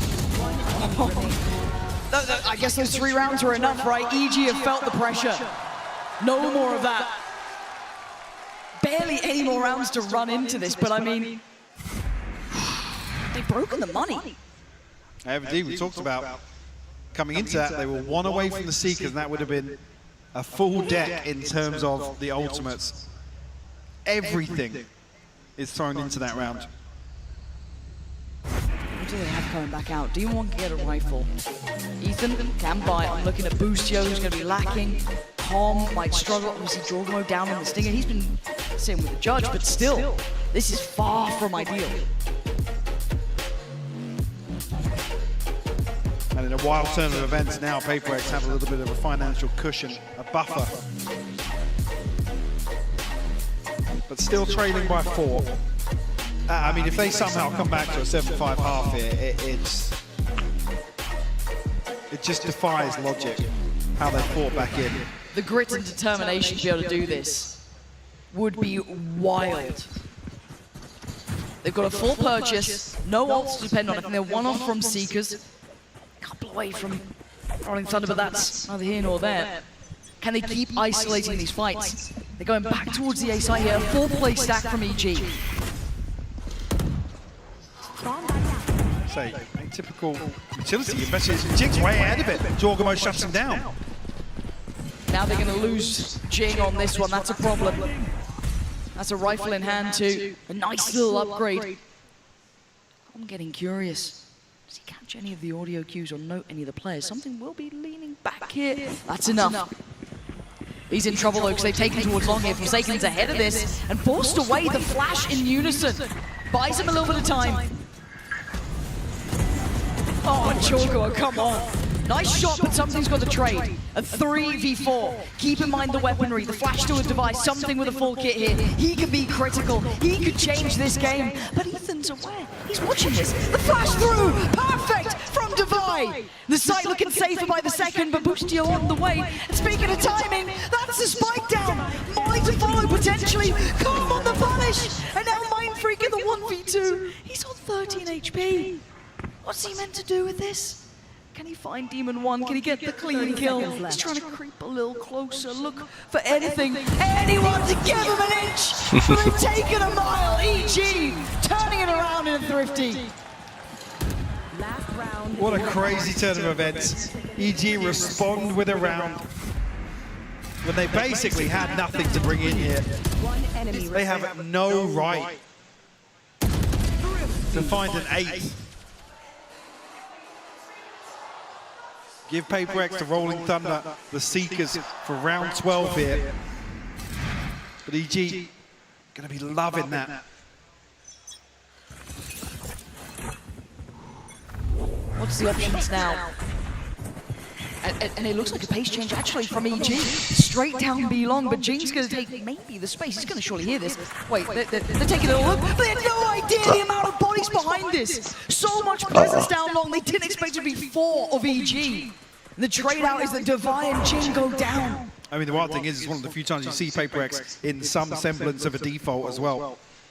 Able to isolate a couple of players on the extremity here, but elsewhere, Mindfreak gonna get an opportunity to find some space on A. Com has just been playing contact towards spawn. So this is the plan all along for EG. Forsaken could catch Jorgamo. The spike is trick. Okay, could, but doesn't. And now it's on Mindfreak and something. And yes, Mindfreak's got space, but as you noted, Com has been sat here waiting for this the whole time. And look at it. Look at what's on the other side. Fully prepared, fully aware, EG. Handling this round near on perfectly. And something, it ain't happening. EG on the adjustment here, pumping those brakes right back at a 9-3. It's such a beautiful read. Even after this, they find the opening 2 kills, they sit in spawn, they're happy to just concede the entire map. Play towards their strength in numbers. So well done, and a 9-3 half here for EG, firmly in control of Bind, Lauren. But can they close? Can they get over this one cleanly? We know the fight in Paper X. We know these guys can absolutely deliver when needed. But for now, a treat as we hand down to TenZ and GB. Hey everyone, I'm here with TenZ the one again. and only TenZ. Don't we heckin' love this guy? Yeah, we do. Hey buddy, how you doing? You feeling good? I'm feeling really good. Crowd's amazing. The matches are really fun to watch. Hope everyone else is enjoying it. Let's make some noise! It's great, right? Like, look, here, check this out. You can do, like, so long as you say something with confidence, right? Guys, can I get a yeah? See, all you gotta do is just say it with confidence. So you try, go ahead. Think of something. What? Lemons. All right, everyone, say lemons in 3, 2, 1. See, you just gotta be confident, TenZ. That's what it boils down to. Hey, I'm gonna get your thoughts real fast on this matchup. It's looking good for EG, but Paper X have been known to bring it back in the past. Where are you thinking? Where are the chips gonna fall at the end of this map? So it's definitely looking like EG is going to take this map. Paper X cooking up a really interesting comp. Respect to the Yoru. I love that. But yeah, it's looking grim at the moment, but I could definitely see Paper X surprising EG with certain like set plays that they might have cooking up in the lab. So definitely have to stay tuned and we'll see something. Yeah, no, I have no doubt about it. Now, obviously, you know, prolific player in your own right, obviously wanting to have these opportunities yourself as well. Curious to know what's the future for TenZ next season? Future for TenZ next season? I'll just play games. He just plays video games, baby. That's what it's all about right here. Give it up for the legendary TenZ! Appreciate you, brother. See, look at that. It's not that hard, right? We're going to go ahead and send it back over to the casters to get this show on the road and see how this whole baby's going to wrap up. Lauren, Hypoc, over to you. Thank you, GB. Always a treat to hear from TenZ there. And they've got to have a lot cooked up, though, if they want to try and catch back up on this scoreline. 9 rounds is a lot to close in on. They've got 3 to their name. A pistol would be the first step, right, Mike? They need to get this one going. Any plans they have in mind, anything they've cooked up has to come out from the very word go. Do we see any form of aggression, any proactivity across the map? EG so far have looked flawless in terms of the reads, in terms of the setups. Even here, EG poised. Just in case PaperX do decide to put anything out to open up the round. Trap set up early, just the other side of the Viper wall on shore. And looks as if EG might drift towards the B site. Okay, so it's Divide and Forsaken. Divide deciding against falling to what happened to Ethan, essentially. Trying to sit a little deeper. Make him work for this. Flash to stall, rotations on the way. 3 players trying to come on over, and Forsaken good for it. Fantastic fight. Boostio goes down, but Com does get the trade, but no follow-up. They've noted that no one else has come out. They still at least have one player watching this push, watching this cross. They've stalled out EG. Already Mindfreak looking to rotate elsewhere. 40 seconds left, so plenty of time for EG to recover the situation. Flash will come through. Here's the pop coming through.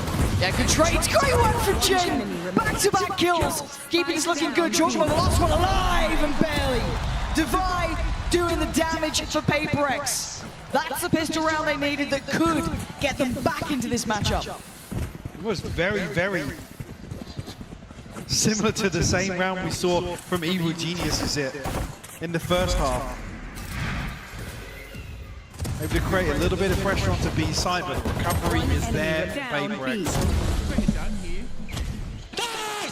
Divide and Jing will combine.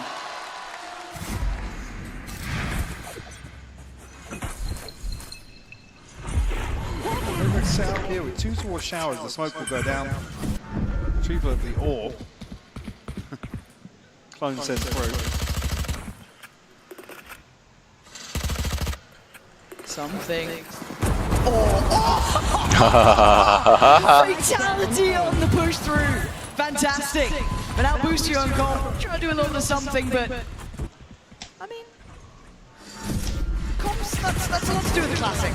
But maybe Boostio with the Sheriff could get another down. I don't know. They've got the spike back, like defended. They've got it to hand. I don't think Boostio's going to get much more play on this. You want to try and remove another rifle. Weapon here. Be probably the judge the most expensive inventory here. Boostio trying to pre-aim the jump spot.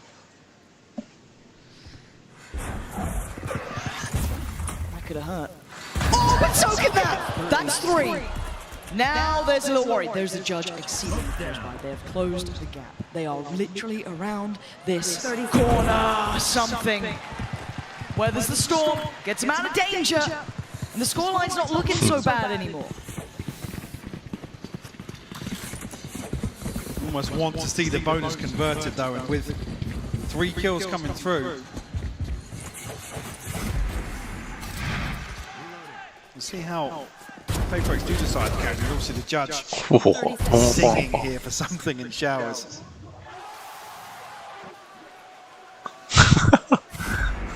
Yeah, it does make it concerning, considering the deficit, the reliance on converting this bonus.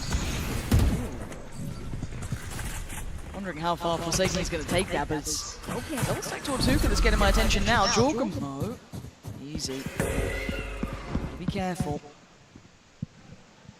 It's a tentative start, caution being shown. Yes, an investment of 2 players here. Flash ain't going to really dissuade too much. Actually going to lean forward. Judge ready. Decides against sticking around too long. Scout destroyed. EG unable to pin anyone down yet on the side of PaperX. Well, to say that, Forsaken will fall. That's Demon 1. Dry up short, actually. I have the spike. That was the rifle. Fortunately, Mindfreak is close enough to be able to pick that back up. Filter it back through.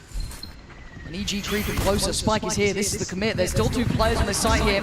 Molly going to go through Mindfreak, hoping that's going to dissuade them a little, make him a touch uncomfortable, and gives him a fight. Boostio gone at a 4v4. Jing on the back lines too, trying to wrap round towards this Mind Freak again. He can't do it again. Chocobo's got him this time. And now they're looking for the plant. Do they try and close the gap now? Chocobo trying to get ahead though, getting aggressive. And EG just clean house. Double digits found here. Boostio, the only casualty. I said you're pinning your hopes on a bonus round conversion here because still a bit of a gap for Paper X to try and close. Wow, Where's that from? Elon Musk got. Here, surely. Elon Musk got. What the fuck? Bigger reaction than 10's got? Yeah, I think so. Damn. Must be nice. What? 10-5. Locust back on the game now. Paper X, another challenge for them.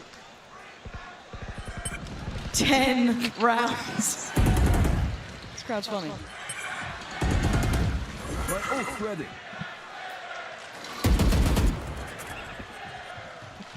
I have the spike. I can't quite tell what they're saying. But No, I can't hear it through my headphones. No, thank God. Don't find a crowd. I need more side tone. For EG though, trying to indicate a lot of presence towards the safe side. You can see where the bulk of them are going. And there was a little bit of a glimpse behind that. Yeah, saw the TP. If anything, might sell in a little more, but you can see that this isn't being fully accepted. Forsaken tries to get ahead of that. That's not going to work out. EG get that first draw of blood here. They follow through though. Stalled. I mean, baiting out, waiting for the rotation, allowing a couple more seconds to pass before committing to the TP, but something hasn't budged. Neither has Jing. Rolling. They've got the rifles. They've got rifles, they've got ults, and now they've got a couple of challenges heading their way. 25 seconds, EG need to stick the landing. And Jing standing ready. Paint shell over towards Showers, but he looks back towards Sean. Forced a little deeper, he's got to be careful. And they're going around the map, they're taking the tour. They can cut off the rotation, got 10 seconds left. The plant will come through with plenty of time. This will give the roll. Wait. Oh my god, the rolling thunder is going to cancel. He's going to get the plant. But Team underneath and a bodyguard duty diving on in. EG standing up to the test. Holding firm. That ult I thought was the end of them. I mean, it can't get sent any later. That was as late as they could leave it. EG played the timing perfectly here to have 2 chances to plant the spike. But it doesn't even matter. EG finding everything they need. That's a prime gaming flawless. To put EG on 11. Let's go. Good. Paper X back down to a broken purchase here. SMG's a couple of sheriffs. Forsaken's ult, but that's about it. As it stands, it looks like EG might be tipping those scales here. And now they'll be forced The nade's perfect. further forward. And the spray, it ain't pretty, but the job's done. Chocobo with 2, Boostio with the 3rd. Mind freaking something in a 2v5. EG taking that last map personally. Didn't like that activation coming out from something. Want to put him right back down. And Paper X unable to springboard forward. Not going to happen now. EG looking for their 12th. Looking to get onto that map point. They want this. And they're going to get it. Flawless round. Prime Gaming flawless. To get them on the verge of taking the lead here. Back to back to find EG on map point.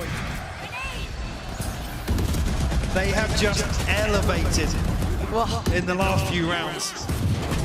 Looking to continue those same sort of trends we saw on Split, where they're happy to get aggressive, just look for an engagement and commit to it. And you mentioned that commitment earlier on. EG are doubling down. We're starting to see that come through here. Again, Paper X do have a buy. They've got some key ultimates. This could be huge for them. A chance to deny, a chance to hold on. Maybe build back, who knows? But EG relentless. Look at this pace from Chocobo. He wants this done. He wants the next map. He's looking at Lotus already. EG with 3 more to find. Body bag starting to get zipped up. Mind Freak looks dead to rights. He is. Oh, Chocobo! Unbelievable performance. And now it's all on Jing, and it's not going to happen. Demon 1 signs it. EG delivers it.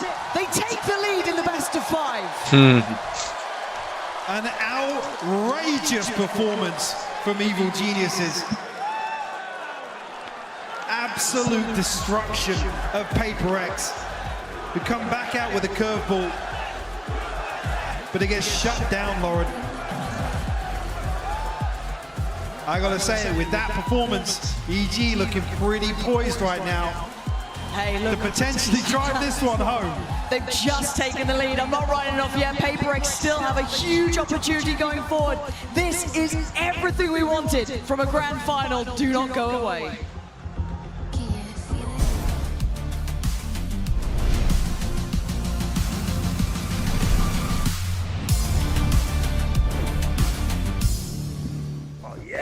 Bringing in a new roommate to save money, is that the plan? But we gotta find some way to save, so say hi to Glenn from work. Hey, that's my mom. Yeah, I think I have a much better plan. We switched to my plan from Verizon for just $25 per line. And that price is guaranteed for 3 years. All on the network we can count on. It's a good plan. It is a good plan. Glenn, looks like we're not gonna be needing you, so I'll see you at work. Later, Mark. Save big with my plan, starting at just $25 when you bring your own phones. Guaranteed for 3 years. It's your Verizon.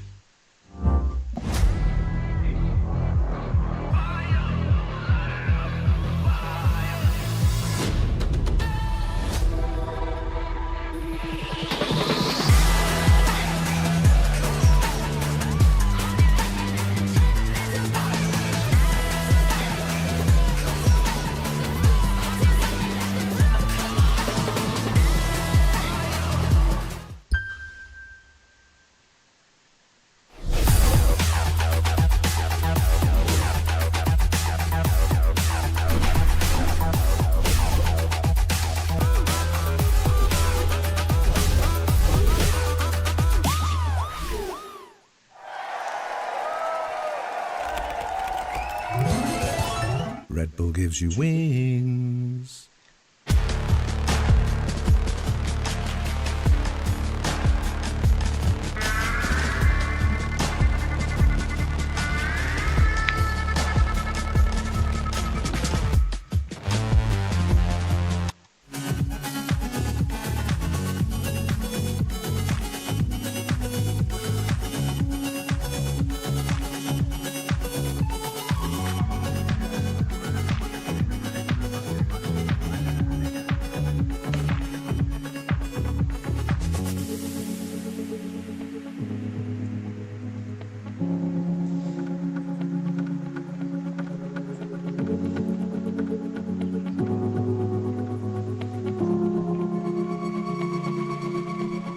For all these years, I think you know me better. Take your time, never steer you wrong. Hold on to me, baby, just hold on to me. Baby, just hold on to me, on to me.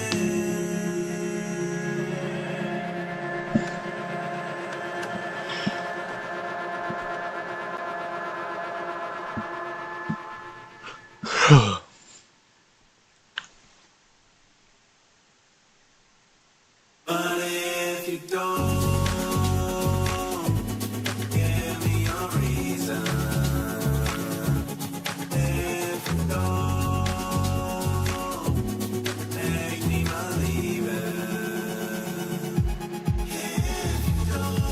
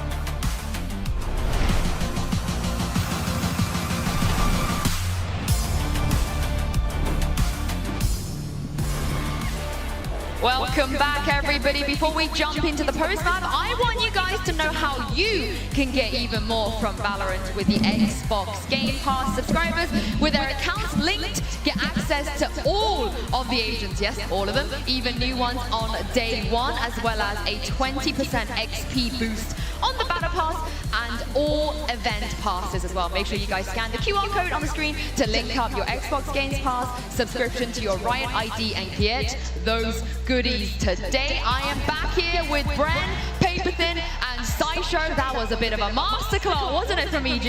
Yeah, that was wonderful. I mean, the last time that they played Bind, they really struggled to deal with what was going on. They didn't have a great call. They were just sending it into the sights.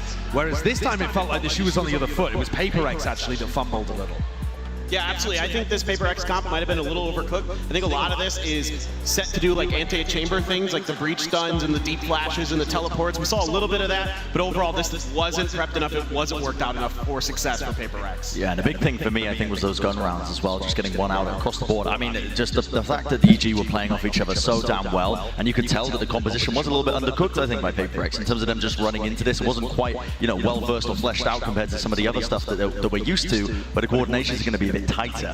I've been super impressed though with Com throughout this entire run. I felt like he started out really nervous at the beginning. I was watching him in map 1, the way that he was taking fights. I remember a specific moment where he was struggling to be able to get around the corners. I mean, take a look at that all the way on the right, game 1, dropping just over 100 ACS, really struggling. And then something awoke within him during Ascent, and on Ascent and Bind, he's been unreal. I mean, Com, strangely enough, is actually looking like he could be an MVP candidate for the tournament, because he was one of the players that got them to finals in the first place. I actually think that's a good take, because everybody's talking about Ethan, Demon 1. For me, if they're able to take this, Com would be my MVP.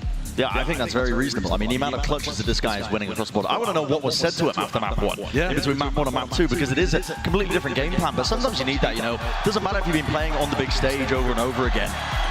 This is a very different feeling, I think, when you're into the grand finals. There's not many players on EG with that level of experience in terms of actually being able to perform here. I mean, they were there at Tokyo, of course, and they have earned a lot from that. Maybe that's part of it as well, just being able to build up that resilience and being able to perform on the big stage. Yeah, the crowd here as well, as you guys can see as they're walking back out, they love EG. They've been cheering for them, but we have you, Paperthin. You're on the desk. You are meant to be Paper X's lucky charm. They are 2-1 down right now. Come on, what do they have to do? We are doing this for Jing now. We got to at least get to map 5. This is for Jing. At least one more map. At least one more. So we've got some, you know, nice little portraits here to see if we can give them a little luck. See if we can give the Paper X boys a little bit more fun. Is this the good juju area? Yeah, this is it. Yeah. This is the no Achilles zone. It's like he stole it from his family home. Like he just got pictures. Pearl is here and she gave it to me. Yeah. But also, it really is like trying to do it for him, right? It's his last event potentially before he goes off to do military service. And also, they've been in this position before where they came into a grand finals, they had the map veto advantage, and they failed. In that series at Copenhagen, when they played against FPX, they locked the Breach and the Yoru alongside a Neon to try and make something happen in the final map. On Breeze, towards the end, everyone was going, this is a wild comp, what's going on? And they weren't able to make it happen. And I feel like I got glimmers of that on Bind again, where maybe they're trying just a bit too hard to close it out and make it come home for them. Whereas instead, if they're just loose and they allow the players to find those individual moments the same way EG are, that might be a better strategy. And that's why I was concerned with something going off with Reyna, because he was really starting to heat up on Ascent, going over the behind, you know, this guy right here. He is absolutely, he's doing great so far, but yeah, we need to do it for Jing. But really, I think going back to the comfort picks here for Paper X, I think is probably the better strategy for the rest of us. This sounds stupid to say, but they are such a vibes-based team as well. They don't have a dedicated IGL. They are all about, in terms of the confidence they've got, and Alex calling, you know, a lot of their ideas for them. We know how impactful some of the timeouts are when he gets involved with it. You can just tell, it's just the way that their team structure is set up. They are so unlike any other team that we really have in just VCT in general. And I think big knocks to the confidence, like we just saw on Bind, it's so damn important now to pick yourself back mentally and get back into it. I mean, is that the soul? What do they have to do on Lotus here to make sure we at least see a map 5? Well, we don't even, at least I don't know exactly what composition they're even going to pull out on Lotus, because they've been trying different stuff over the course of Oh, not just this is my tournament, but, map, you know, man. their last few iterations on this map. Whereas EG, they've just made small adjustments and came out and brutalized Loud on here. The team that took down Fnatic, I mean, they have worked on this map. We've heard it from Potter, how much work and effort they've put into making their Lotus not a detriment and making it a real strength of their map pool. So I'm concerned. Paper X here need to come out with fire. I'm not sure it even comes down to any large picture strategic things, so much as the individuals feeling it and wanting it and bringing their best when it matters. Yeah, and that's what gave Loud a lot of problems when they played Paper X on this map. It was like Jing blast packing at unexpected times, something grabbing both an op and a judge in that final round so that they had the flexibility to really kind of, you know, throw Loud's game off. We're going to need to see a lot more of that here if they're going to take EG down. I mean, it's the same thing for EG, right? They have a chance now for that trophy. They are so close. Grant, they need to close out here. And they have been looking good in the past on Lotus, I think, as well. Those little adjustments they've been making, like we were already discussing. One of the things I'm most impressed with, I think, is just their calling on this. The bait and switches, you know, just poking and prodding towards one particular area of the map, making sure that they maintain control of another, especially on their attack side. They actually work the map of Lotus better than almost any other team, I think, at this event currently, just in terms of how they're able to force rotations. And it might just come down again to those big individual moments, like you're saying, Josh, you know, that form just being really nice for Paper X so they don't get disheartened by that. Well, let's take a look here at the Prime Gaming Agent select, and this is the combo that Paper X have decided to go for. What do you guys think? Yeah, I mean, this is what they ran last time. They've moved Forsaken over to the Astra. He said he preferred running Astra on this map instead of the Cypher, but it is still a little odd, and it's going to allow Something and Jing to really find those individual moments, but they need to grab those opportunities when they're presented. The EG are such a good team, they are not going to offer you many openings. You have to take hold of each one. I'm a little bit worried for Paper X. I think they don't show too much nuance in their attack side. You know, Lotus is a map where you got to, you know, take it in many waves, honestly. It's too big in terms of just being able to take the map control by all-inning at the beginning. And Paper X loves to all-in a lot. Lotus requires a bit of nuance. They might fall into a bit of a trap here. Yeah, and I think the big thing for Paper X is they're not a team that's based on nuance. They're a team that's based on feel. They're a team that's based on speed and aggression, and EG's done a really good job of slowing this all down. Let's see if they can readjust and regroup here on Lotus. This could potentially be it, the map that changes everything for EG. Paper X, they're going to have to dig a lot deeper than this, Pansy and Hypok, if they want to force a map fight. And I think all of us here would love to see the map 5, but they have to make it past EG here on Lotus. Paper X is more than just the last dance. This could be the last chance to dance here for these boys. They have to pull it together. As said Jing, the final ride here to carve your name into a trophy, to take it the distance. It's a dream come true, but still EG standing tall. Series advantage, map advantage, but now we come down to Lotus. It's going to be Paper X on the attack, EG on the defense. We go one more time. And coming out of Bind, you've got to feel like the wind is in the sails for EG. An opportunity here to come towards a real comfort pick for them of late. Right. Seeing Paper X take Finally use Sky. Here in Los Angeles. Did go to an overtime. What a treat that would be. Bit of a PvE mission to start things off. We've obtained 2 orbs. Forsaken will have control of potentially the 3rd. Look how close they are to the side before contact. It's going to be Ethan on the drop. Look, the paranoia is perfect. Forcing him away. You can see Forsaken. What? How did he come of that alive? Demon 1 as well. Adding insult to injury. He's still standing. Finally goes down. Finally.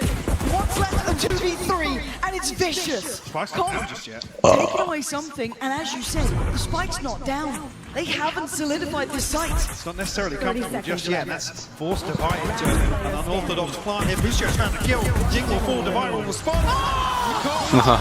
Shut down to Divide with a 3-piece to kick Lotus off here. Exactly what the doctor ordered. You wanted confidence, you wanted momentum. That could be the start of it. The shape of things to come, who knows? Look at those 3 were everything. Because that didn't look good on the side, Mike. If I'm honest, before that plan went down, it looked like EG had done just enough, but not with Divide standing. How is Ethan finding a kill? Shouldn't have done that. Blinded, the paint shell raining down on him. One that almost makes that a reality for EG. Very well invested round 2 purchase here from PaperX. Jig, now they're all farmed 2 away from the showstopper now. Com is going to be sat quite far away, and Forsaken could be far. Yeah, good for 1, good for 2, good for 3. Ooh. Back to back to back Forsaken. Makes mincemeat out of EG, who couldn't quite close the gap. And yeah, Com, bye-bye.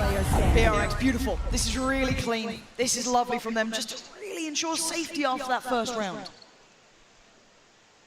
I think one sheriff in hand, not really going to be given an opportunity to even find an exit here.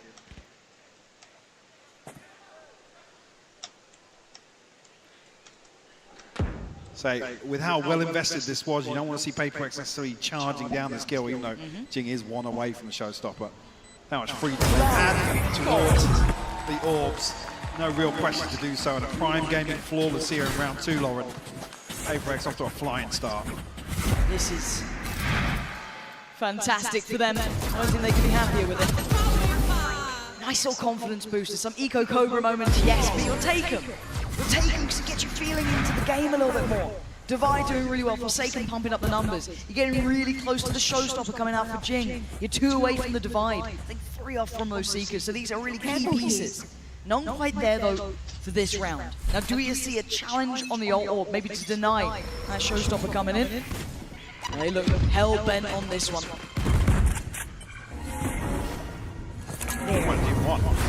Very close. Surely they're screwed. How is Chocobo alive? I don't know how he escapes that. Absolute Houdini inside the smoke. Jig will try and respond with the showstopper. Doesn't find anything. Closest down to one. And the paranoia landed. He knows he can close the gap. Ethan going to find at least divide with him. And Jing is completely off the leash, taking all that space towards CT. Boostio trying to backfill. Playing over by Waterfall. Maybe there's still a chance for him here. The 3rd man far away. That is still Forsaken. Spike planted. Spotted. Oh my god, what a stat. Takes away Mind Freak now, the final 2. Com was not near to this, Mike. No, he's on a late flank here. No surprises there. Boostio trying to run the clock down a little bit, hold on to his position, secure what he has. Forsaken gets curious at just the right time, spots down the flank. Okay, well they found one that's going to force Forsaken a little bit closer towards the site itself. Com now wants to try and toy with that angle, see if he can play around this. Boostio trying to isolate that other player. The fight's there. Boostio's got another, and it's on Jing. The man himself. The man of the moment. God damn it. Big boy Boostio. But the timing, Mike. Does he actually have this? He absolutely does.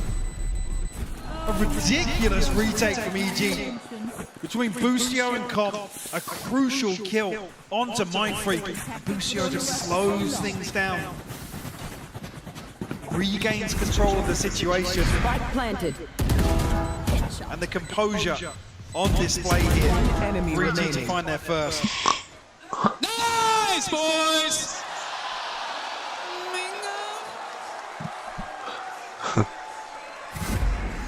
That's the first. It's the break back in here for EG. Operators out for something. This could be very impactful, but look at the rest of the map. You're going to have Omen split towards that C side of things, and you've got the 3-play stack working towards B. Getting the lay of the land here. They're going deep on this Jing. Couldn't quite step back for the first time, but it's Forsaken. On the second time of asking, Ethan now removed. He'll come through, Jing, nice and healthy. After that first engagement, something hasn't necessarily been given any contact over here yet, but also the operator hasn't been noted. Oh, Boostio. Just on the brink.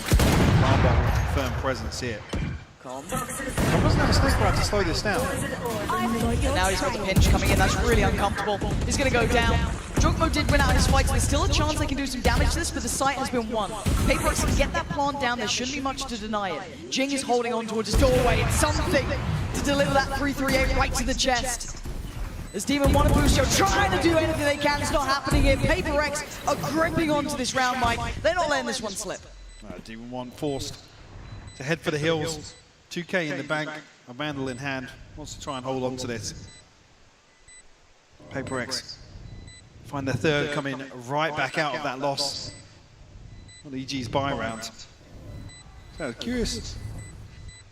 Jing was going to have an opportunity at the start of this round to try and farm some orbs once again. Didn't necessarily look as if that early intention has carried across for Paper X just yet. Showing a bit more pace in terms of collapsing towards one of the extremities. But now with the operator in play, there's something sole task just to control Rubble. So there hasn't been much intention shown from EG on that side. So often you see them really fight tooth and nail for that area, but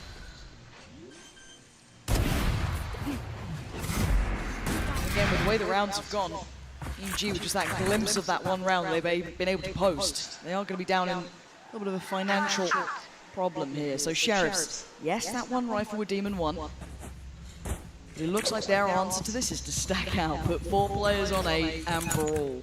Well, let's see how well they handle it this time. Flash there, Ethan committed and getting closer. On the other side, something. Put one shot down range and then fall away. I think they've read this stack very well. Oh, Ethan down to 11 HP. On the other side, I think Forsaken takes a bit of chip damage. But puts Paper X in a position to capitalize, find some space on the other side. Look at this. Pain Show actually brings down to 45 HP. A gorgeous side take though, everything accounted for. Crossing the T's, dotting the I's. Yes, they know they're up against probably a broken buy, but they're still so methodical. One's gonna go down. And now they rescind away from the site slightly, actually. Tell a lie, they're leaving at least 2 players still towards us. The lockdown gonna be coming in as well. Lockdown, yeah, there's only one rifle in the Seekers available. The Seekers just went through, yeah, flash to force Jing away. Gap now closed, but they need to close down these kills. Boostio's the one to do the first, but look at the response from something. Instantaneous and clear cut! Boostio, what is going on? Oh my good God! Has he got time for this? He's got so much time. He can't believe it. Give me his POV, run it back for us, because I don't know how the hell he just got an ace. He doesn't know. Give me that replay, please. They had one rifle. Okay, fair enough. That's a nice start. Oh my. Yeah, that's. Guys, what a. Oh Yeah. my God. Same. I agree. He's already got Christine. 6 out of 8 on board. Yep. What a ridiculous round. And Boostio had some of his biggest tests on this map historically. He's been bullied off this map. But now, what a time to come alive for him. Operator in hand, we've seen that dabble with in the past. Now Paper X, they're going to be reeling a little from that. That's going to leave a sour taste in the mouth, isn't it? Maybe that will be a deterrent for Paper X to slow things down just a little bit. Something. What is that? That is ridiculous. Knew something tech just dropped, and he's found a kill from it. Of course he has. Of course he has. Oh, Boostio's been punished. Sight looking so vulnerable, ready for the taking. Can they still clear through carefully, just in case? But that sight's all theirs. Very comfortable. So we had to set up here. Jorgamo, full utility, 1 kill off the showstopper. Mindfreak ain't turning No, yet. Mindfreak's in an awful position. Rifle sticking out. A little nervous because they're locked into the site here. And there's a showstopper now, and a paint shell. Jorgamo can do so much damage here. Pressure from Tree, gonna clear that through.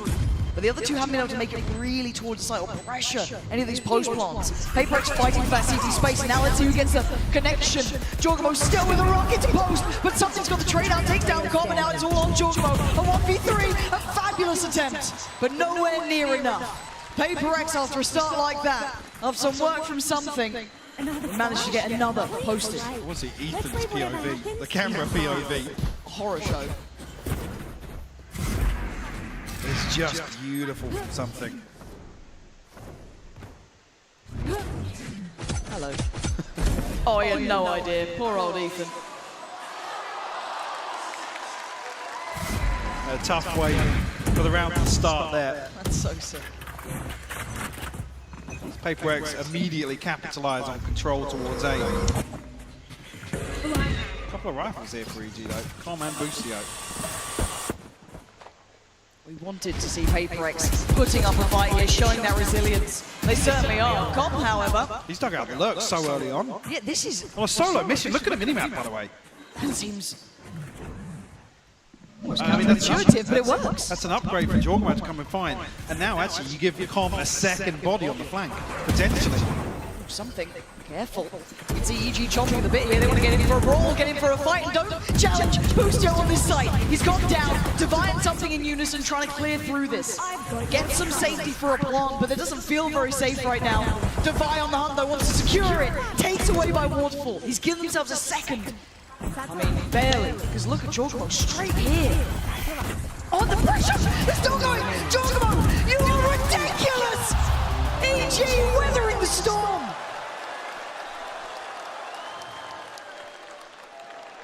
Evil Genius is starting to convert a few rounds that are very PaperX-esque. A MasterCard thrifty here in round 7. Back of 2 rifles, Comp so quick to shut this down. And afterwards, PaperX, although they're still at an advantage by the time they hit C site, they can't secure it. You see them desperately trying to claw into it, but man, fighting both of these teams here. Jorgmo getting a little bit dicey as well, pushing so deep. Look how far he's progressed here. They're peeling away from him. He's backfilling the space so perfectly. They had no clue. Now with the paranoia saying they might try and speed up towards A. This plays in Comp. Still has the Viper's Pit. Just going to come through. That denies any access. What the hell was that? In my life, seen anything like that. He saw something else, apparently. That is ridiculous. And that was the one tool for EG to heavily anchor towards A site. Okay, lockdown. EG need to pick up the pieces now after being shattered by something. Boostio started trying to clear through. Look who's bounding in. Something gets sent away this time. Lockdown is dealt with. Boostio's out in the open. This is so dangerous. He's gone back for more. Mind Freak's having none of it. Jorgmo ignores him. It's back to the site. Back to action. But Divine back to business. Holding on. This guy is just desperate to try and hold this. But a 1v1. A tap on the spike and the drop. Demon 1 has no idea. Mind Freak closing the gap. He's looking this way. Turns around. Time is running low. Demon 1 needs to clear him. He does. But the time, it's too little. Too late. PaperX off the back of genuinely something I've never seen. The worst thing is, he's just on autopilot. He just walks up to the pit. It doesn't look any better in Reaper. I still don't understand. Oh. One left. Wow. One enemy remaining. Last player standing. What are you meant to say about that? I mean, you can barely catch a breath in some of these rounds. They're smothering him. And it's heartbreaking as well. That's the one thing as well, Comp. The timing is perfect for him. Yes. Maybe something's a little ahead of the curve in that regard, but you don't expect that to happen. again, no fear of anybody coming through, swinging through from arches, pushing the stairs, nothing coming through from Link. Wow. Yeah, one kill to define that round. But in this timeout, what are you meant to say? Hey, just be careful that something's doing weird stuff. Like, just watch out, I guess. Don't play towards Waterfall when he's got ult, and also just don't be on A. Careful, he doesn't need to see you to kill you. Yeah, he's got radar. This man is genuinely wild. But at 3 to 5, the scoreline is still close, right? It's not like there's a huge buffer for PaperX, but it's enough that they can just take a breath here. As highlighted by the desk and all of us. This is putting your heart and soul into a performance, because this will be probably one of the final times we ever see this roster as it is. So to go down with a whimper would be underselling how good this roster historically has been. And right now they are putting up a fantastic fight. EG on the other side claiming 3, just coming out of his timeout now. Let's see what the adjustment may be. Retrieve this orb, the Jorgmo showstopper now available. Com actually anchoring towards C here with an Odin.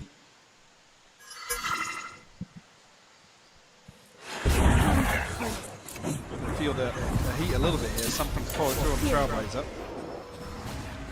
So maybe something tailored towards the retake here, though. I've got your trail. Hot on the heels. Oh my good lord. Okay. All good. Spikes down. Ish. Ethan trying to catch a second worth of timing there, but it gets closed.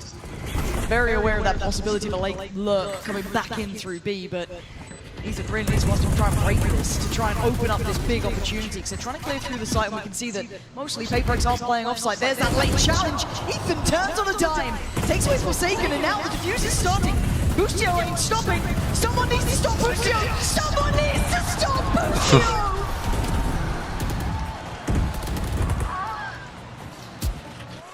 Defused. It's another round that PaperX unable to convert the post plant on C site.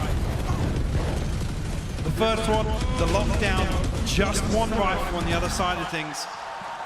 Boostio gets away with daylight robbery here.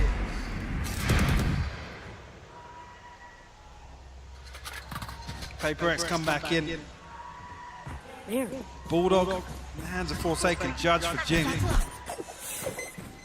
Actually, yeah, that's not perfectly something. Definitely been better, especially after that. Something shut down off the rip, Lauren. And what you read into that, though, you're going to have to try and dismantle this three-play stack and get over towards the other side. Because PaperX will almost just instantly punish, but they paused for a second to stall from Com enough to make them respect this. And only for a moment. Com has to evacuate the site. But can they hold the post plant? They're still not fully in. It's just Jing trying to take that space for them, secure some of it. Mind Freak looking to punish towards Waterfall. But again, the site is not safe. EG are already here. I mean, they're hitting the rotate once again. It's Demon 1 though. Not a big performance from him here, but that is a Guardian. And of course, that's a headshot. He's holding the angle, he's posted. Give me that perspective right now. Let me watch Demon 1 here. Please, this guy is just horrific at this. Oh, he's been backhanded this time. Device had enough of that. All right, 3v4 then. What have you got for us, PaperX? Some of the paint shells, Jorgamo. Couple of bits of key utility, actually. Oh my god. Jesus Christ. Can he get the plant? Paint shells going in. Divine might be dead. Jorgamo! Filthy with a shot towards Jing, and he wants that space. He wants the next. He's bloodthirsty. On for the 4, and he might just go for it. Jorgamo is out of No way. On another level, here today in the grand finals.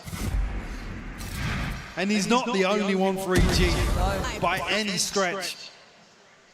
But looking so damn good on the raise. 30 seconds left. One enemy remaining. Spike Beautiful down cleanup A. here. Okay, who's got the snaps? Feeling himself as well. Spoiler alert, that's not Potter. Yeah. That's funny. Of course, for the timeout, Toilet. though, now tied up at 5 apiece. We talk about bigger picture, Mike. We talk about what this means, you know, what that round could entail. The money's not looking great for PaperX. No, they don't have a map to fall back to now. 1 off the Blade Storm, 2 off the Showstopper, so there's opportunities here maybe to swing the round back in their favor, but it's going to require EG kind of playing into that. Maybe PaperX retrieving some of these orbs. The start of the round, which I mean, they've been good for initially, but when EG have re-explored towards Rubble, a number of rounds just feel really uncomfortable for PaperX. And it's like a scrambled decision on the back of maybe Forsaken falling, something in this example, where they just hit the panic button and they're rushing C. And then they can't find site control, so they back out and walk back into a late A. It's so bizarre to watch, and not a situation we usually see PaperX in. They very rarely back down. It's usually full commitment, whatever they do. And look at this, the Stinger, the Guardian. They've got what they can, and it ain't much. It's not a full buy, it's not a full force. Ethan and Jorgamo looking to pop on this. Yeah, high flash, Jorgamo swings. They're challenging on the orb. They don't want to allow it for free, but fortunately for PaperX, Boostio ate that flash, but he's carrying forward. He's going to take all the space away. They know exactly what's happening here. They're herding PaperX around the map. Going to play Demon 1 in once again. But something will retrieve the orb. They need a round from this man. They need a kill, and he's got them one. A second, not gonna be happening. Demon 1 have won in the end, though. Jing is there. Sight looking a little bit better for Paper Rex here. Desperate to get scrappy, desperate to hold on. Ethan doing the damage from the back line, taking down Divide though. And now into the 2v2. They're trying to remove Ethan. They've got him dead. But look who's here. Boostio creeping closer. They don't know how close this man is. Spike planted. They're both locked towards the site, and on this corner, he's found one, but Forsaken gets him first, and they turn a dire round around. Last round before the switch. A MasterCard thrifty to get PaperX the lead. They needed that, Mike. And at least 6 on the half. They had to get that, paramount to them staying in this matchup. Something to want to open up here with the Blade Storm. Finds the opener on comm. Up to that point, even hit the commitment to find Ethan. No stone left unturned. No room for chance. Trying to catch somebody. On the start here. Paper very quickly, they're collapsed outside B here. But there's 3 players on the other side for EG. They're very ready for this scrap to begin. Something going to get close, try maybe play towards connector or dip a little further forward, but look at Boostio waiting. Shorty in hand, something's got nowhere to go right now. Just trying to take some control, take some space, and Jordan clear behind him. There's a chance for some serious damage. And there it is! Something again! Giving them hope!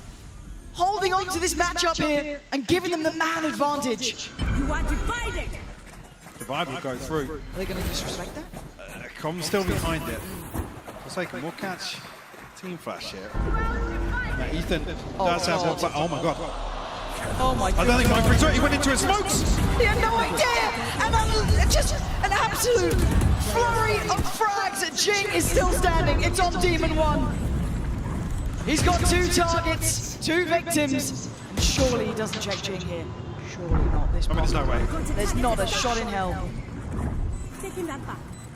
Oh, Jing played it well, and PaperX pouring their hearts and souls into the end of that game. They've got a couple of rounds, Mike, but it's not many. 7-5 though, after what's felt like an uphill struggle for PaperX. Definitely going to be feeling good about that one. And a good recovery coming out of the timeout as well to convert the final rounds. It could not be closer though, 5-7. This game is truly heating up. Analysts, what do you make of it so far?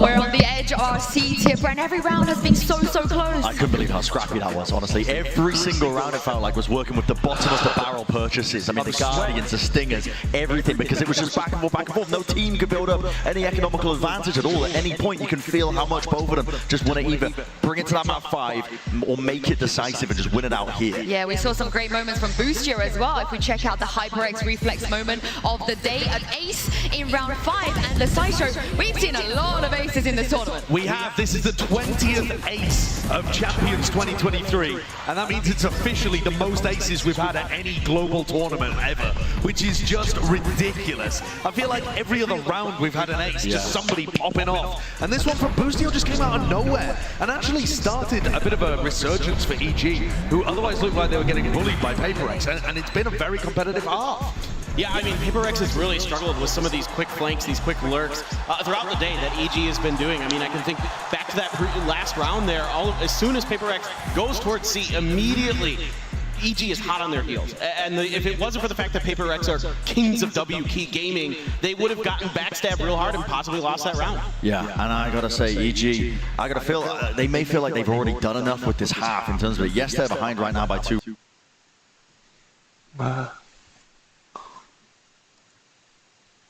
At the beginning of the year, this was a team that everybody was underestimating. They're at the bottom of the rankings across the board. They still are so damn close. It's one map that stands between them and cementing themselves in the history books. Well, this could be the last half of Valorant we see here at Champions. Here for make some noise as we head back into the second half. Deep breaths now, 5-7. It's a lead for PaperX, but it's a fine one. It's not enough to rest on your laurels for. You know the EG are fired up. They still sit at a 2-1 scoreline across the board. With this win here, they would become the champions. So So for now, PaperX still cannot relent for a second. 100k still watch you. Cool. That's how you survive. EG, chance here to tie things up, starting with a pistol. Blinded. Heavy emphasis towards A and Rubble on the side of PaperX. Yeah, the side of things Forsaken. I guess faking heavier presence elsewhere. Runs forward and just pops the door. He is commanding so much space right now. EG, very patient in approach, not really indicating too much just yet. Forsaken will be the one to notice this first and foremost.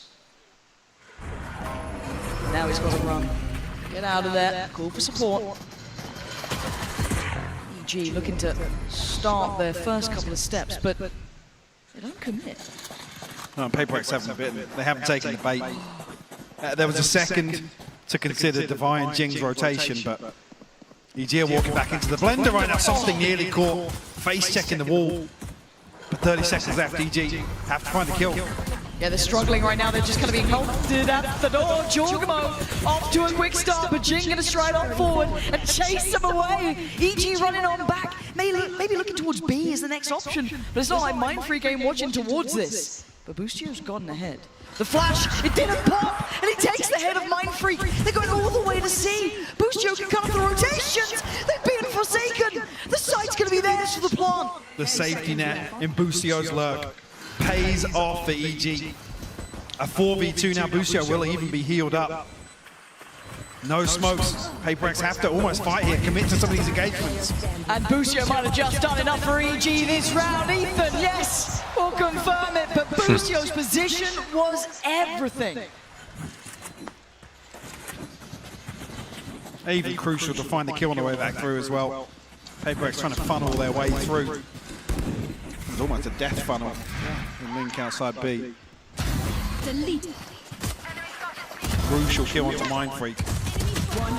Like I said, the response is so fast from EG. Boostio feels a little bit of space.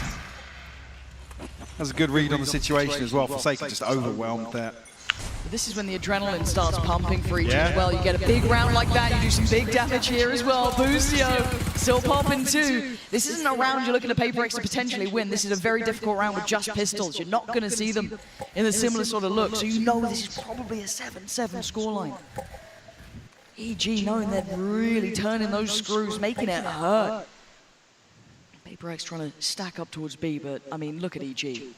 They're waiting for this wall. Yeah. Continuously we see the anticipation from EG. The reads generally have been on point. The flash out, not going to amount to too much. Oh, it's a massacre. It's an absolute massacre in middle. Divide can't do anymore. He absolutely can't. Demon won there. Gonna get him past it. Prime Gaming flawless, but the bigger picture here, Mike. We are tied up at 7 apiece. Sure, and I do want to see if EG continue putting this same wall over towards A, because it actually enables this spam off the rip. And something like Jorgmo can maybe just double sat you out. It's actually him with the area. He's not going to be seeing anybody spamming off it initially here. But it's curious to see, because in the last round, definitely, there was a lot of chip damage done. Following the decay of the wall on the top of the wall bank coming through. We're still happy as 4 to continue fighting for this space. Forsaken's on an island. Again. This makes me... I mean, he's capable, but... Of course he is. It's Forsaken, but he's got 5 against him. His teammates are on B. Maybe he needs some help here. Someone bail out Forsaken, please. He's trying to stand and fight, but there's an army in his way. EG overwhelmed, they're going to get an upgrade, but trying to get quick to a Jing. Tries to deny them, slows them down, holds them back, but he gets broken in on. A minute on the board, and they've got the site. They should be able to get a plant, and with this, they can take some space. Posted through here, something. Lucky to be alive. What's he doing? The paranoia's gone in. He's just standing there. Jorgamo punishes this. And now down to 2, Mindfreak and Divide need to dig deep. The plant's not in. They've still got a second to work. You see Divide trying to have a little look. See if he could spot out where Ethan is. They're creeping closer. There's nowhere safe in this. Mindfreak with a huge pickup towards Ethan. Demon 1 still standing. It's a 1v1. Demon 1 wins it. EG Oh my pushing god. ahead now, punishing Paper X on the buy. And a bonus round conversion here in the second half of Lotus. Absolutely crucial. Last player standing. EG want to drive things home here. Let's go, baby. 2 away from the Seekers, Cosmic Divide online here. Paper X back down on a busted buy. They're such a capable team, but this is so difficult. Forsaken again, left just so alone. He couldn't have the support. Jorgamo running through him now. And they can just pump the brakes, they can relax a little. They don't have to overdo it just yet. They got 2 so early on.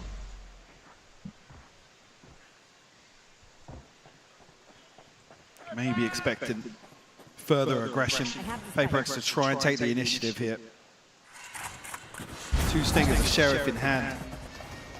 I mean, difficult really. Oh, Divide. Desperately trying to avoid detection, but they will survive for the time being. Mindfreak will fall elsewhere though. And a formality, the paint shell will find it. It's clinical. EG starting to believe, starting to feel that finish line, see it on the horizon. Something's down, it's 9 now. We're getting closer. Paper X. Is this the final stand for you? This purchase here is everything, and that's why there's a timeout. They have a 4 buy. But Mike, if it's not now, it may actually just be never. I mean, sure, they'll have another chance, but the thing is, it's how close they are to ultimates here in this one, and how one-sided the last couple of rounds have been. Operator online, something has to make that investment worthwhile. I think EG now have figured out that Forsaken is just on an island EC. Bit of a pace change towards Mount to shut him down. Paper X have to come up with something different now. In round 17, because it's becoming very concerning. EG knocking on the door of double digits. And the confidence will be sky high. Absolutely. I mean, they came into this map so confident. A 13-5 on bind. And the way in which some of these players from EG really elevated as well. A huge positive for them. This is a big crossroads for Paper X. A gut-wrenching round.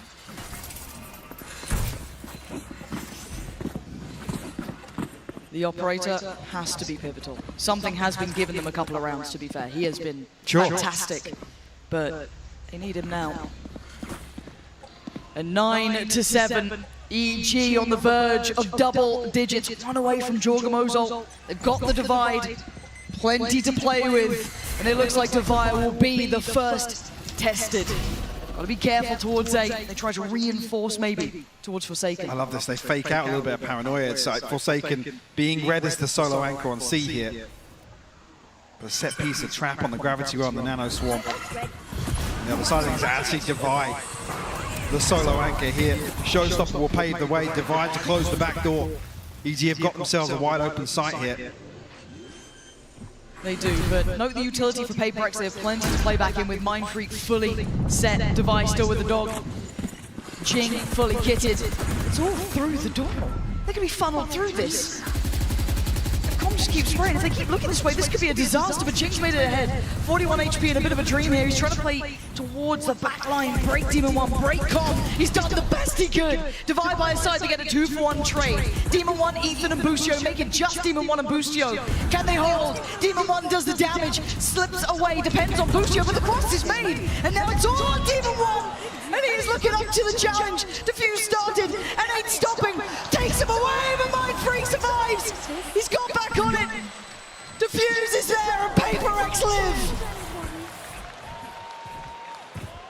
Certainly not the most comfortable, but an 8 nonetheless. You'll take what you get at that point.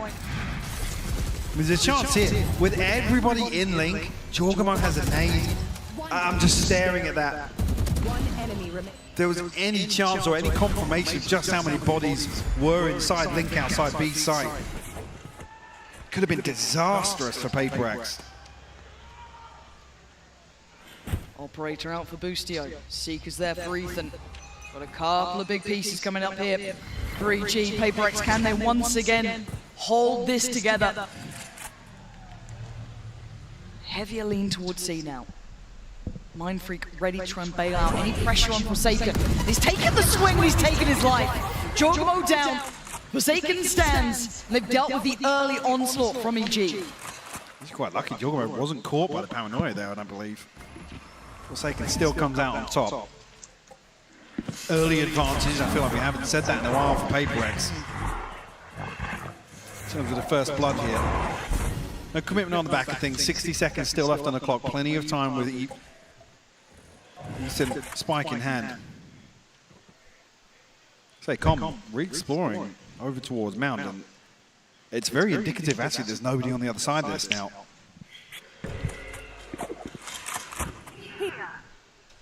Mindfreak. He's got to be so careful. These Seekers are a problem. He wants out. He's going to fall away and respect the side take. He can't hold it on his own. Well, they're invested at the right spot as well, because a couple of them go towards Waterfall, towards the door. Com's getting aggressive on this. Com's playing ahead, and that's so smart. A deep bit of utility going to make this harder for them. Showstopper goes above, but he's still going to catch Com. But the reveal couldn't make the most of it there. Demon 1, this is great from Paper X, holding this together. Boostio and Ethan. They've got the plant, but can they hold the post? Ethan staying close. Overwhelmed, James in there. And now all on Boostio in a 1v5, Paper X. Easy. Standing strong together here. Closing the scoreline up once again. They're starting to rally now, Lauren. Will be a prime gaming flawless.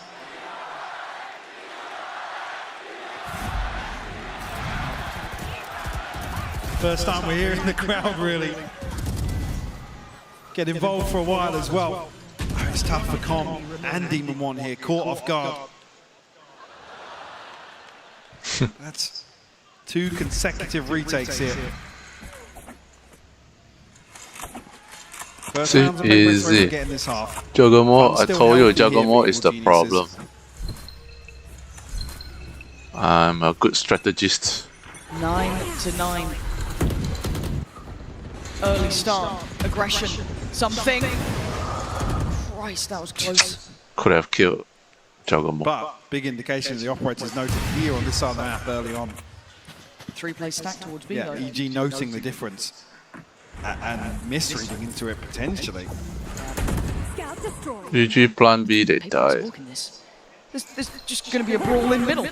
This is obscene. There's a player so close by. Paper X needs to be so careful about this one. Jogamo ready to punish, and he does. Gets Jing down. Flash to follow. They're in danger. Jogamo getting hungry for it. The HP looking rough for Paper X. Divide down to 50. Forsaken 39. Ult there for Boostio. Yeah, it's invested instantly. Able to secure B site on the back of this. Mindfreak cognizant of the possibility that Com is here. The spike finally making its way onto site. Well, that timing, he slipped through. Could he deny the plant? The paranoia is going to play off the back of this. Doesn't see it on the standard spot, but it's going to do some damage. Nice. Take away Ethan. Chip away, but it's still just But a bit free. lit. The operator is brutal to try and play it. Jogamo getting aggressive. And oh, he's just adding bodies to the count. Oh, Jogamo just fucking... Fury. He's ridiculous today. Oh, Jogamo. 10 rounds for EG. There's just rounds where Jogamo he just thinks, okay, I'm going to kill everyone, guys. Step aside. I'm going to get a 4K. 21 kills for him. It's just outrageous. Too lucky today. What he's able to get away with.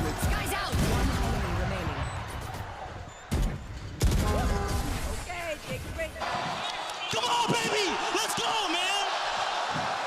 Yeah, that energy starting to show round by round here for EG. And they're right back to it. Look at this man. He is feeling himself. He's got that hot hand in the game What, now. Showstopper again. Right back to business.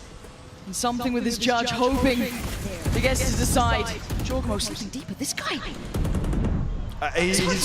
He's playing with the rhythm so well right now. He's feeling the game perfectly, and he's so deep on this. They have no idea. Maybe a consideration in Mindfreak's mind.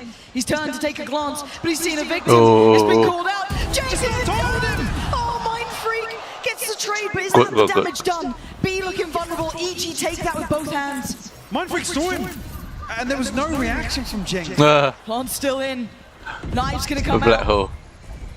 Let's look at this post plant here, 4v4. Divide is there, it's just been invested by Forsaken. But can they divide and conquer now? Ethan's still in the site, gonna eat the flash, turn it in time. Goes back for more, chip damage left, chip damage right. He's looking to punish this, pop flash, yes! He's got it, caught there, Forsaken breaks in, overwhelmed! Paper X, they're back on the site! It's on Demon 1 and Com, they've already started this up! Diffuse doesn't get to halfway, he's been taken away from it, Forsaken with a second attempt, but look who's here! You didn't turn around, you didn't check behind you, and of course, Com and Demon 1 in unison! Oh my god. Pushing EG closer! 11 on the board, Lauren. Paper X against the ropes now. And keep your eyes on the right side of that scoreboard. Look at the money that's going to be left here. And the enemy was punished. It's starting to feel like the home stretch here. The atmosphere's changing, Mike. You can see it in the confidence. Just look at Chorgamo, the way he's playing. They can start tasting this. Can Paper X stop it? Can they hold anything? Oh! Straight out of the sky, something What the heck? is just evaporated. And it's a 5v4. Chorgamo is tearing EG through this game. Leading by example now. Paint Shot goes in, fortunately for Forsaken. Gets a second shot at things there, but couldn't quite get it ready in time. The plant's gonna come through, and the gap's getting close. Chorgamo again. He is traded this time. A 3v3. Jing wants in. He gets in. He takes down Ethan. He's got the sight. Demon 1 on the trade, and now the 2v2. Divide held back. He can't get there. He has to try and get past Com, and he's just not letting him through. Com takes down Divide. It's on Mind Freak now, or it's 12. He's looking for it. He's desperate for it. Can he save Paper X? Not today. Oh no, man. Oh, GG already lah. GG. GG. Championship point for Evil Geniuses. GG. The response comes through 3 unanswered. And we talked about the concerns. Chorgamo is playing a different game right now. You saw him totally messing with expectations previously. Let's go! Let's go! There's gaps in the purchase here, Lauren. Paper X, they're going aggressive. They're trying to pick themselves back up off the floor here. They've taken the space by A, but there's no one there. So it's Forsaken on the other side. He's trying to take a challenge, but he's put down to 25 HP. Slips away towards CT. Chorgamo, of course, going to take any space given to him. Giving him in, she's going to take a mile. Paint Shell to supplement. Viper's Pit is up. The brutality of this round is truly kicking into effect. Chorgamo trying to face down 3. And now the time is on EG's side. And they have a vice-like grip with the Viper's Pit set up here. The divide will go up as well, cause more problems. Paper X, though, they're looking to get aggressive. Jing, desperate for it. He will do everything he can for his side. For that one last time, that one last round. Mind Freak towards Boostio. They're trying desperately. They still need to get towards the spike. Nice. Come back. Can he do it right here, right now? Diffuse started. He can't. Paper X is still alive. A lifeline delivered. EG unable to drag this one across the line. Easy comeback, easy comeback. They threw the ultimate Easy comeback. Easy Going comeback. straight for the jugular of Paper X. Easy comeback. It's another retake that comes through. They're third on the half, the only successes they have found so far. Oh, this is so close, man. Ooh. And take a moment, a breather. Time out. To consider the Jogamo, situation man. here. The problem, Demon and Jogamo. EG on the brink of finding a 3-1 victory over Paper X here. To be crowned the champions, Lauren. Their story has enamored most of us. Hard to turn away from a Cinderella story. What started out in NA all the way through to Tokyo, and then potentially here. But it's still 2 rounds. PaperX, if there's any team who can dig deep, who has a reason to dig deep, to take us to OT, to take us the distance, it would be PaperX. Do they have it in them? Do they have the drive, the will to push through here? We're about to find out. With a buy made, it's not pretty from EG. Let's see if they can stick the landing now. Still very comfortable behind this though, so even if they concede, PaperX is 11th. Just down to the wire. Yeah, 24 at least will be a comfortable purchase. Look at this. Confident to potentially the very end. Still playing ahead, still showing presence, unrelenting. But they fall away now. Hoping to maybe cost EG a little utility, but it's something. He's waiting. This guy is pixel perfect. Forsaken's the one to find it. Oh, course! What? Been caught on the way out. Demon 1 on the punish. Mistake. That's an upgrade. Another face check here with the dash. I don't think noted just the reposition there. Forsaken Ethan. Already relaying the information. Com hasn't made progress elsewhere because he's on a stinger. No chance to really pressure this side of the map. TP will come through. I don't think he saw anything. Nope. They were just in that little pocket there. And none the wiser, that could have been a big indicator early. It's not anymore. And now towards the side, he's calling for backup. Does he stay? Does he leave? Jogamo 1 away from his ult again. He's going to take towards the side. Surely not. GG It's still clear. We can already see towards the drop down. One player's waiting to vie. Has to sit back. Jogamo's planting. He's going to have the showstopper. This is it. This is huge. Divine now. Got to be careful. He's a little ahead of expectation, but come on the way. He's going to take him down. Still trying to dig deeper. The paint, it didn't connect. He found nothing. It's a 3v3. Still anyone's game here. Jing, the next to try and step into the ring. Demon 1 on the other side. Ethan's found. Mind Freak is down to 2. This could be it. Another chance for Jing. It's all over. EG are your Valorant World Champions.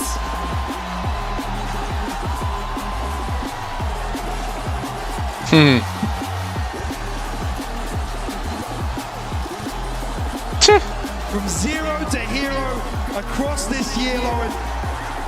What a story for these EG guys. is just lucky, man. EG is just lucky, man. You can see what it means to them as well. All those sticks and stones thrown have just made their empire. Everyone doubted them. EG is just lucky, man. And with every step they've taken, they have proven themselves one of the best we have in the game. They put their hearts and souls into this to face down a team like PaperX here and deliver is something incredibly special.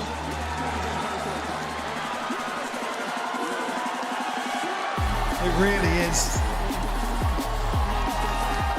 Heartbreak for the other side, of course. A formidable foe, especially in terms of a finals matchup, Lauren. But EG overcome. They overcome everything in 2023. Because of the pink hair fatty, lucky Jogamo. Wow. Speechless. What a performance today as well. Talked about second elevating, place. talked about stepping up to the plate and delivering. The team that did step up in my eyes as well, PaperX, obviously heartbreaking for them, heart-wrenching, but respect should be given. They will remain Absolutely. the princes who never became kings, but they truly won our hearts out here. Every single time you see them, you see that potential, you see all that they've achieved. A true fan favourite from start to end. How did they win EG earlier, man? Another round of applause here for PaperX.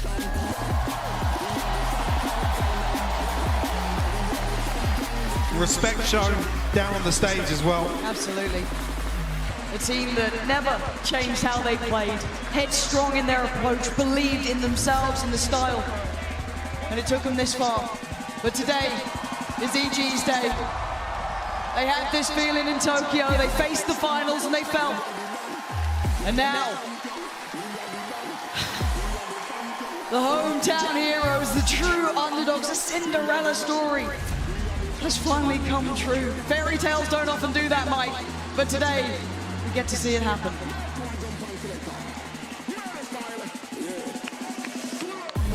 Just to take stock of their performance here, just been speechless.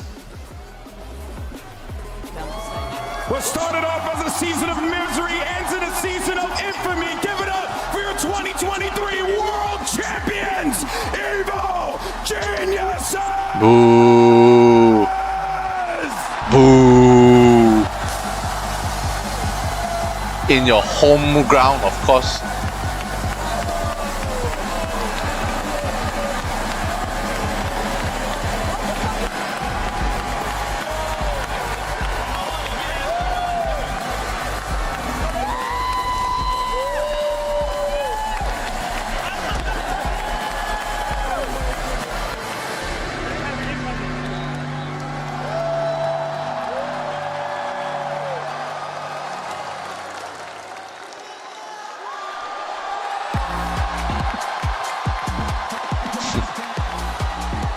Is a sound I love to hear. You can't beat that. Bloody hell. And they're so deserving of it. God, you can't They've say a bad word worked about so hard. Blood, sweat, and tears have gone into transforming this team.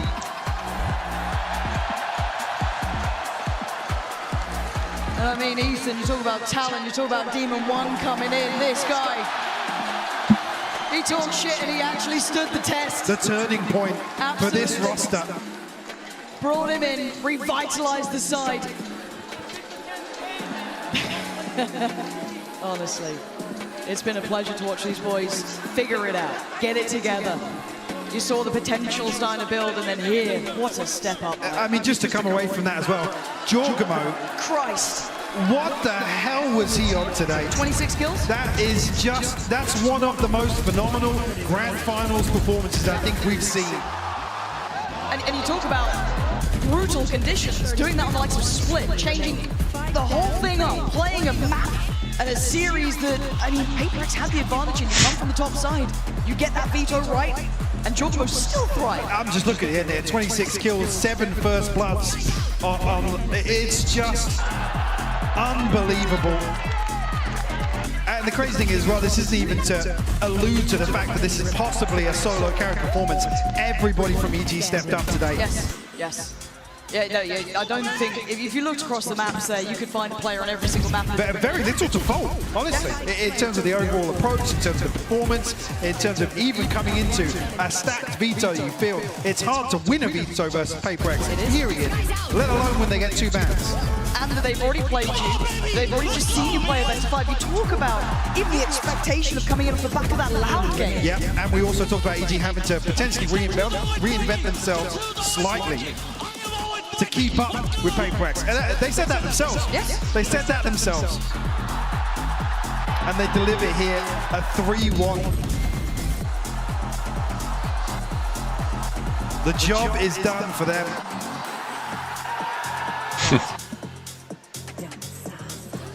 What a moment. That is a very special victory. Genuinely, truly is. Oh man, what a day. What a final.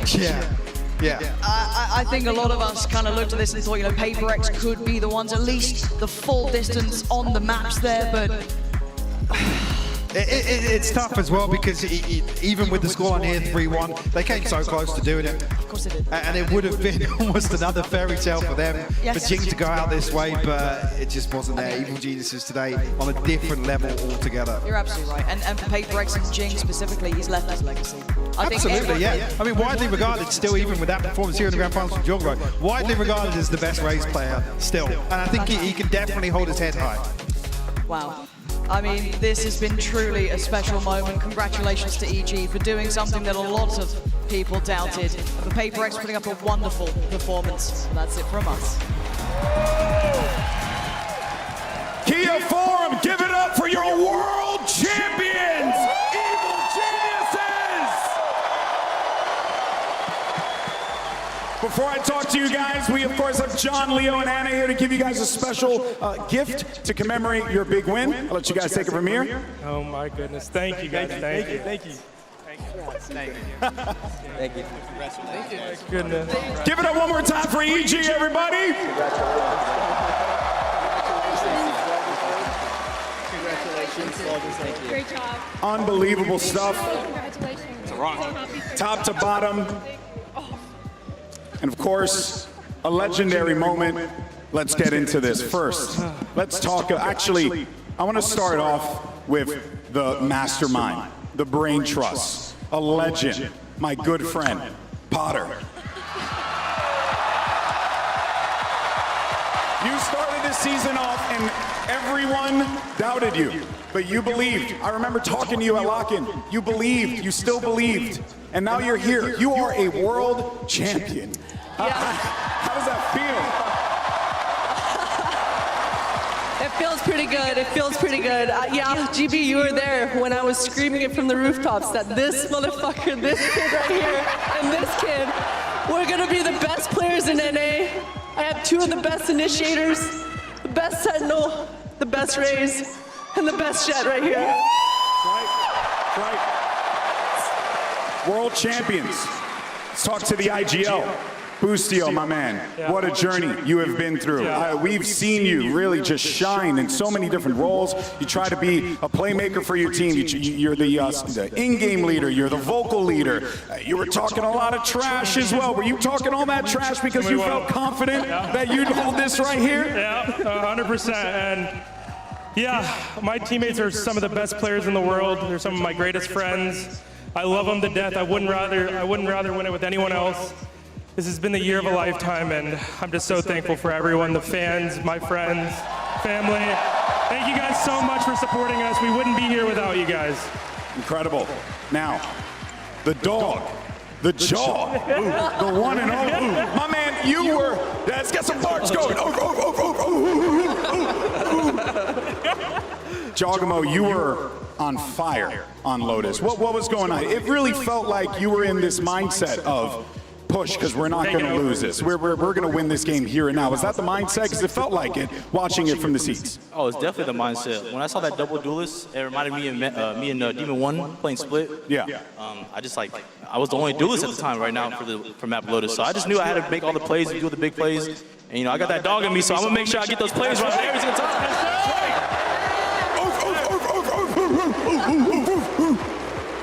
And then, of course, the silent assassin.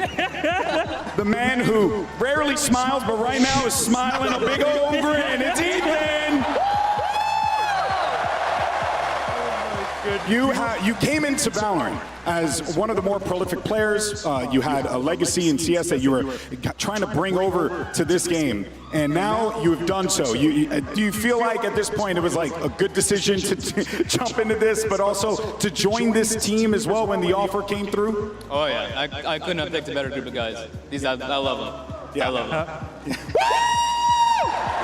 guy's trying to blow my ears out. He talks for you, talk for him. Thank you. And then, my man, Calm.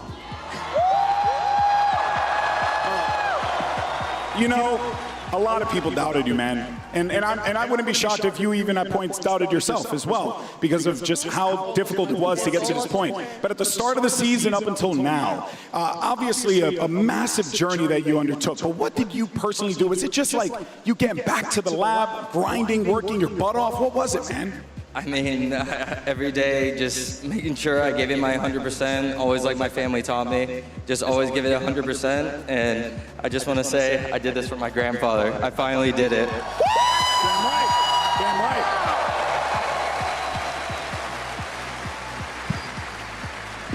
And last but certainly not least, Demon 1. Demon 1! Thank you, Boosty. Thank you. Demon 1. When you came into this team, I remember seeing the conversation online, and there were question marks. People were unsure. They were like, wait, who is this guy? Why is he on this team? Is this just a meme? They weren't sure. And then you start playing, and then you start shutting people up. Was that it? Was that your motivation the whole time? Like the moment you got on this team, you just want to prove everyone wrong? Oh yeah. Fuck the haters. Respect my fucking name. I'm the best player in this game. Best player! You know what? He's a champion. We'll give him that one. We'll give him that one. Hey, you know what? Last but certainly not least, you know what, Boosty, we'll go to you since you're in the IGL. Is this the start of an evil geniuses dynasty? Absolutely. Absolutely? Absolutely. Absolutely. Well, Absolutely. I don't think there's anything left to say besides give it up one more time for your world champions, Evil Geniuses!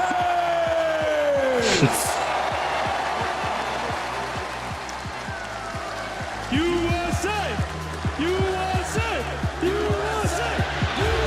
We talk about these Cinderella teams, Cinderella's runs in Valorant, and we finally witnessed it, guys. The Cinderella team from the start of the year, they've done it. They've made it all the way to the end, and Bren finally lifted a trophy. Yeah, I mean, so underappreciated at the beginning of the season. Everybody doubting them. We've been hitting it over and over and over again, and it just makes this moment so damn special because they all deserve to be up there. They've been grinding the entire season. Doubted throughout pretty much most of it as well. Even at this point when they entered champs, people were still doubting them, despite the fact that they made the grand finals of Tokyo. But now they've proven and shut up absolutely everyone that was doubting them. They've lifted that trophy. They have ended their year in more than success. They've cemented it in history. Yeah, this isn't just the first time that they've, won champions or lifted a global trophy. This is their first trophy. They barely had BO5 experience coming into Tokyo, and now they're here. The rise has been meteoric, and for the first trophy that you lift as a Valorant team, to be champions, to win the biggest event of the year,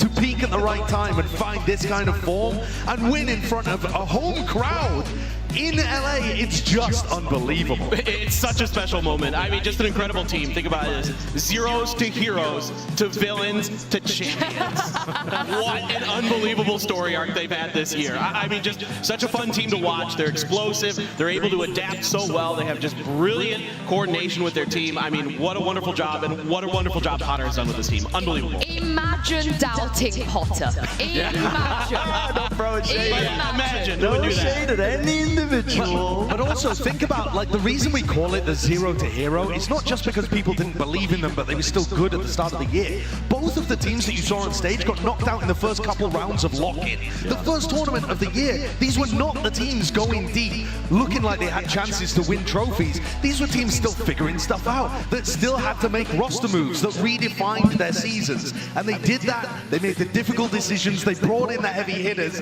They brought in Team of One, who's got words to say to everyone.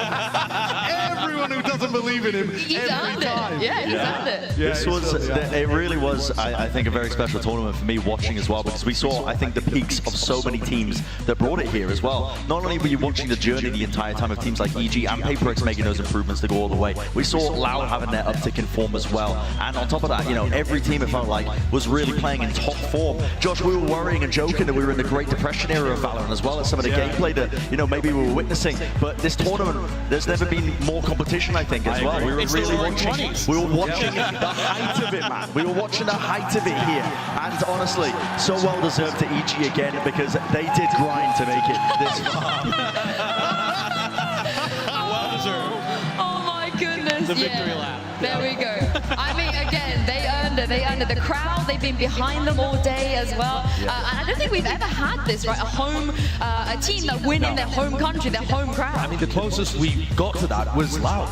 And when they almost pulled off the reverse sweep against Fnatic and had it denied right in front of that Brazilian crowd, here you've got it in LA with a crowd that was supporting EG.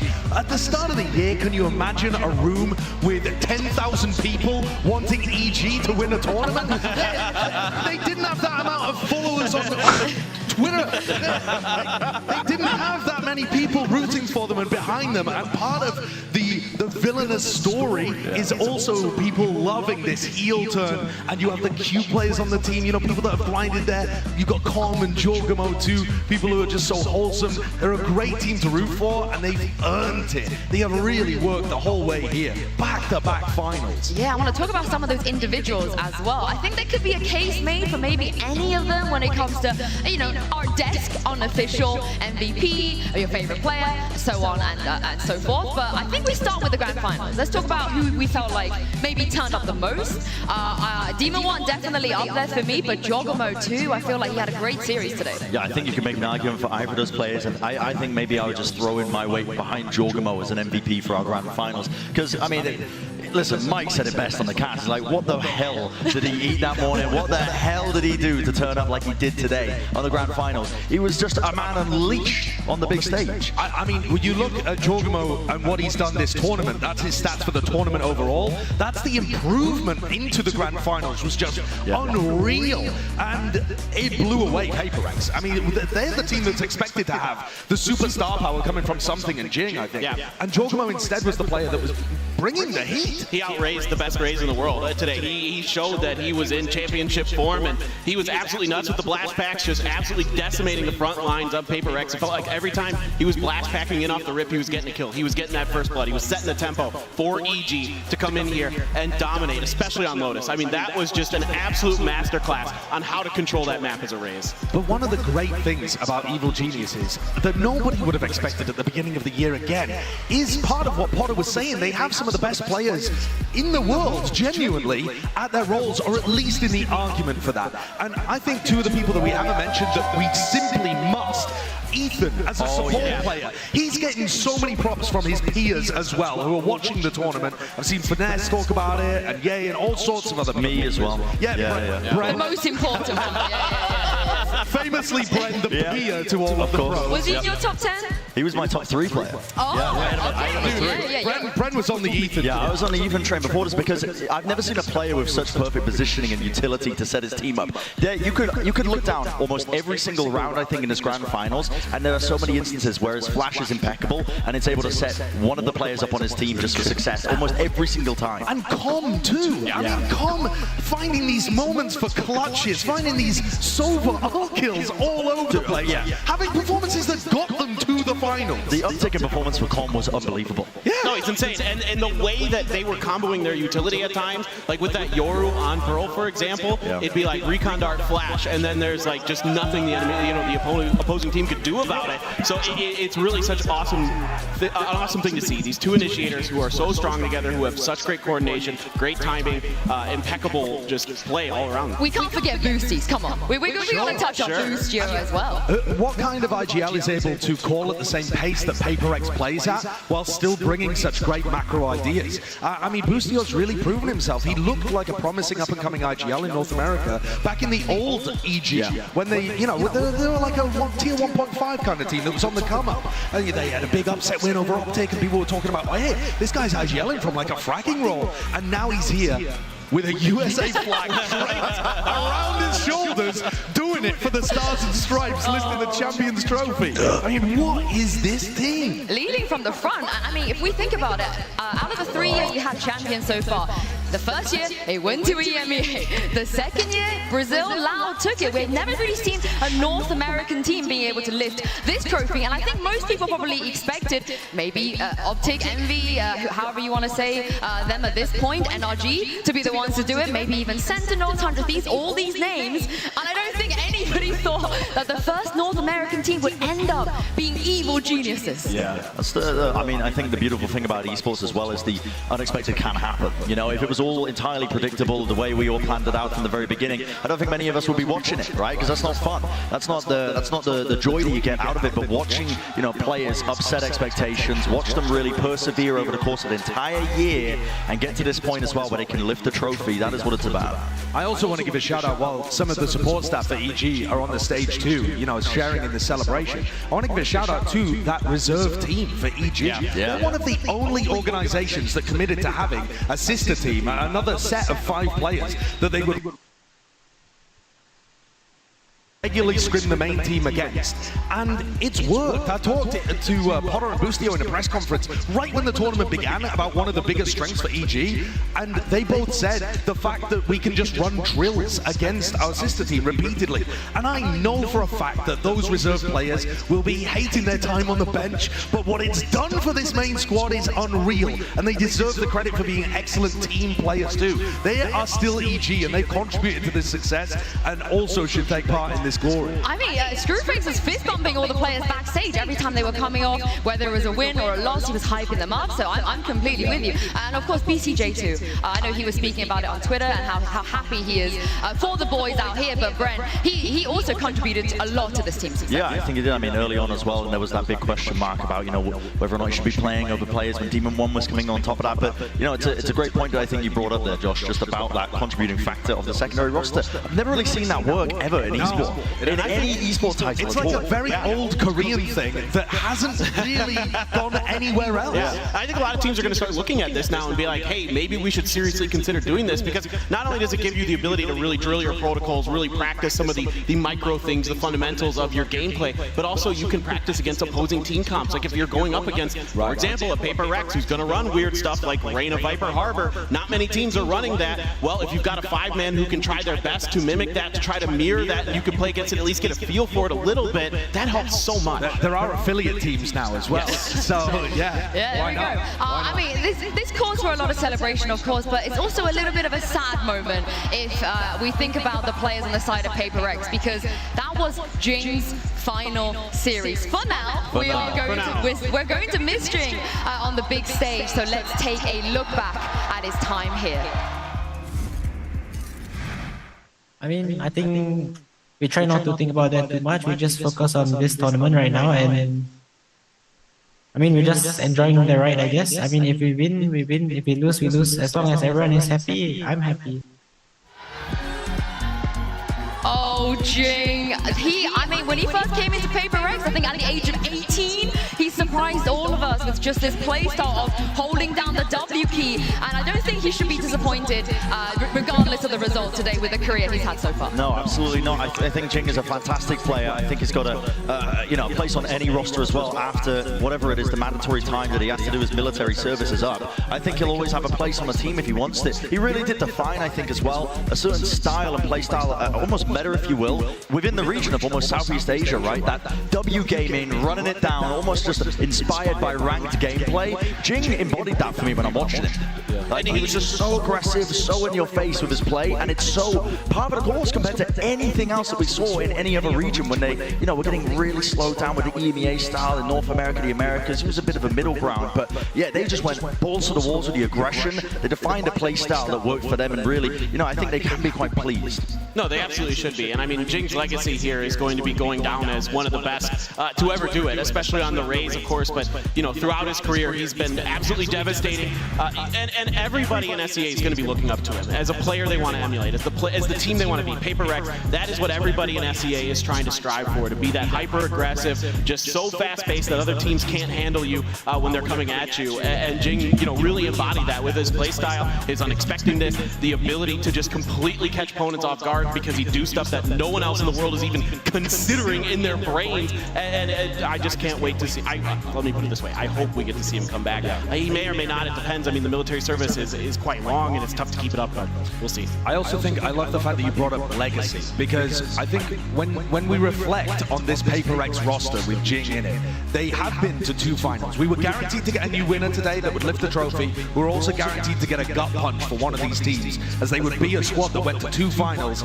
and went home without lifting one. That was absolutely guaranteed at the beginning of the day. But I don't think the legacy for this version of Paper X is going to be missing the mark. I think the legacy for Paper X and this version with Jing is as the most fun team to watch in Valorant. That, to me, is their legacy. What they've done is brought this wave of enjoyment into every match that they've played, win or lose. You tune into a Paper X game, you know you are going to be reaping the joy and happiness out of that entertaining match that's on your screen. You just know you're guaranteed entertainment. Yeah, I don't know how they're going to replace a player like that. I feel like he's way too unique. I don't think that you can even find someone to be able I'm to... sure he's inspired a lot of people. Yes.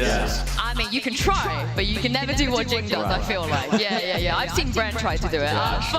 But before we close everything off, what was your favorite moment of this year? I'm going to go all the way back the entire year. The whole year. Honestly, of the entire year. Yeah. Genuinely. Hit me with it. What am I know what mine is. I already know what mine is. It was the VCT Pacific Finals when we had the first ever reverse the reverse sweep. sweep? Yeah, that's a good one. That was such an exciting moment. We got to be in front of a large crowd in South Korea, a couple thousand people inside of the stadium there. And just, after the second map, I was just like, thinking, all right, well, I guess we're just moving on. DRX continues their reign of dominance here in Asia, but then Paper Rex just gathered something up and took it over, and look where they got to today. Do you know what yours is? I mean, I'm going to go with a bit of a narrative Nancy one, to be honest. Because I feel like, for me, one of the... Is it the knife? No, it's not. The chosen knife. Yeah, the chosen knife. Yeah. No, I think one of the moments that I will remember the most from this year is the back-to-back win from Fnatic, and being there at both of those moments, specifically the win at Lock-In and seeing the look on specifically Boaster and Durka's face when they were lifting that trophy for the first time, then doubling down the second time, and that dominance throughout Lock-In and Tokyo actually set the entire stage for champions. All of the narratives were about who is going to step up and be able to take down Fnatic and win this if it's not them. And so that, I think, is one of the most memorable. Have you got yours? I've got mine too. To piggyback off that, I mean, I have goldfish brain, so I can only really remember like the most recent events of my life. But I have to agree with you. I think it plays off the back of that. This champs has been just magical for me spectating, because Fnatic were the center point. They had that target on that back, but it felt like every other team around them didn't falter. They almost rose to the occasion of trying to take it to this team that was almost like we were all saying preordained almost to just make it to the grand finals. Everyone stepped up, and it made this event one of my favorite ones to watch ever because of that competitiveness. Honestly, my Kong. Yeah. Need I say more? I feel like that's probably one of the... We've had such great pop-off moments. The Kang shot, but also King just standing up in Lock-In. That was this year? Oh my goodness. Yeah. It's been a long year, you two. It has. But thank you very much, you guys, for sticking with me for this entire year. And for everyone else as well. Thank you guys at home, of course, for tuning in. Everyone that contributed to this production, the players, the fans, the coaches, just everyone really in general. But before we go, I want to say a big thank you to everyone who came out here too, in person at the Shrine and the Kia Forum. Thank you so much for coming along and watching. We're going to leave you now with the Prime Gaming Grand Final highlights. Enjoy.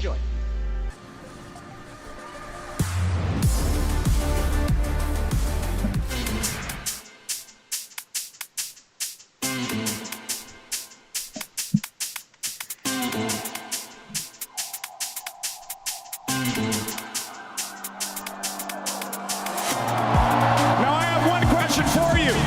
Are you ready? No, I think we can do it better. I want to hear you loud and proud. Are you ready?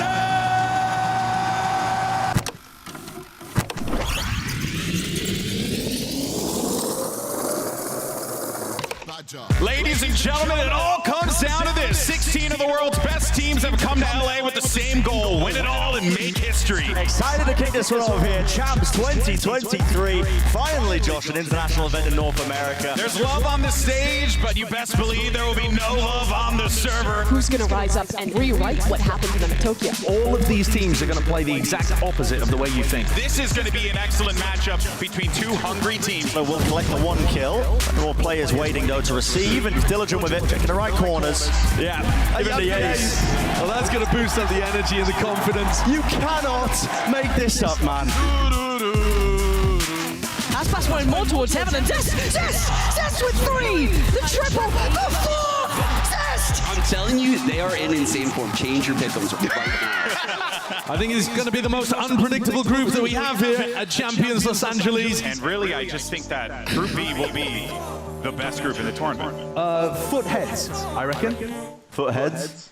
It's heads. Carpe with a good frag. They haven't spotted out the captain. He's doubling up, holding strong on the side. He doesn't need any help. Mimi, why do you have so many? Dude, I'm having a good time. Why are you having a good time? For one, they only got one international win, but the series is over, dude. We love you, Twitch chat. We love you, Twitch chat. Well, again, that space out towards it. Flash not quite connecting. Still they want to take the fights towards it. The spacing not good enough. Jorgamo. All the way through. The team that went to the finals of Tokyo is going to go out in groups. That's not happening. No. Why do I look like Bad Bunny right now? I have eaten cotton candy that size before. Really? Oh, yeah. It's just seen it, and it's just seen it with the ops. Certainly not the weapon you want in a situation like this when he's gotten one. Is he going to be able to get the second? Yes, he does! What a play from CNED! They have the Haunt there, too, to provide some cover to get some info, and there's really nothing that they can do. They're going to have to flood behind the flash. Dax has already gotten it! DRX for playoffs bound! In the blink of an eye, Doug. No, my nose! Listen, I like YZ as much as anybody, but it's going to be an RG. Okay. Billy Gamey. Say that 5 times fast. Som now has too many targets, but he deals with them so well. Snaps back to attention. Stunning from Som. Struggling to pin down the first Crescent and found one with a stinger. Yeah, but Knight's on the case. So we'll throw the crosshair placement off, but a pain shell going to force him there. Knight actually finding an ace of his own, Lauren. Come on, like Billy Gamey. Oh my, Billy. The true upset of the event so far. Billy, besting NRG. That's unbelievable. Dirk, if I may, a very quick question for you, sir. Given that New Jeans Super Shy. now you chant, now you ask for it. Dirk looking for it all. He's gonna have to push past the Cosmic Divide, the 4th and the 5th. The faithful shall be rewarded. It's Durkin time. He's back.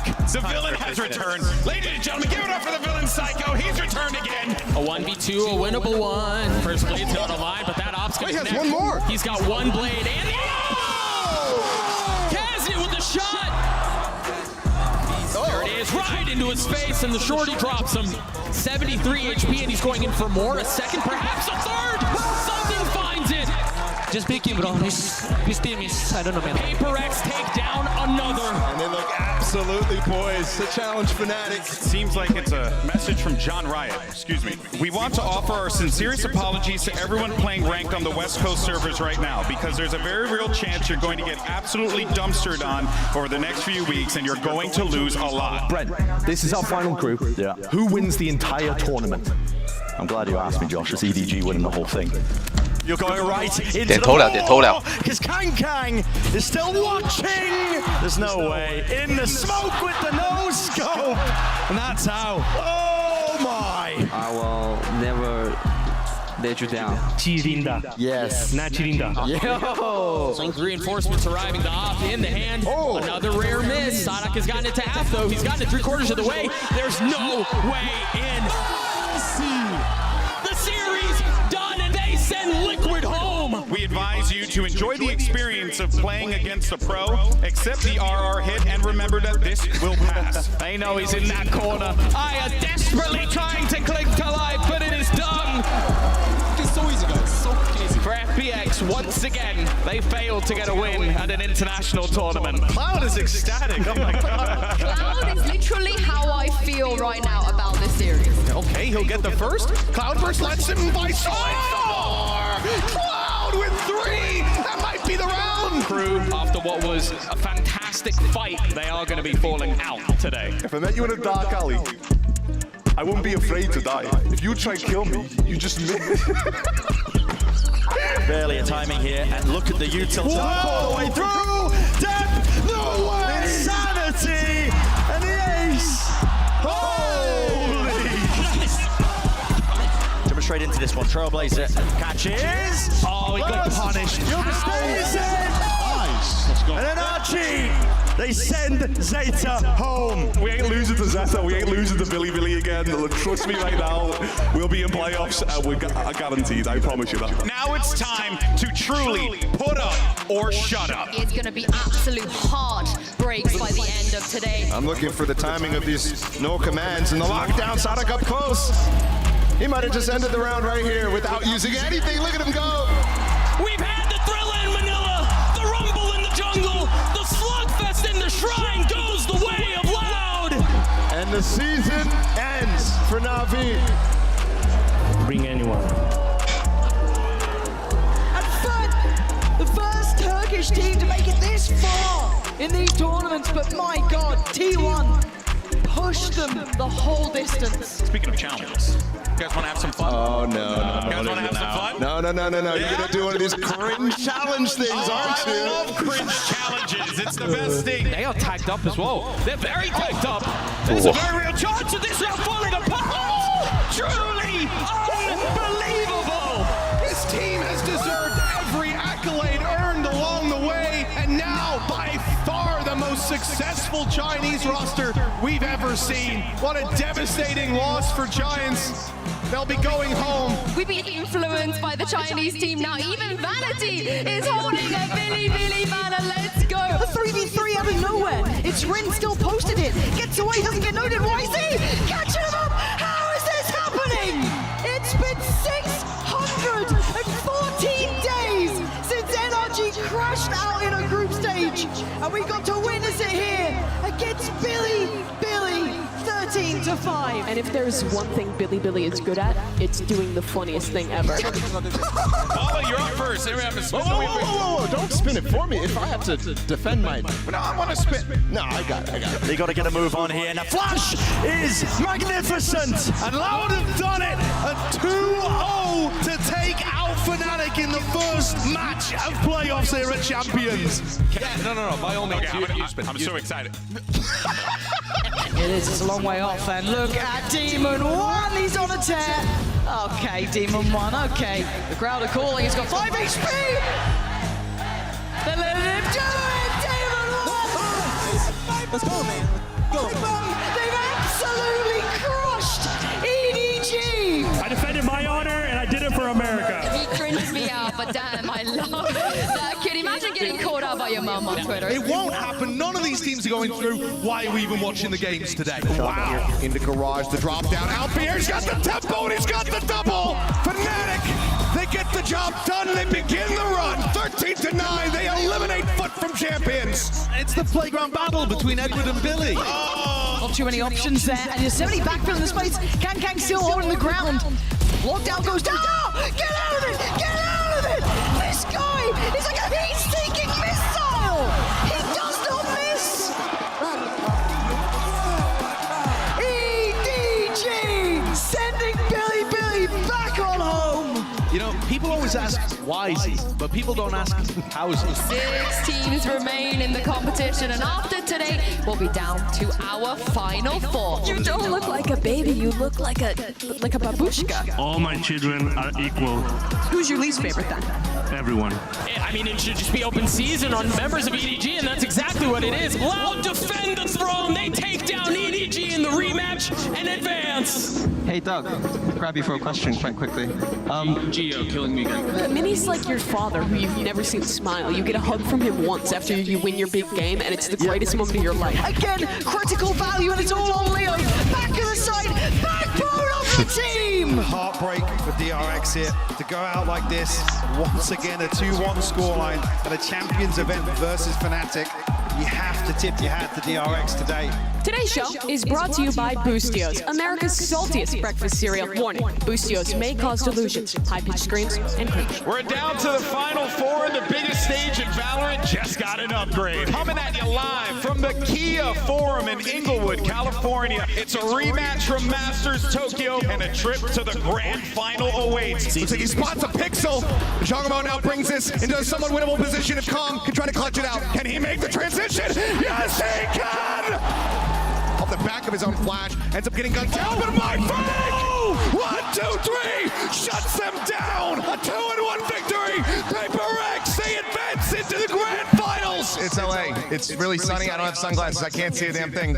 Back to you guys. This is becoming a disaster. 28 HP. Where's the support? It's gone. Someone has to stop him. He's defusing. Booster keeping Fnatic alive so far. Just a sexy boy. Not your boy, tall. And Daka is coming alive. Tui's. Oh my God, Tui's.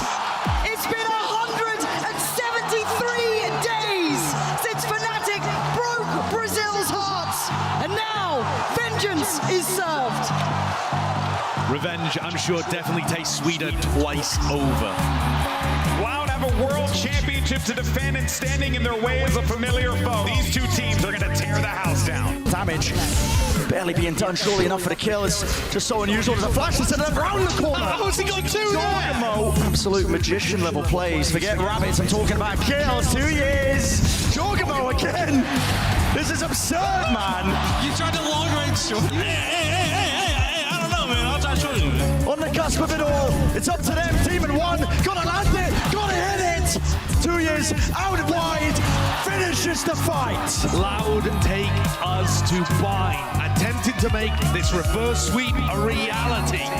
The backing away round to the side, Joker's shots are wild. Loud, it's crumbling. But the molly's not being invested. Not being invested. Too late.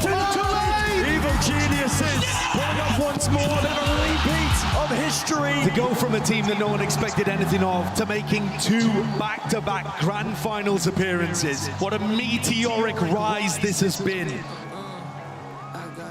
Just one more series to close out the year. History is going to be made no matter what happens. EG or PaperX will lift their first ever global trophy right here in the Kia Forum. It is going to be a crazy and emotional series. Presence towards heaven. Demon 1 turns around, takes him down. Something's gone. And now the oh my god! Above and beyond. This was never meant to be the map they started out. Oh Christ! Cracked open here for PaperX. Maybe this is the time they can break through. Maybe not. Demon 1 is out of this world. EG map 1. A confident opener to this series. 3 on the other side. First found, second follow-up. Ethan holding them back. Oh, and a third. Recovering what looked like a lost round. What? Busio and Calm trying to keep control. Swing, a miss. Calm on the trade, but he finds Forsaken. And the shot done. It's huge. Something is bleeding, but he's still standing and still fighting. And here it comes, the swing, and a miss from Team 1, and something is absolutely demonic right now. PaperX, map 2's theirs. Looking like they want to get into things as well. A 1-for-1 trade, Busio lost and oh my god, Forsaken's gone down as well. Jorgamo's just unleashing fury. Look at the damage that man's doing. But EG relentless, look at this pace from Jorgamo. He wants this done, he wants the next map. He's looking at Lotus already. Unbelievable performance, EG delivers it. They take the lead in the best of 5. Busio's the one to do the first, instantaneous and clear cut. Busio, what is going on? Oh my good God! Still has the Viper's Pit, just gonna come through. That denies any access. What the hell was that? In my life, seen anything like that. Damage, take away Ethan, chip away, but it's still just 3, and with the operator, it's brutal to try and play it. Jorgamo getting aggressive, and oh, he's just adding bodies to the count. Jorgamo unleashing fury! He's ridiculous today. Come on, baby! Let's go, man! It's all over! EG are your Valorant World Champions! From 0 to hero across this year, Lauren. What a story for these guys. You can see what it means to them as well. What started off as a season of misery ends in a season of infamy. Give it up for your 2023 World Champions, Evil Geniuses!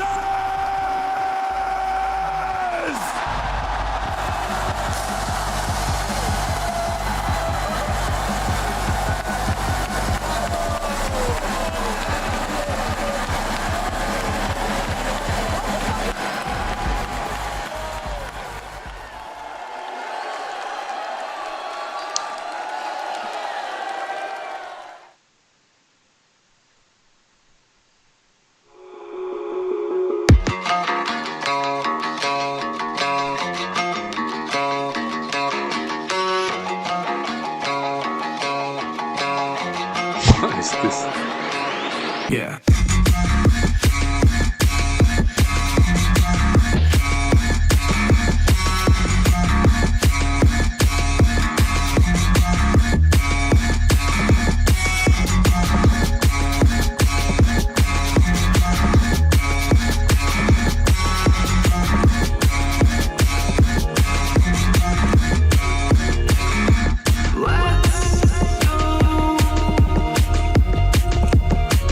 Let's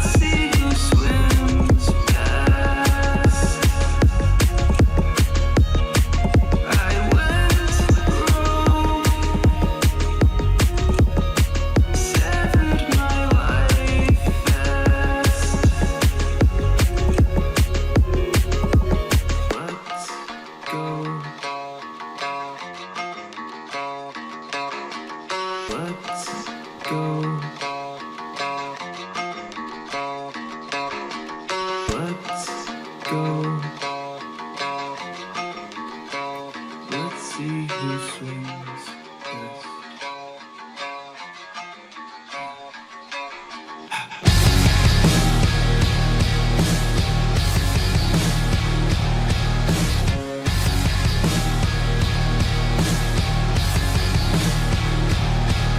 Yeah.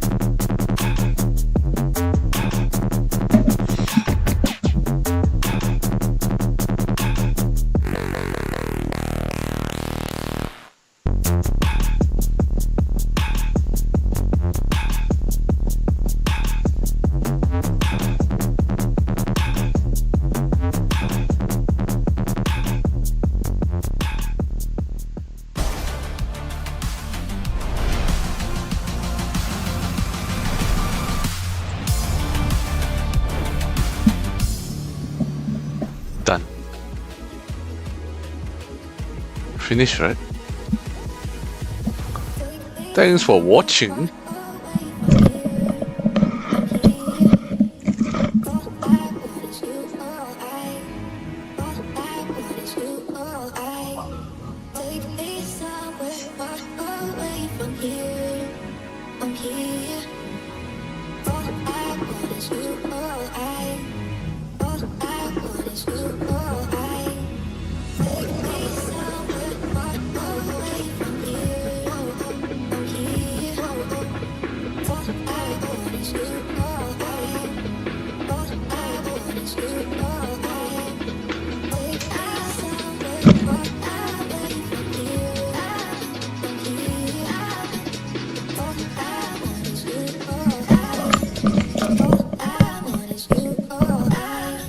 EG don't deserve the win.